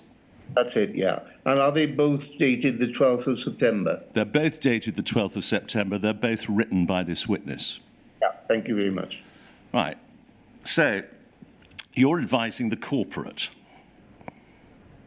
And you have already given answers to Mr. Steen this afternoon that you didn't feel under any obligation at all to inform the solicitors of a woman who had gone to jail whilst pregnant because it was nothing to do with you. I don't think that's what I said. Well, that's the gist of what you said, isn't it? That is not what I said. I am not interested in gist. I'm interested in what I said. Well, then what did you say? You know what I said. You have it on record. Do assist us. Just tell us what you said. I said that I did not think that Mrs. Misra ought to have disclosure of the documents.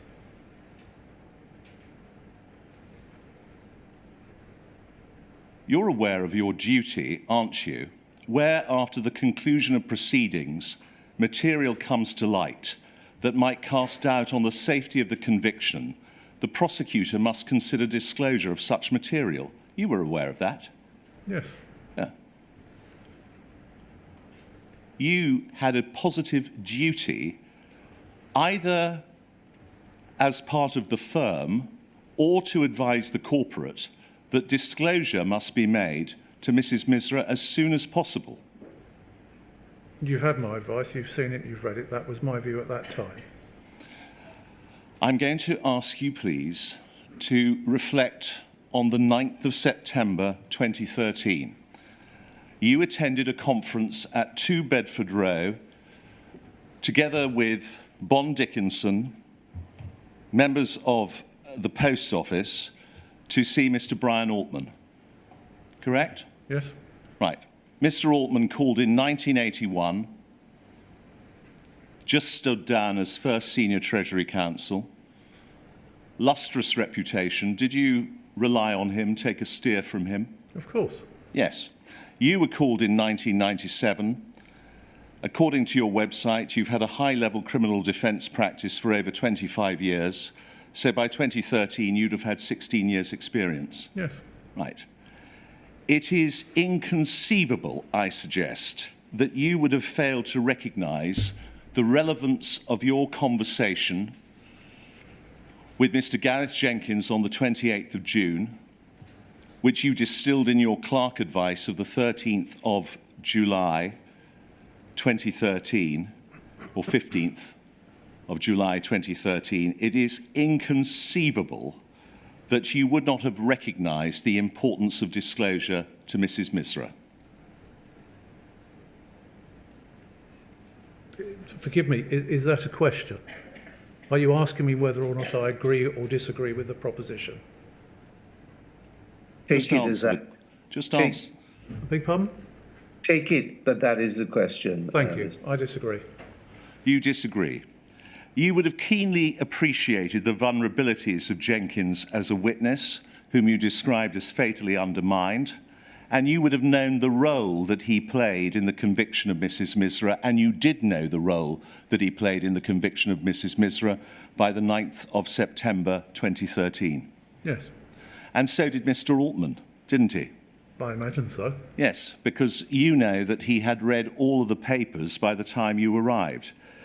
Now, let me just ask you this. If you were counsel for Simon Misra, what use would you have made of the material that you then knew, Mr. Clarke? I wasn't counsel for Mrs. Misra. Oh, come on. I wasn't counsel for... You understand what I'm saying. You have to look at the position of what the material would do if placed in the hands of competent counsel. Don't evade. What would you have done? I wasn't counsel for Mrs. Misra, and I cannot answer that question. You know perfectly well that it would have given rise to an irresistible appeal, don't you? I know that's what would have been the outcome, but that was not your question. You're splitting hairs, Mr. Clarke. You know that it's inescapable. You know that the material that was inside your head was absolutely dynamite. It was a bombshell, and it would have given rise to an inevitable appeal for Mrs. Misra as soon as it had been notified to her.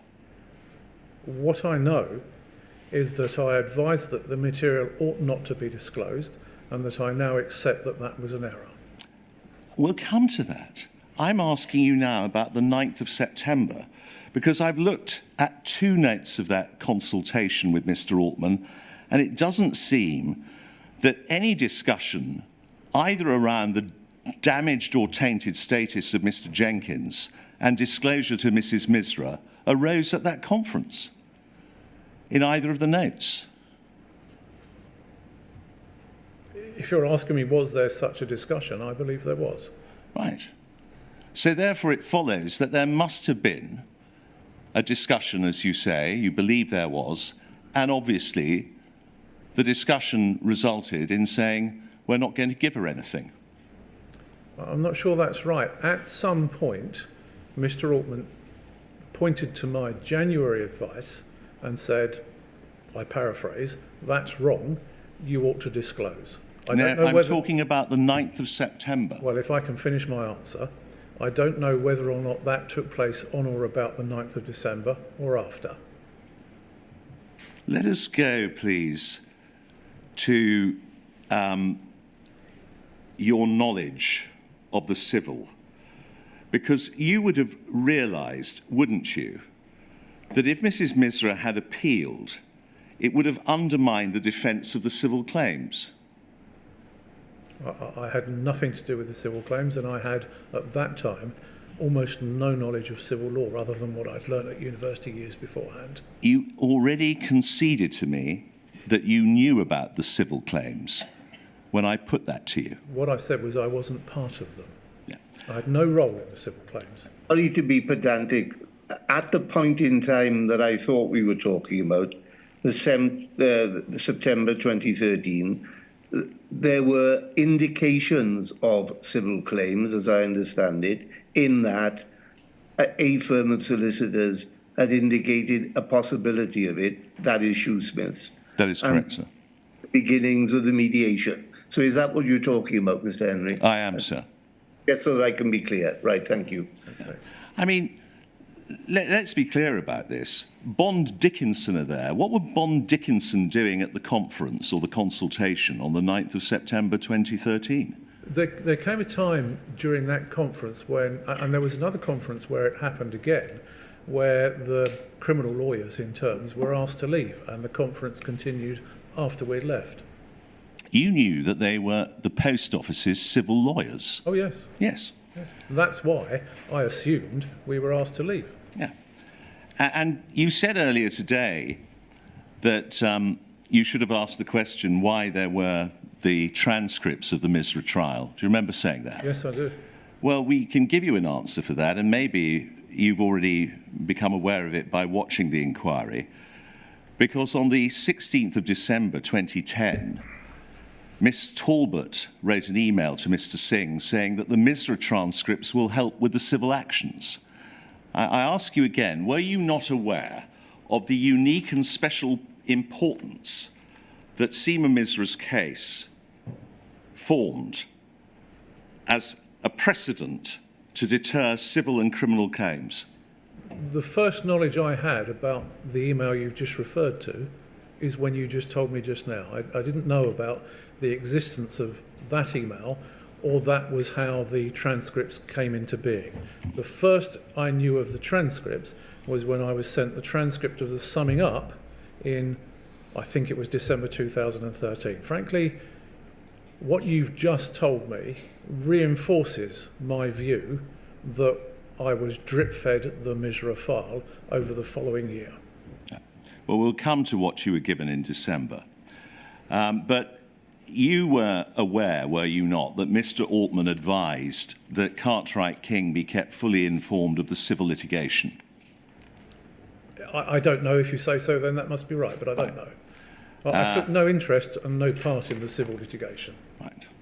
Now, if I were to put to you that Mr. Altman, by one way or another, had his instructions chamfered so that responsibility to advise on Seema Misra's case fell squarely upon Cartwright King, what would you say? I'd be surprised. It's new to me if that's what happened. Right. And frankly, from what little I know of Mr. Altman, I'd be surprised if he accepted that sort of pressure. You did gather, however, what his approach was to the Misra appeal. Would you agree? I don't understand what you're referring to. Well, you say his approach to the Misra appeal. You'll have to expand. I'm sorry. Right. Well, if I were to put to you that during the consultation on the 9th of September, he expressed concern that the slightest apology to a convicted person or the payment of compensation could indeed give rise to an appeal, and he was concerned that Misra would use the mediation scheme to obtain some concession to allow her appeal. Is that what it says in the note? That is what is said in a note sent by Mr. Smith to Susan Crichton following the consultation. I know nothing of that note. But you were at the conference. I was. You knew that Mr. Altman was saying that he was worried that other Misras would crawl out of the woodwork and that you shouldn't mediate with Mrs. Misra under any circumstances. I don't agree with your use of the phrase crawl out of the woodwork. I think that's offensive to those who were convicted. I'm quoting from a note. Well, maybe so, but I still don't approve of it. Right. There we are. So what I'm suggesting to you is that you were fully cited on the importance of Seema Misra's case, and that if Seema Misra's appeal succeeded, it would cause pandemonium for the post office, wouldn't it? You're wrong about that. Why am I wrong? I was not fully cited. Well, you were certainly aware of the civil litigation. I've told you, at that point I was not. I've already explained that. I took no part in the civil litigation, and I was not aware that there was any pending civil litigation in September 2013. But you've been sent, Mr. Clarke, and you've advised upon it. You've been sent on the 11th of December 2013 an attachment which talks about civil claims against the Post Office, and you were asked to advise on it. And you were asking me about September 2013. Well, I was talking then about Bon Dickinson being at the consultation. Well, I'm sorry, you didn't make that clear. I did not know in September 2013 of any pending civil litigation. Do you agree or do you disagree with the fact that Mr. Altman advised that the firm Cartwright King be kept fully informed regarding civil litigation? I can't say. Right. Well, is it that you can't remember or that you choose not to answer? I find the second proposition offensive.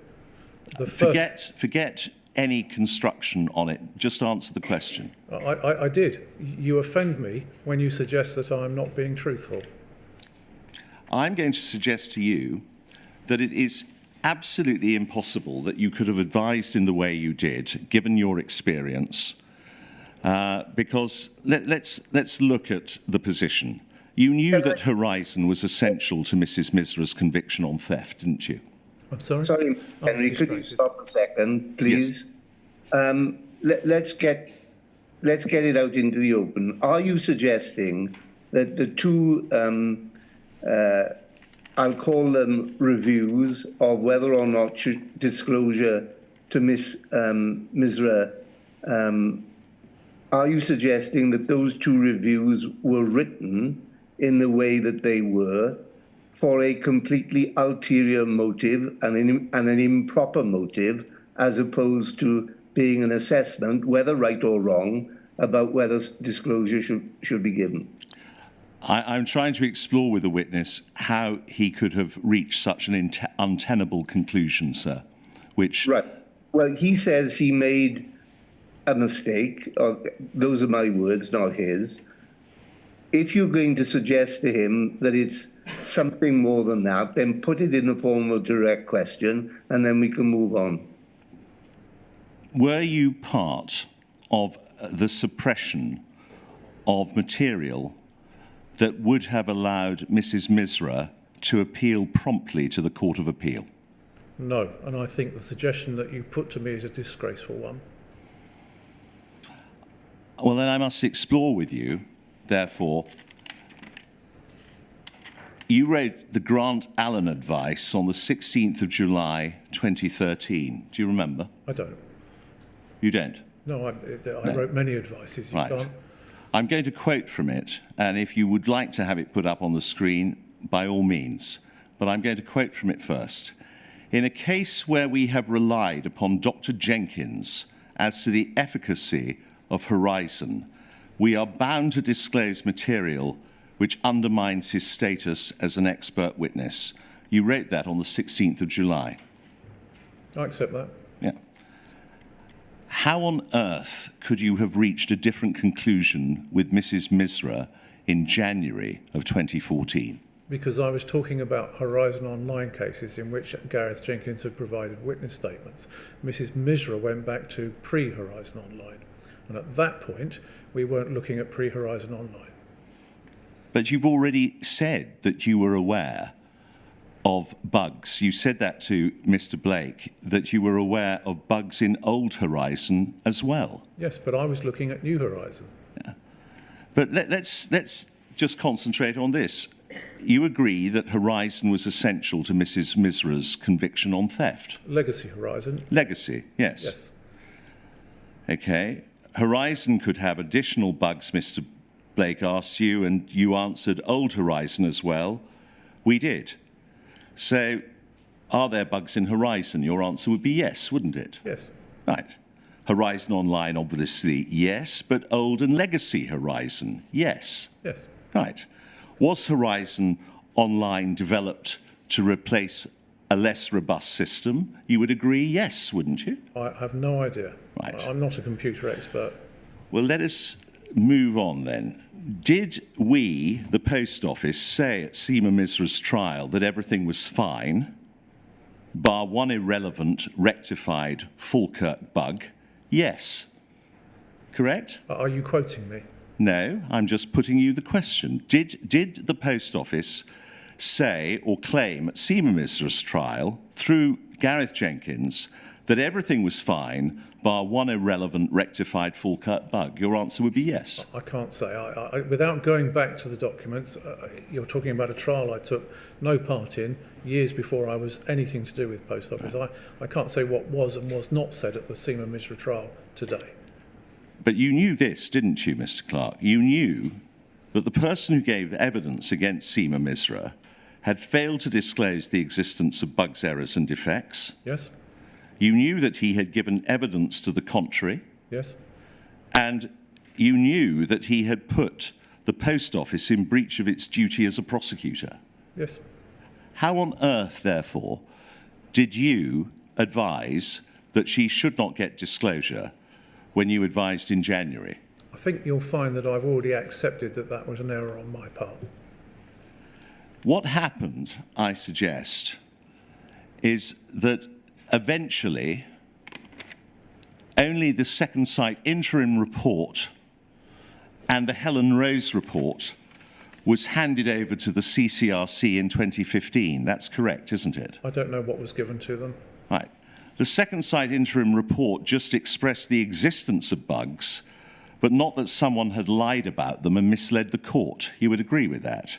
That's what the interim report that I saw said, yes. Yes. So the critical factor of lying and misleading the court was not within the Second Sight interim report or the Helen Rose report. No. No. Again, I ask you, how could you, an experienced barrister, have come to the conclusion, having expressed the view in December that she should get disclosure, and in January you said she should not? Well, just as Mrs. Stein suggested earlier, we all make mistakes, and I've accepted I made a mistake. You offered as an explanation, as rationalisation, that you only had the transcript of the summing up at the time you wrote the December document. Do you remember? I've told you that was the fact of the position. Well, that is not what you write in the December document. In fact, in the December document, you don't say transcript of the summing up, you say transcripts of the trial. So you had clearly read the transcripts of the trial, paragraph 33 of PO of Poll 001 98595. You had clearly read the transcripts of the trial by the time you wrote that advice on the 5th of December, hadn't you? I disagree. And my disagreement is consistent with the writing of the 20th of January 2014 advice and the few email. And that few email, obviously one recognises the explanation you gave, but are you sure that you were not put under pressure because you knew the central foundational, that she was the foundation stone, the Seema Misra conviction, for deterring civil claims and also deterring criminal ones? I've already told you that I do not accept that contention. I did not have that knowledge, and that is not, and I was not placed under any pressure. And I would add, had anybody sought to place me under pressure of the sort you describe, I would have immediately withdrawn. Right. Can I just ask you then, in conclusion, to go back to the 9th of September 2013, and you've read, presumably as part of the information pack, the notes of the consultation taken by your colleague, Mr. Smith. Yes. You have. There was no investigation, as you have already explained to Mr. Steen, because you didn't feel that it was appropriate, into why Gareth Jenkins had done what he did, correct? Correct. can you offer any explanation how Mr. Altman came to the conclusion, as is reported in the conference, that it was more to do with incompetence than dishonesty? No. You'd have to ask him that question. Thank you, Mr. Henry. Thank you, sir. Right, now then, we have one questioner left. First of all, a time estimate, please, Ms. Oliver. Well, sir, my time estimate to Mr. Blake was 30 minutes. I think truncating things, I could do it in 20. I think I might struggle to do it in 9. No, that's fine. Transcriber, if we have another short break, are you prepared to sit on for 20 minutes to complete Mr. Clarke? We have a thumbs up. Not pressure on you. It's entirely for you to tell me what suits you. We have a thumbs up, sir. We have a thumbs up. So we'll have a 5-minute break and then we will complete Mr. Clarke, which will make him happy as well, by 10 to 5. Thank you, sir.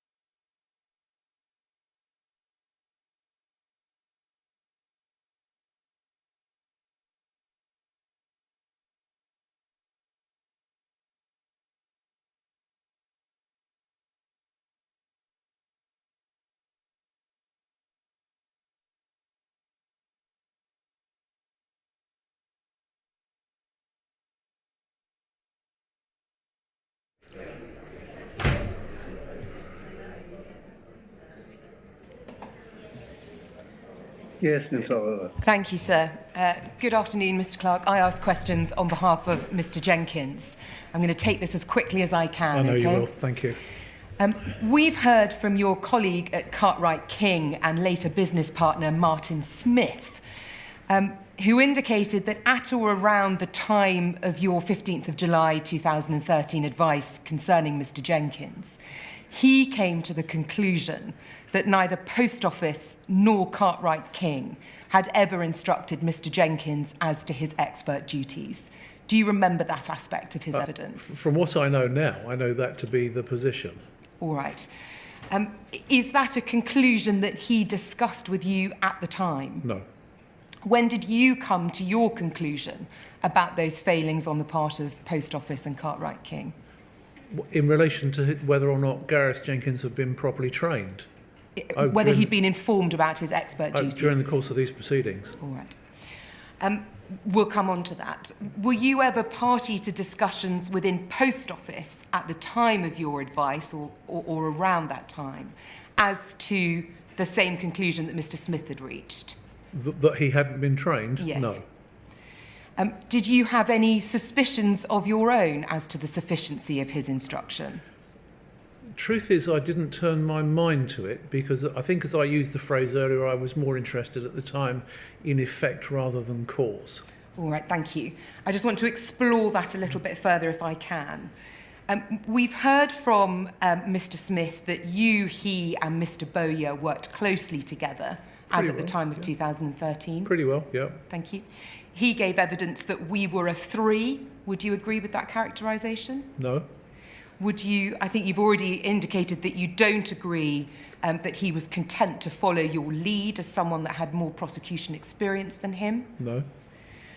No, I don't agree. You don't agree with that proposition? Paragraph 35 of your statement to this inquiry, you indicate that you discussed a range of matters concerning Post Office prosecutions with Mr. Bowyer and Mr. Smith, not least because shortly after the time of your July advice, you took over running the Post Office Prosecutions Department at Cartwright King. Yes, that's right. Thank you. And we've seen an example this morning of an email dated the 10th of July that was addressed to you and Martin Smith jointly on the topic of Gareth Jenkins. Okay. Do you agree with that? If I've been taken to it, yes. Thank you. You had also at that time come to your own independent conclusions about Post Office's competence in terms of disclosure following your meeting with them on the 3rd of July. Yes. Is that right? Yes, I wouldn't use the word competence. No, I think you say at paragraph 43 of your statement, an apparent failure by Pol to understand their disclosure duties. Yes. And was that a matter of concern to you? Well, of course. You talked this morning about Post Office and their lawyers becoming defensive when you raised the issue of expert evidence with them. Yes. Do you recall that? I do. Did that raise concerns on your part? Yes, it did. Again, just referring to your statement, I'm not going to turn it up if I might. It's paragraph 36. You indicate that you worked closely with Roderick Williams of Post Office during this time around your advice. Yes.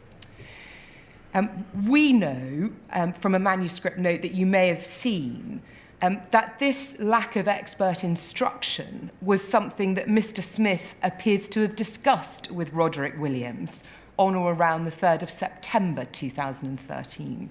Do you know what I'm referring to? I saw that. Was it that handwritten note that was put to Mr. Smith? It was. I saw that, Thank you. and I accept your contention. Thank you. So it appears that both Mr. Smith and Mr. Williams, at least, were cited on the issue either that Mr. Jenkins had not been properly instructed, or at the very least there was a serious question about whether he had. I'm afraid it does. As at September 2013. So, where that leaves us appears to be this. Mr. Smith had come to this wide-ranging and serious conclusion about Post Office and Cartwright King failings towards Mr. Jenkins at or around the time of your advice. Yes? Yep. He had shared it with a Post Office lawyer.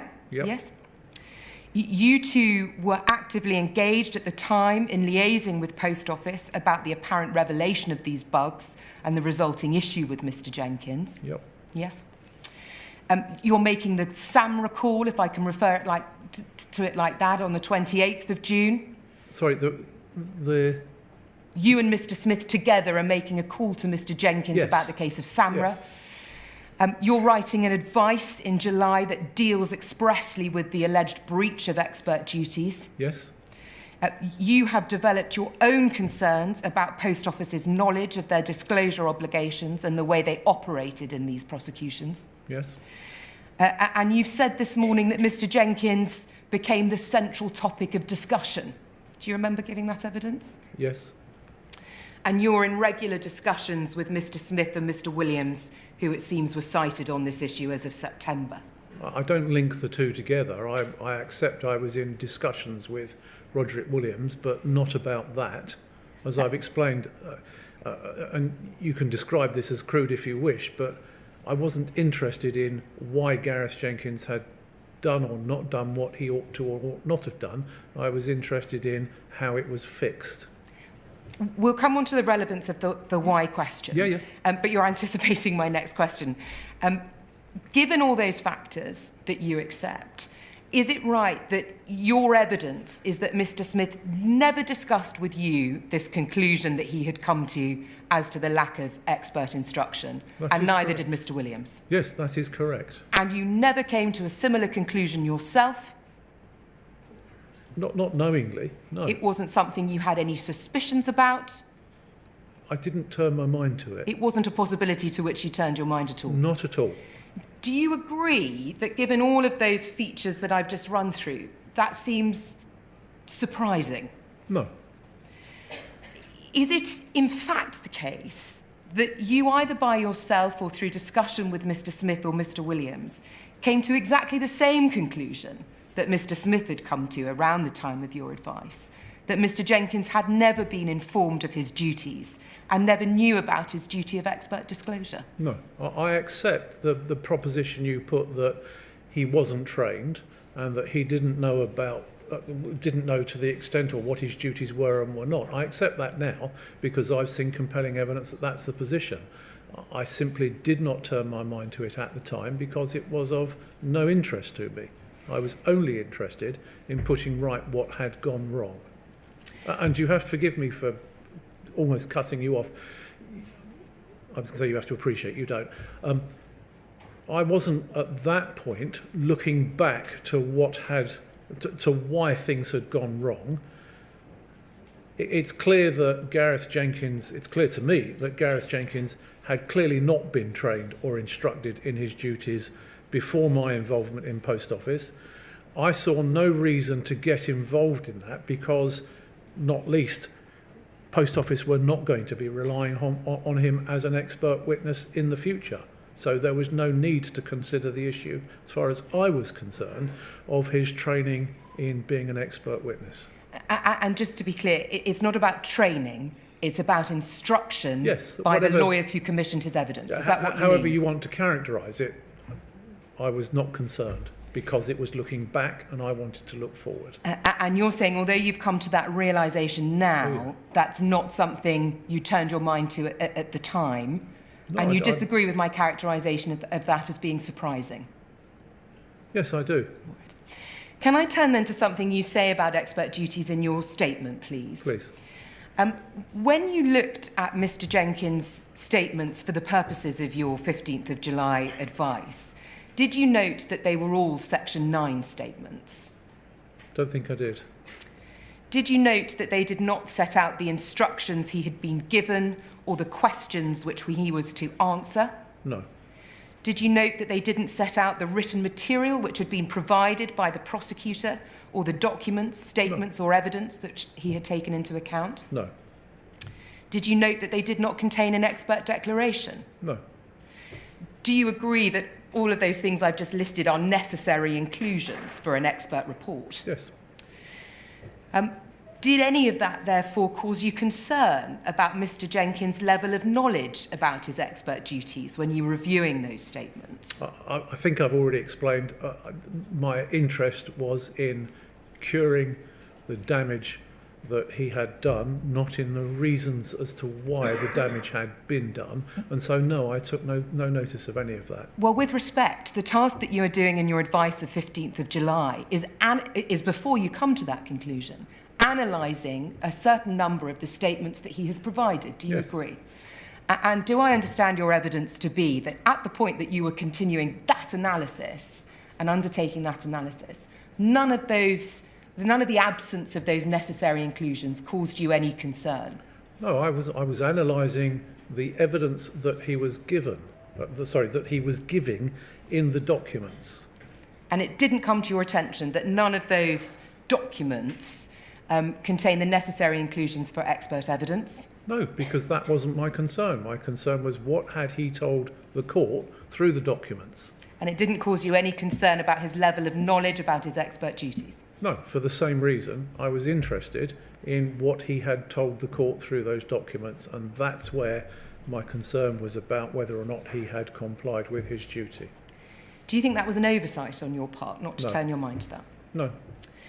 And I think I've explained why, because I wasn't looking back, I was looking forward to cure the defect that had arisen. Thank you. And rest assured, I will come on to that question. I'm sure. At paragraph 87 of your statement, you say something that you've not reiterated in evidence, and I just want to make sure whether it's something you stand by. 87. Paragraph 87 of your statement, you indicate that the fact that Mr. Jenkins' statements included the words, "I understand that my role is to assist the court rather than represent the views of my employers or Post Office Limited," informed you that, quite to the contrary of not turning your mind to the absence of knowledge on the part of Mr. Jenkins, that he did understand the duties of an expert witness. Yes. Now, is that a conclusion you came to, or isn't it? No, that is what prompted me to dismiss any thought of looking backwards. So it's not, in fact, the fact that you didn't turn your mind to it. You turned your mind to it and came to the opposite conclusion to the one that I've suggested. No, I disagree with that. Well, first of all, do you agree with the evidence that we have heard from Duncan Atkinson, KC, who's been an expert instructed in this inquiry, that those words included at the end of the statements you looked at, without more, were insufficient to satisfy the requirements of an expert declaration, either at common law or under the criminal procedure rules? I do. Thank you. And do you agree that it's not enough to satisfy the prosecutor's obligation as to expert instruction, that a statement simply bears an expert declaration? Because, as Mr. Atkinson, KC, said, it is the duty of a prosecutor to ensure that the expert understands what expert duties entail, for example, the expert duty of disclosure, and complies with them. I agree with all of that, yes. Thank you. So, in other words, even if Mr. Jenkins' statements had included a proper expert declaration, which they did not, that expert declaration in itself would be insufficient to inform you that he understood his expert duties. I agree. So, having agreed with all of that and bearing those factors in mind, do you agree that if it was your conclusion at the time that Mr. Jenkins knew of his expert duties, on the basis of that phrase alone being included in his statements, that was not a safe conclusion? I agree with that, but that was not something I was considering, as I've explained why. Well, I'm sorry, Mr. Clarke. I think what is being put to you is that at paragraph 87 of your statement, you concluded, well, you first of all quote, "I understand that my role, etc." And then you say, on the basis of that, this narrative informed me that Gareth Jenkins understood that his witness statements and oral evidence in court was provided by him as an expert witness. 1. That narrative also informed me that he understood the duties of an expert witness. 2.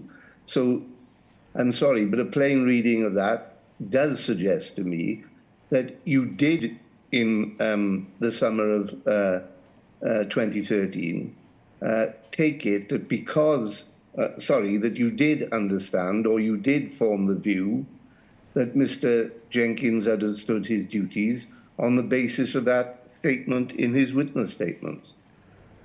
Looking back, I think that informed me that I need conduct no further inquiry. And the reason I didn't choose to conduct any further inquiry was because, as I've explained to counsel, I wasn't interested in what had gone before. Well, all right, you carry on with. Do you see the difference? I'm grateful to the Chair for distilling the difference between an absence of turning your mind to a question and a positive conclusion, as you seem to indicate in your statement, as to the question of whether there had been adequate expert instruction. Yeah. Do you see the difference between those two things? It's a conflict, I see it. Thank you. And if it is the fact that you are saying you came to a positive conclusion, do I understand your evidence now to be that that wasn't a safe conclusion in light of the propositions I've put to you from Mr. Atkinson's evidence? I think that's right, yes. Thank you very much. Can we turn then to this question of why Mr. Jenkins may have, as you say, failed to comply with his expert duties? I'm not going to take you to your advice. I'm going to summarise it on the basis that I understand you will be familiar with it. At paragraph 37 in your conclusion, you set out that there's been a breach of the expert duties of disclosure, and you quote from that duty in that paragraph. And then at paragraph 38, you effectively say that the reasons for this failure are beyond the scope of your review. Which, as I think I've explained just a moment ago. Thank you. If we can just very briefly, please, turn to poll 001728804, and it's paragraph 22 of that advice at the bottom of page 8. It's the advice that you give on the 1st of July in the case of Samra.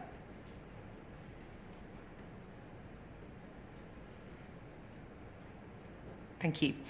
And it seems from the very last sentence of this advice that as of the 1st of July, you say, in any event, I require a face-to-face conference with Gareth Jenkins upon publication of the second site report. Yeah, never happened. I was going to say, why did that face-to-face conference never happen? I don't know.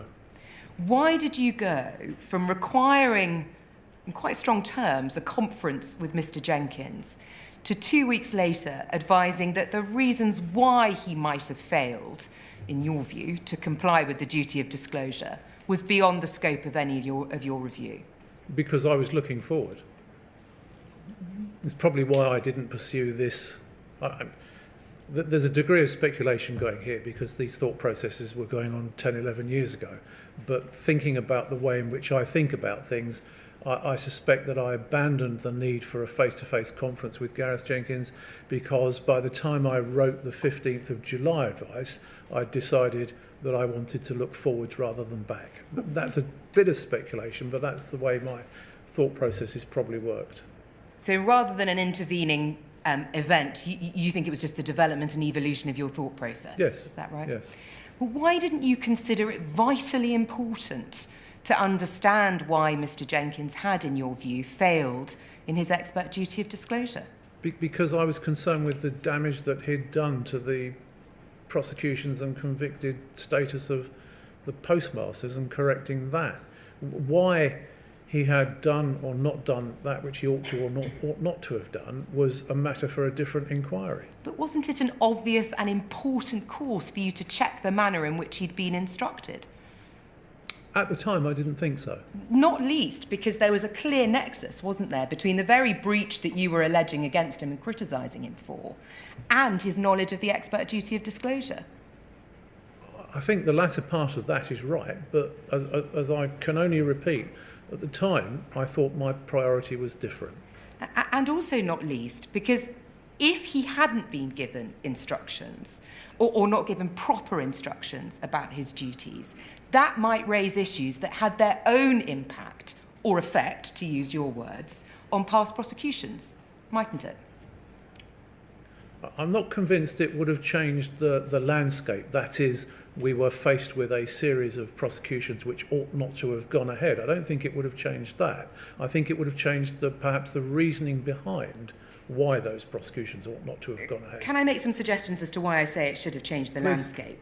Firstly, it might have revealed concerns about the conduct or misconduct of individual cases which were under review by Cartwright King at the time.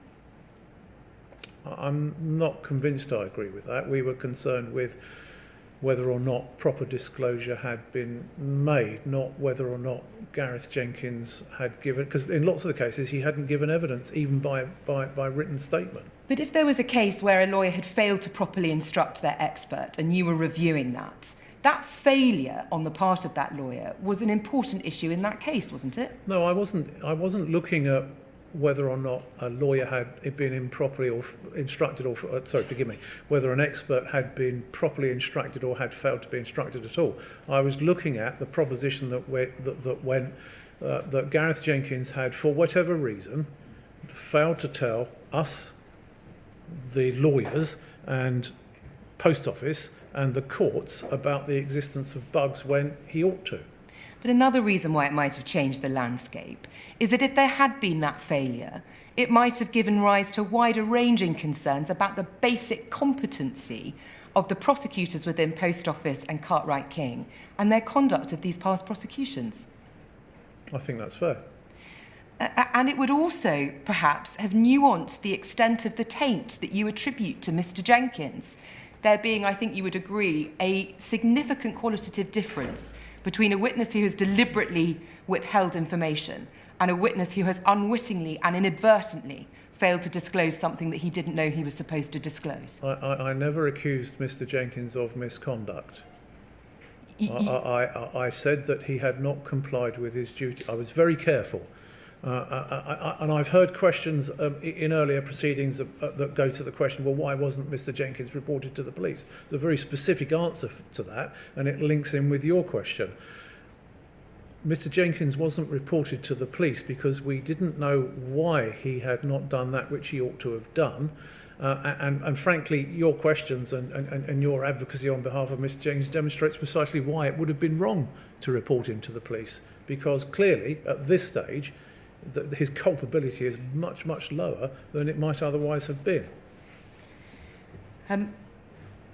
All of those factors that I've suggested might have changed the landscape, might have impacted, mightn't they, on the scope of the disclosure obligation that would arise towards convicted defendants? I think I've already accepted that we ought to have disclosed the issues about Gareth Jenkins in addition to the Second Sight and the Helen Rose reports, yes. But if you'd asked the why question, further issues might have arisen that you would have also had to disclose, wouldn't they? I think looking back, that's a proper contention. At the time, we were looking in a different area. You gave your advice on the 15th of July on your own initiative, you've told us. Pretty much, yeah. Post Office hadn't asked you for it? Not really, no. You had no terms of reference. You were in complete control of its parameters. Yep. Is that right? Yep. Is the reason why you turned your mind from this issue in your advice and shut it down because you and Mr. Smith knew full well that a very big part of the explanation as to why Mr. Jenkins had not disclosed these matters is because of failings attributable to Post Office and Cartwright King lawyers? No, I didn't know that at the time. I've already explained that I had no knowledge of the instructions that had or had not been given to Gareth Jenkins. And do you agree that if that had become known, it would have been professionally damaging to Cartwright King? Oh, yes. And it would have resulted in an obvious conflict for Cartwright King continuing their review process? Oh, I think that must be right. Thank you. Do you think that might be the reason why Brian Altman QC was not informed of the acknowledged failure on the part of instructing Mr. Jenkins? Well, that presupposes that I knew about it, and I didn't. Well, Martin Smith clearly knew about it. Perhaps he ought to have told me and Brian Altman, but he didn't. Okay, thank you. In the final 3 minutes that I have, I'm just going to very quickly deal with the Samra call, if I may. Golden minutes, but 3 minutes it is. Thank you. On the 28th of June, you've told us you and Mr. Smith made a call to Mr. Jenkins concerning the case of Samra. It was your idea. You asked Mr. Smith to set it up. It was recorded on his phone. Yep. Who prepared the transcript? Martin Smith. Thank you. Do you know when he did that? I'm pretty sure I would have said, I want it done straight away. All right. Mr. Jenkins was given no warning of that call. No. He had no prior knowledge of the case. Forgive me. I don't know whether he was given any warning of the call. We just telephoned him without knowing whether or not he'd been told by, for instance, Jarnell Singh to expect the call. Fine. He had no prior knowledge of the case of Samra? I expect not, I don't know. Mr. Smith said that at the time you and he were at the very least suspicious of Mr. Jenkins. I don't agree with that, because the purpose of the call was to find out who told Second Sight about the 2 bugs that Second Sight spoke about. And to that extent, do you agree that it was to test Mr. Jenkins' credibility? No, it was to ask him whether or not he knew how Second Sight learned of those bugs. Mr. Jenkins was not told the call was being recorded? No. He was given no chance to check the note for accuracy or understanding? I don't believe so. You say to Mr. Jenkins at the beginning of that call, Mr. Singh suggested we get in touch.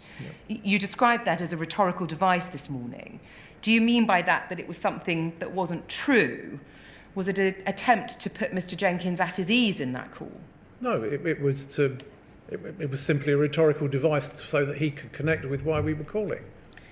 Because, forgive me, if he had been warned, as I would have expected, it would have been by Mr. Singh. In your advice, I'm not going to take you to it, it's paragraph 30, your advice of the 15th of July, you summarise that call. And in that summary, you say that Dr. Jenkins told us it was he who had informed the Second Sight Committee of the existence of 2 bugs which had affected Horizon. He told us that the extant bug affects Horizon to a limited degree and at specific post office locations only.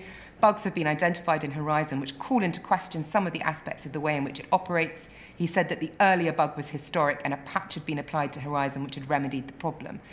Can you help us with why in the transcript we don't see any mention that Mr. Jenkins said he personally had told Second Sight about the 2 bugs?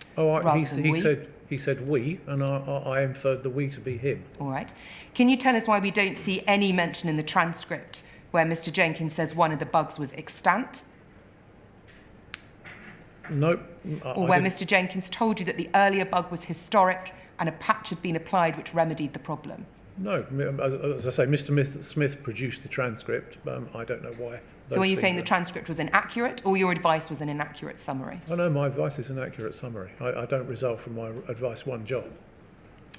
Right, thank you. Those are my questions. Time out. Yeah, thank you. Thank you, sir. That's it, Mr. Blake. It is, yes. Thank you. Yeah. Well, Mr. Clarke, I'm very grateful to you for your participation in this inquiry. You have fielded a good many questions, some of which have been hostile, which you have dealt with resolution, if I can put it in that way. Thank you. So, for your participation. Thank you.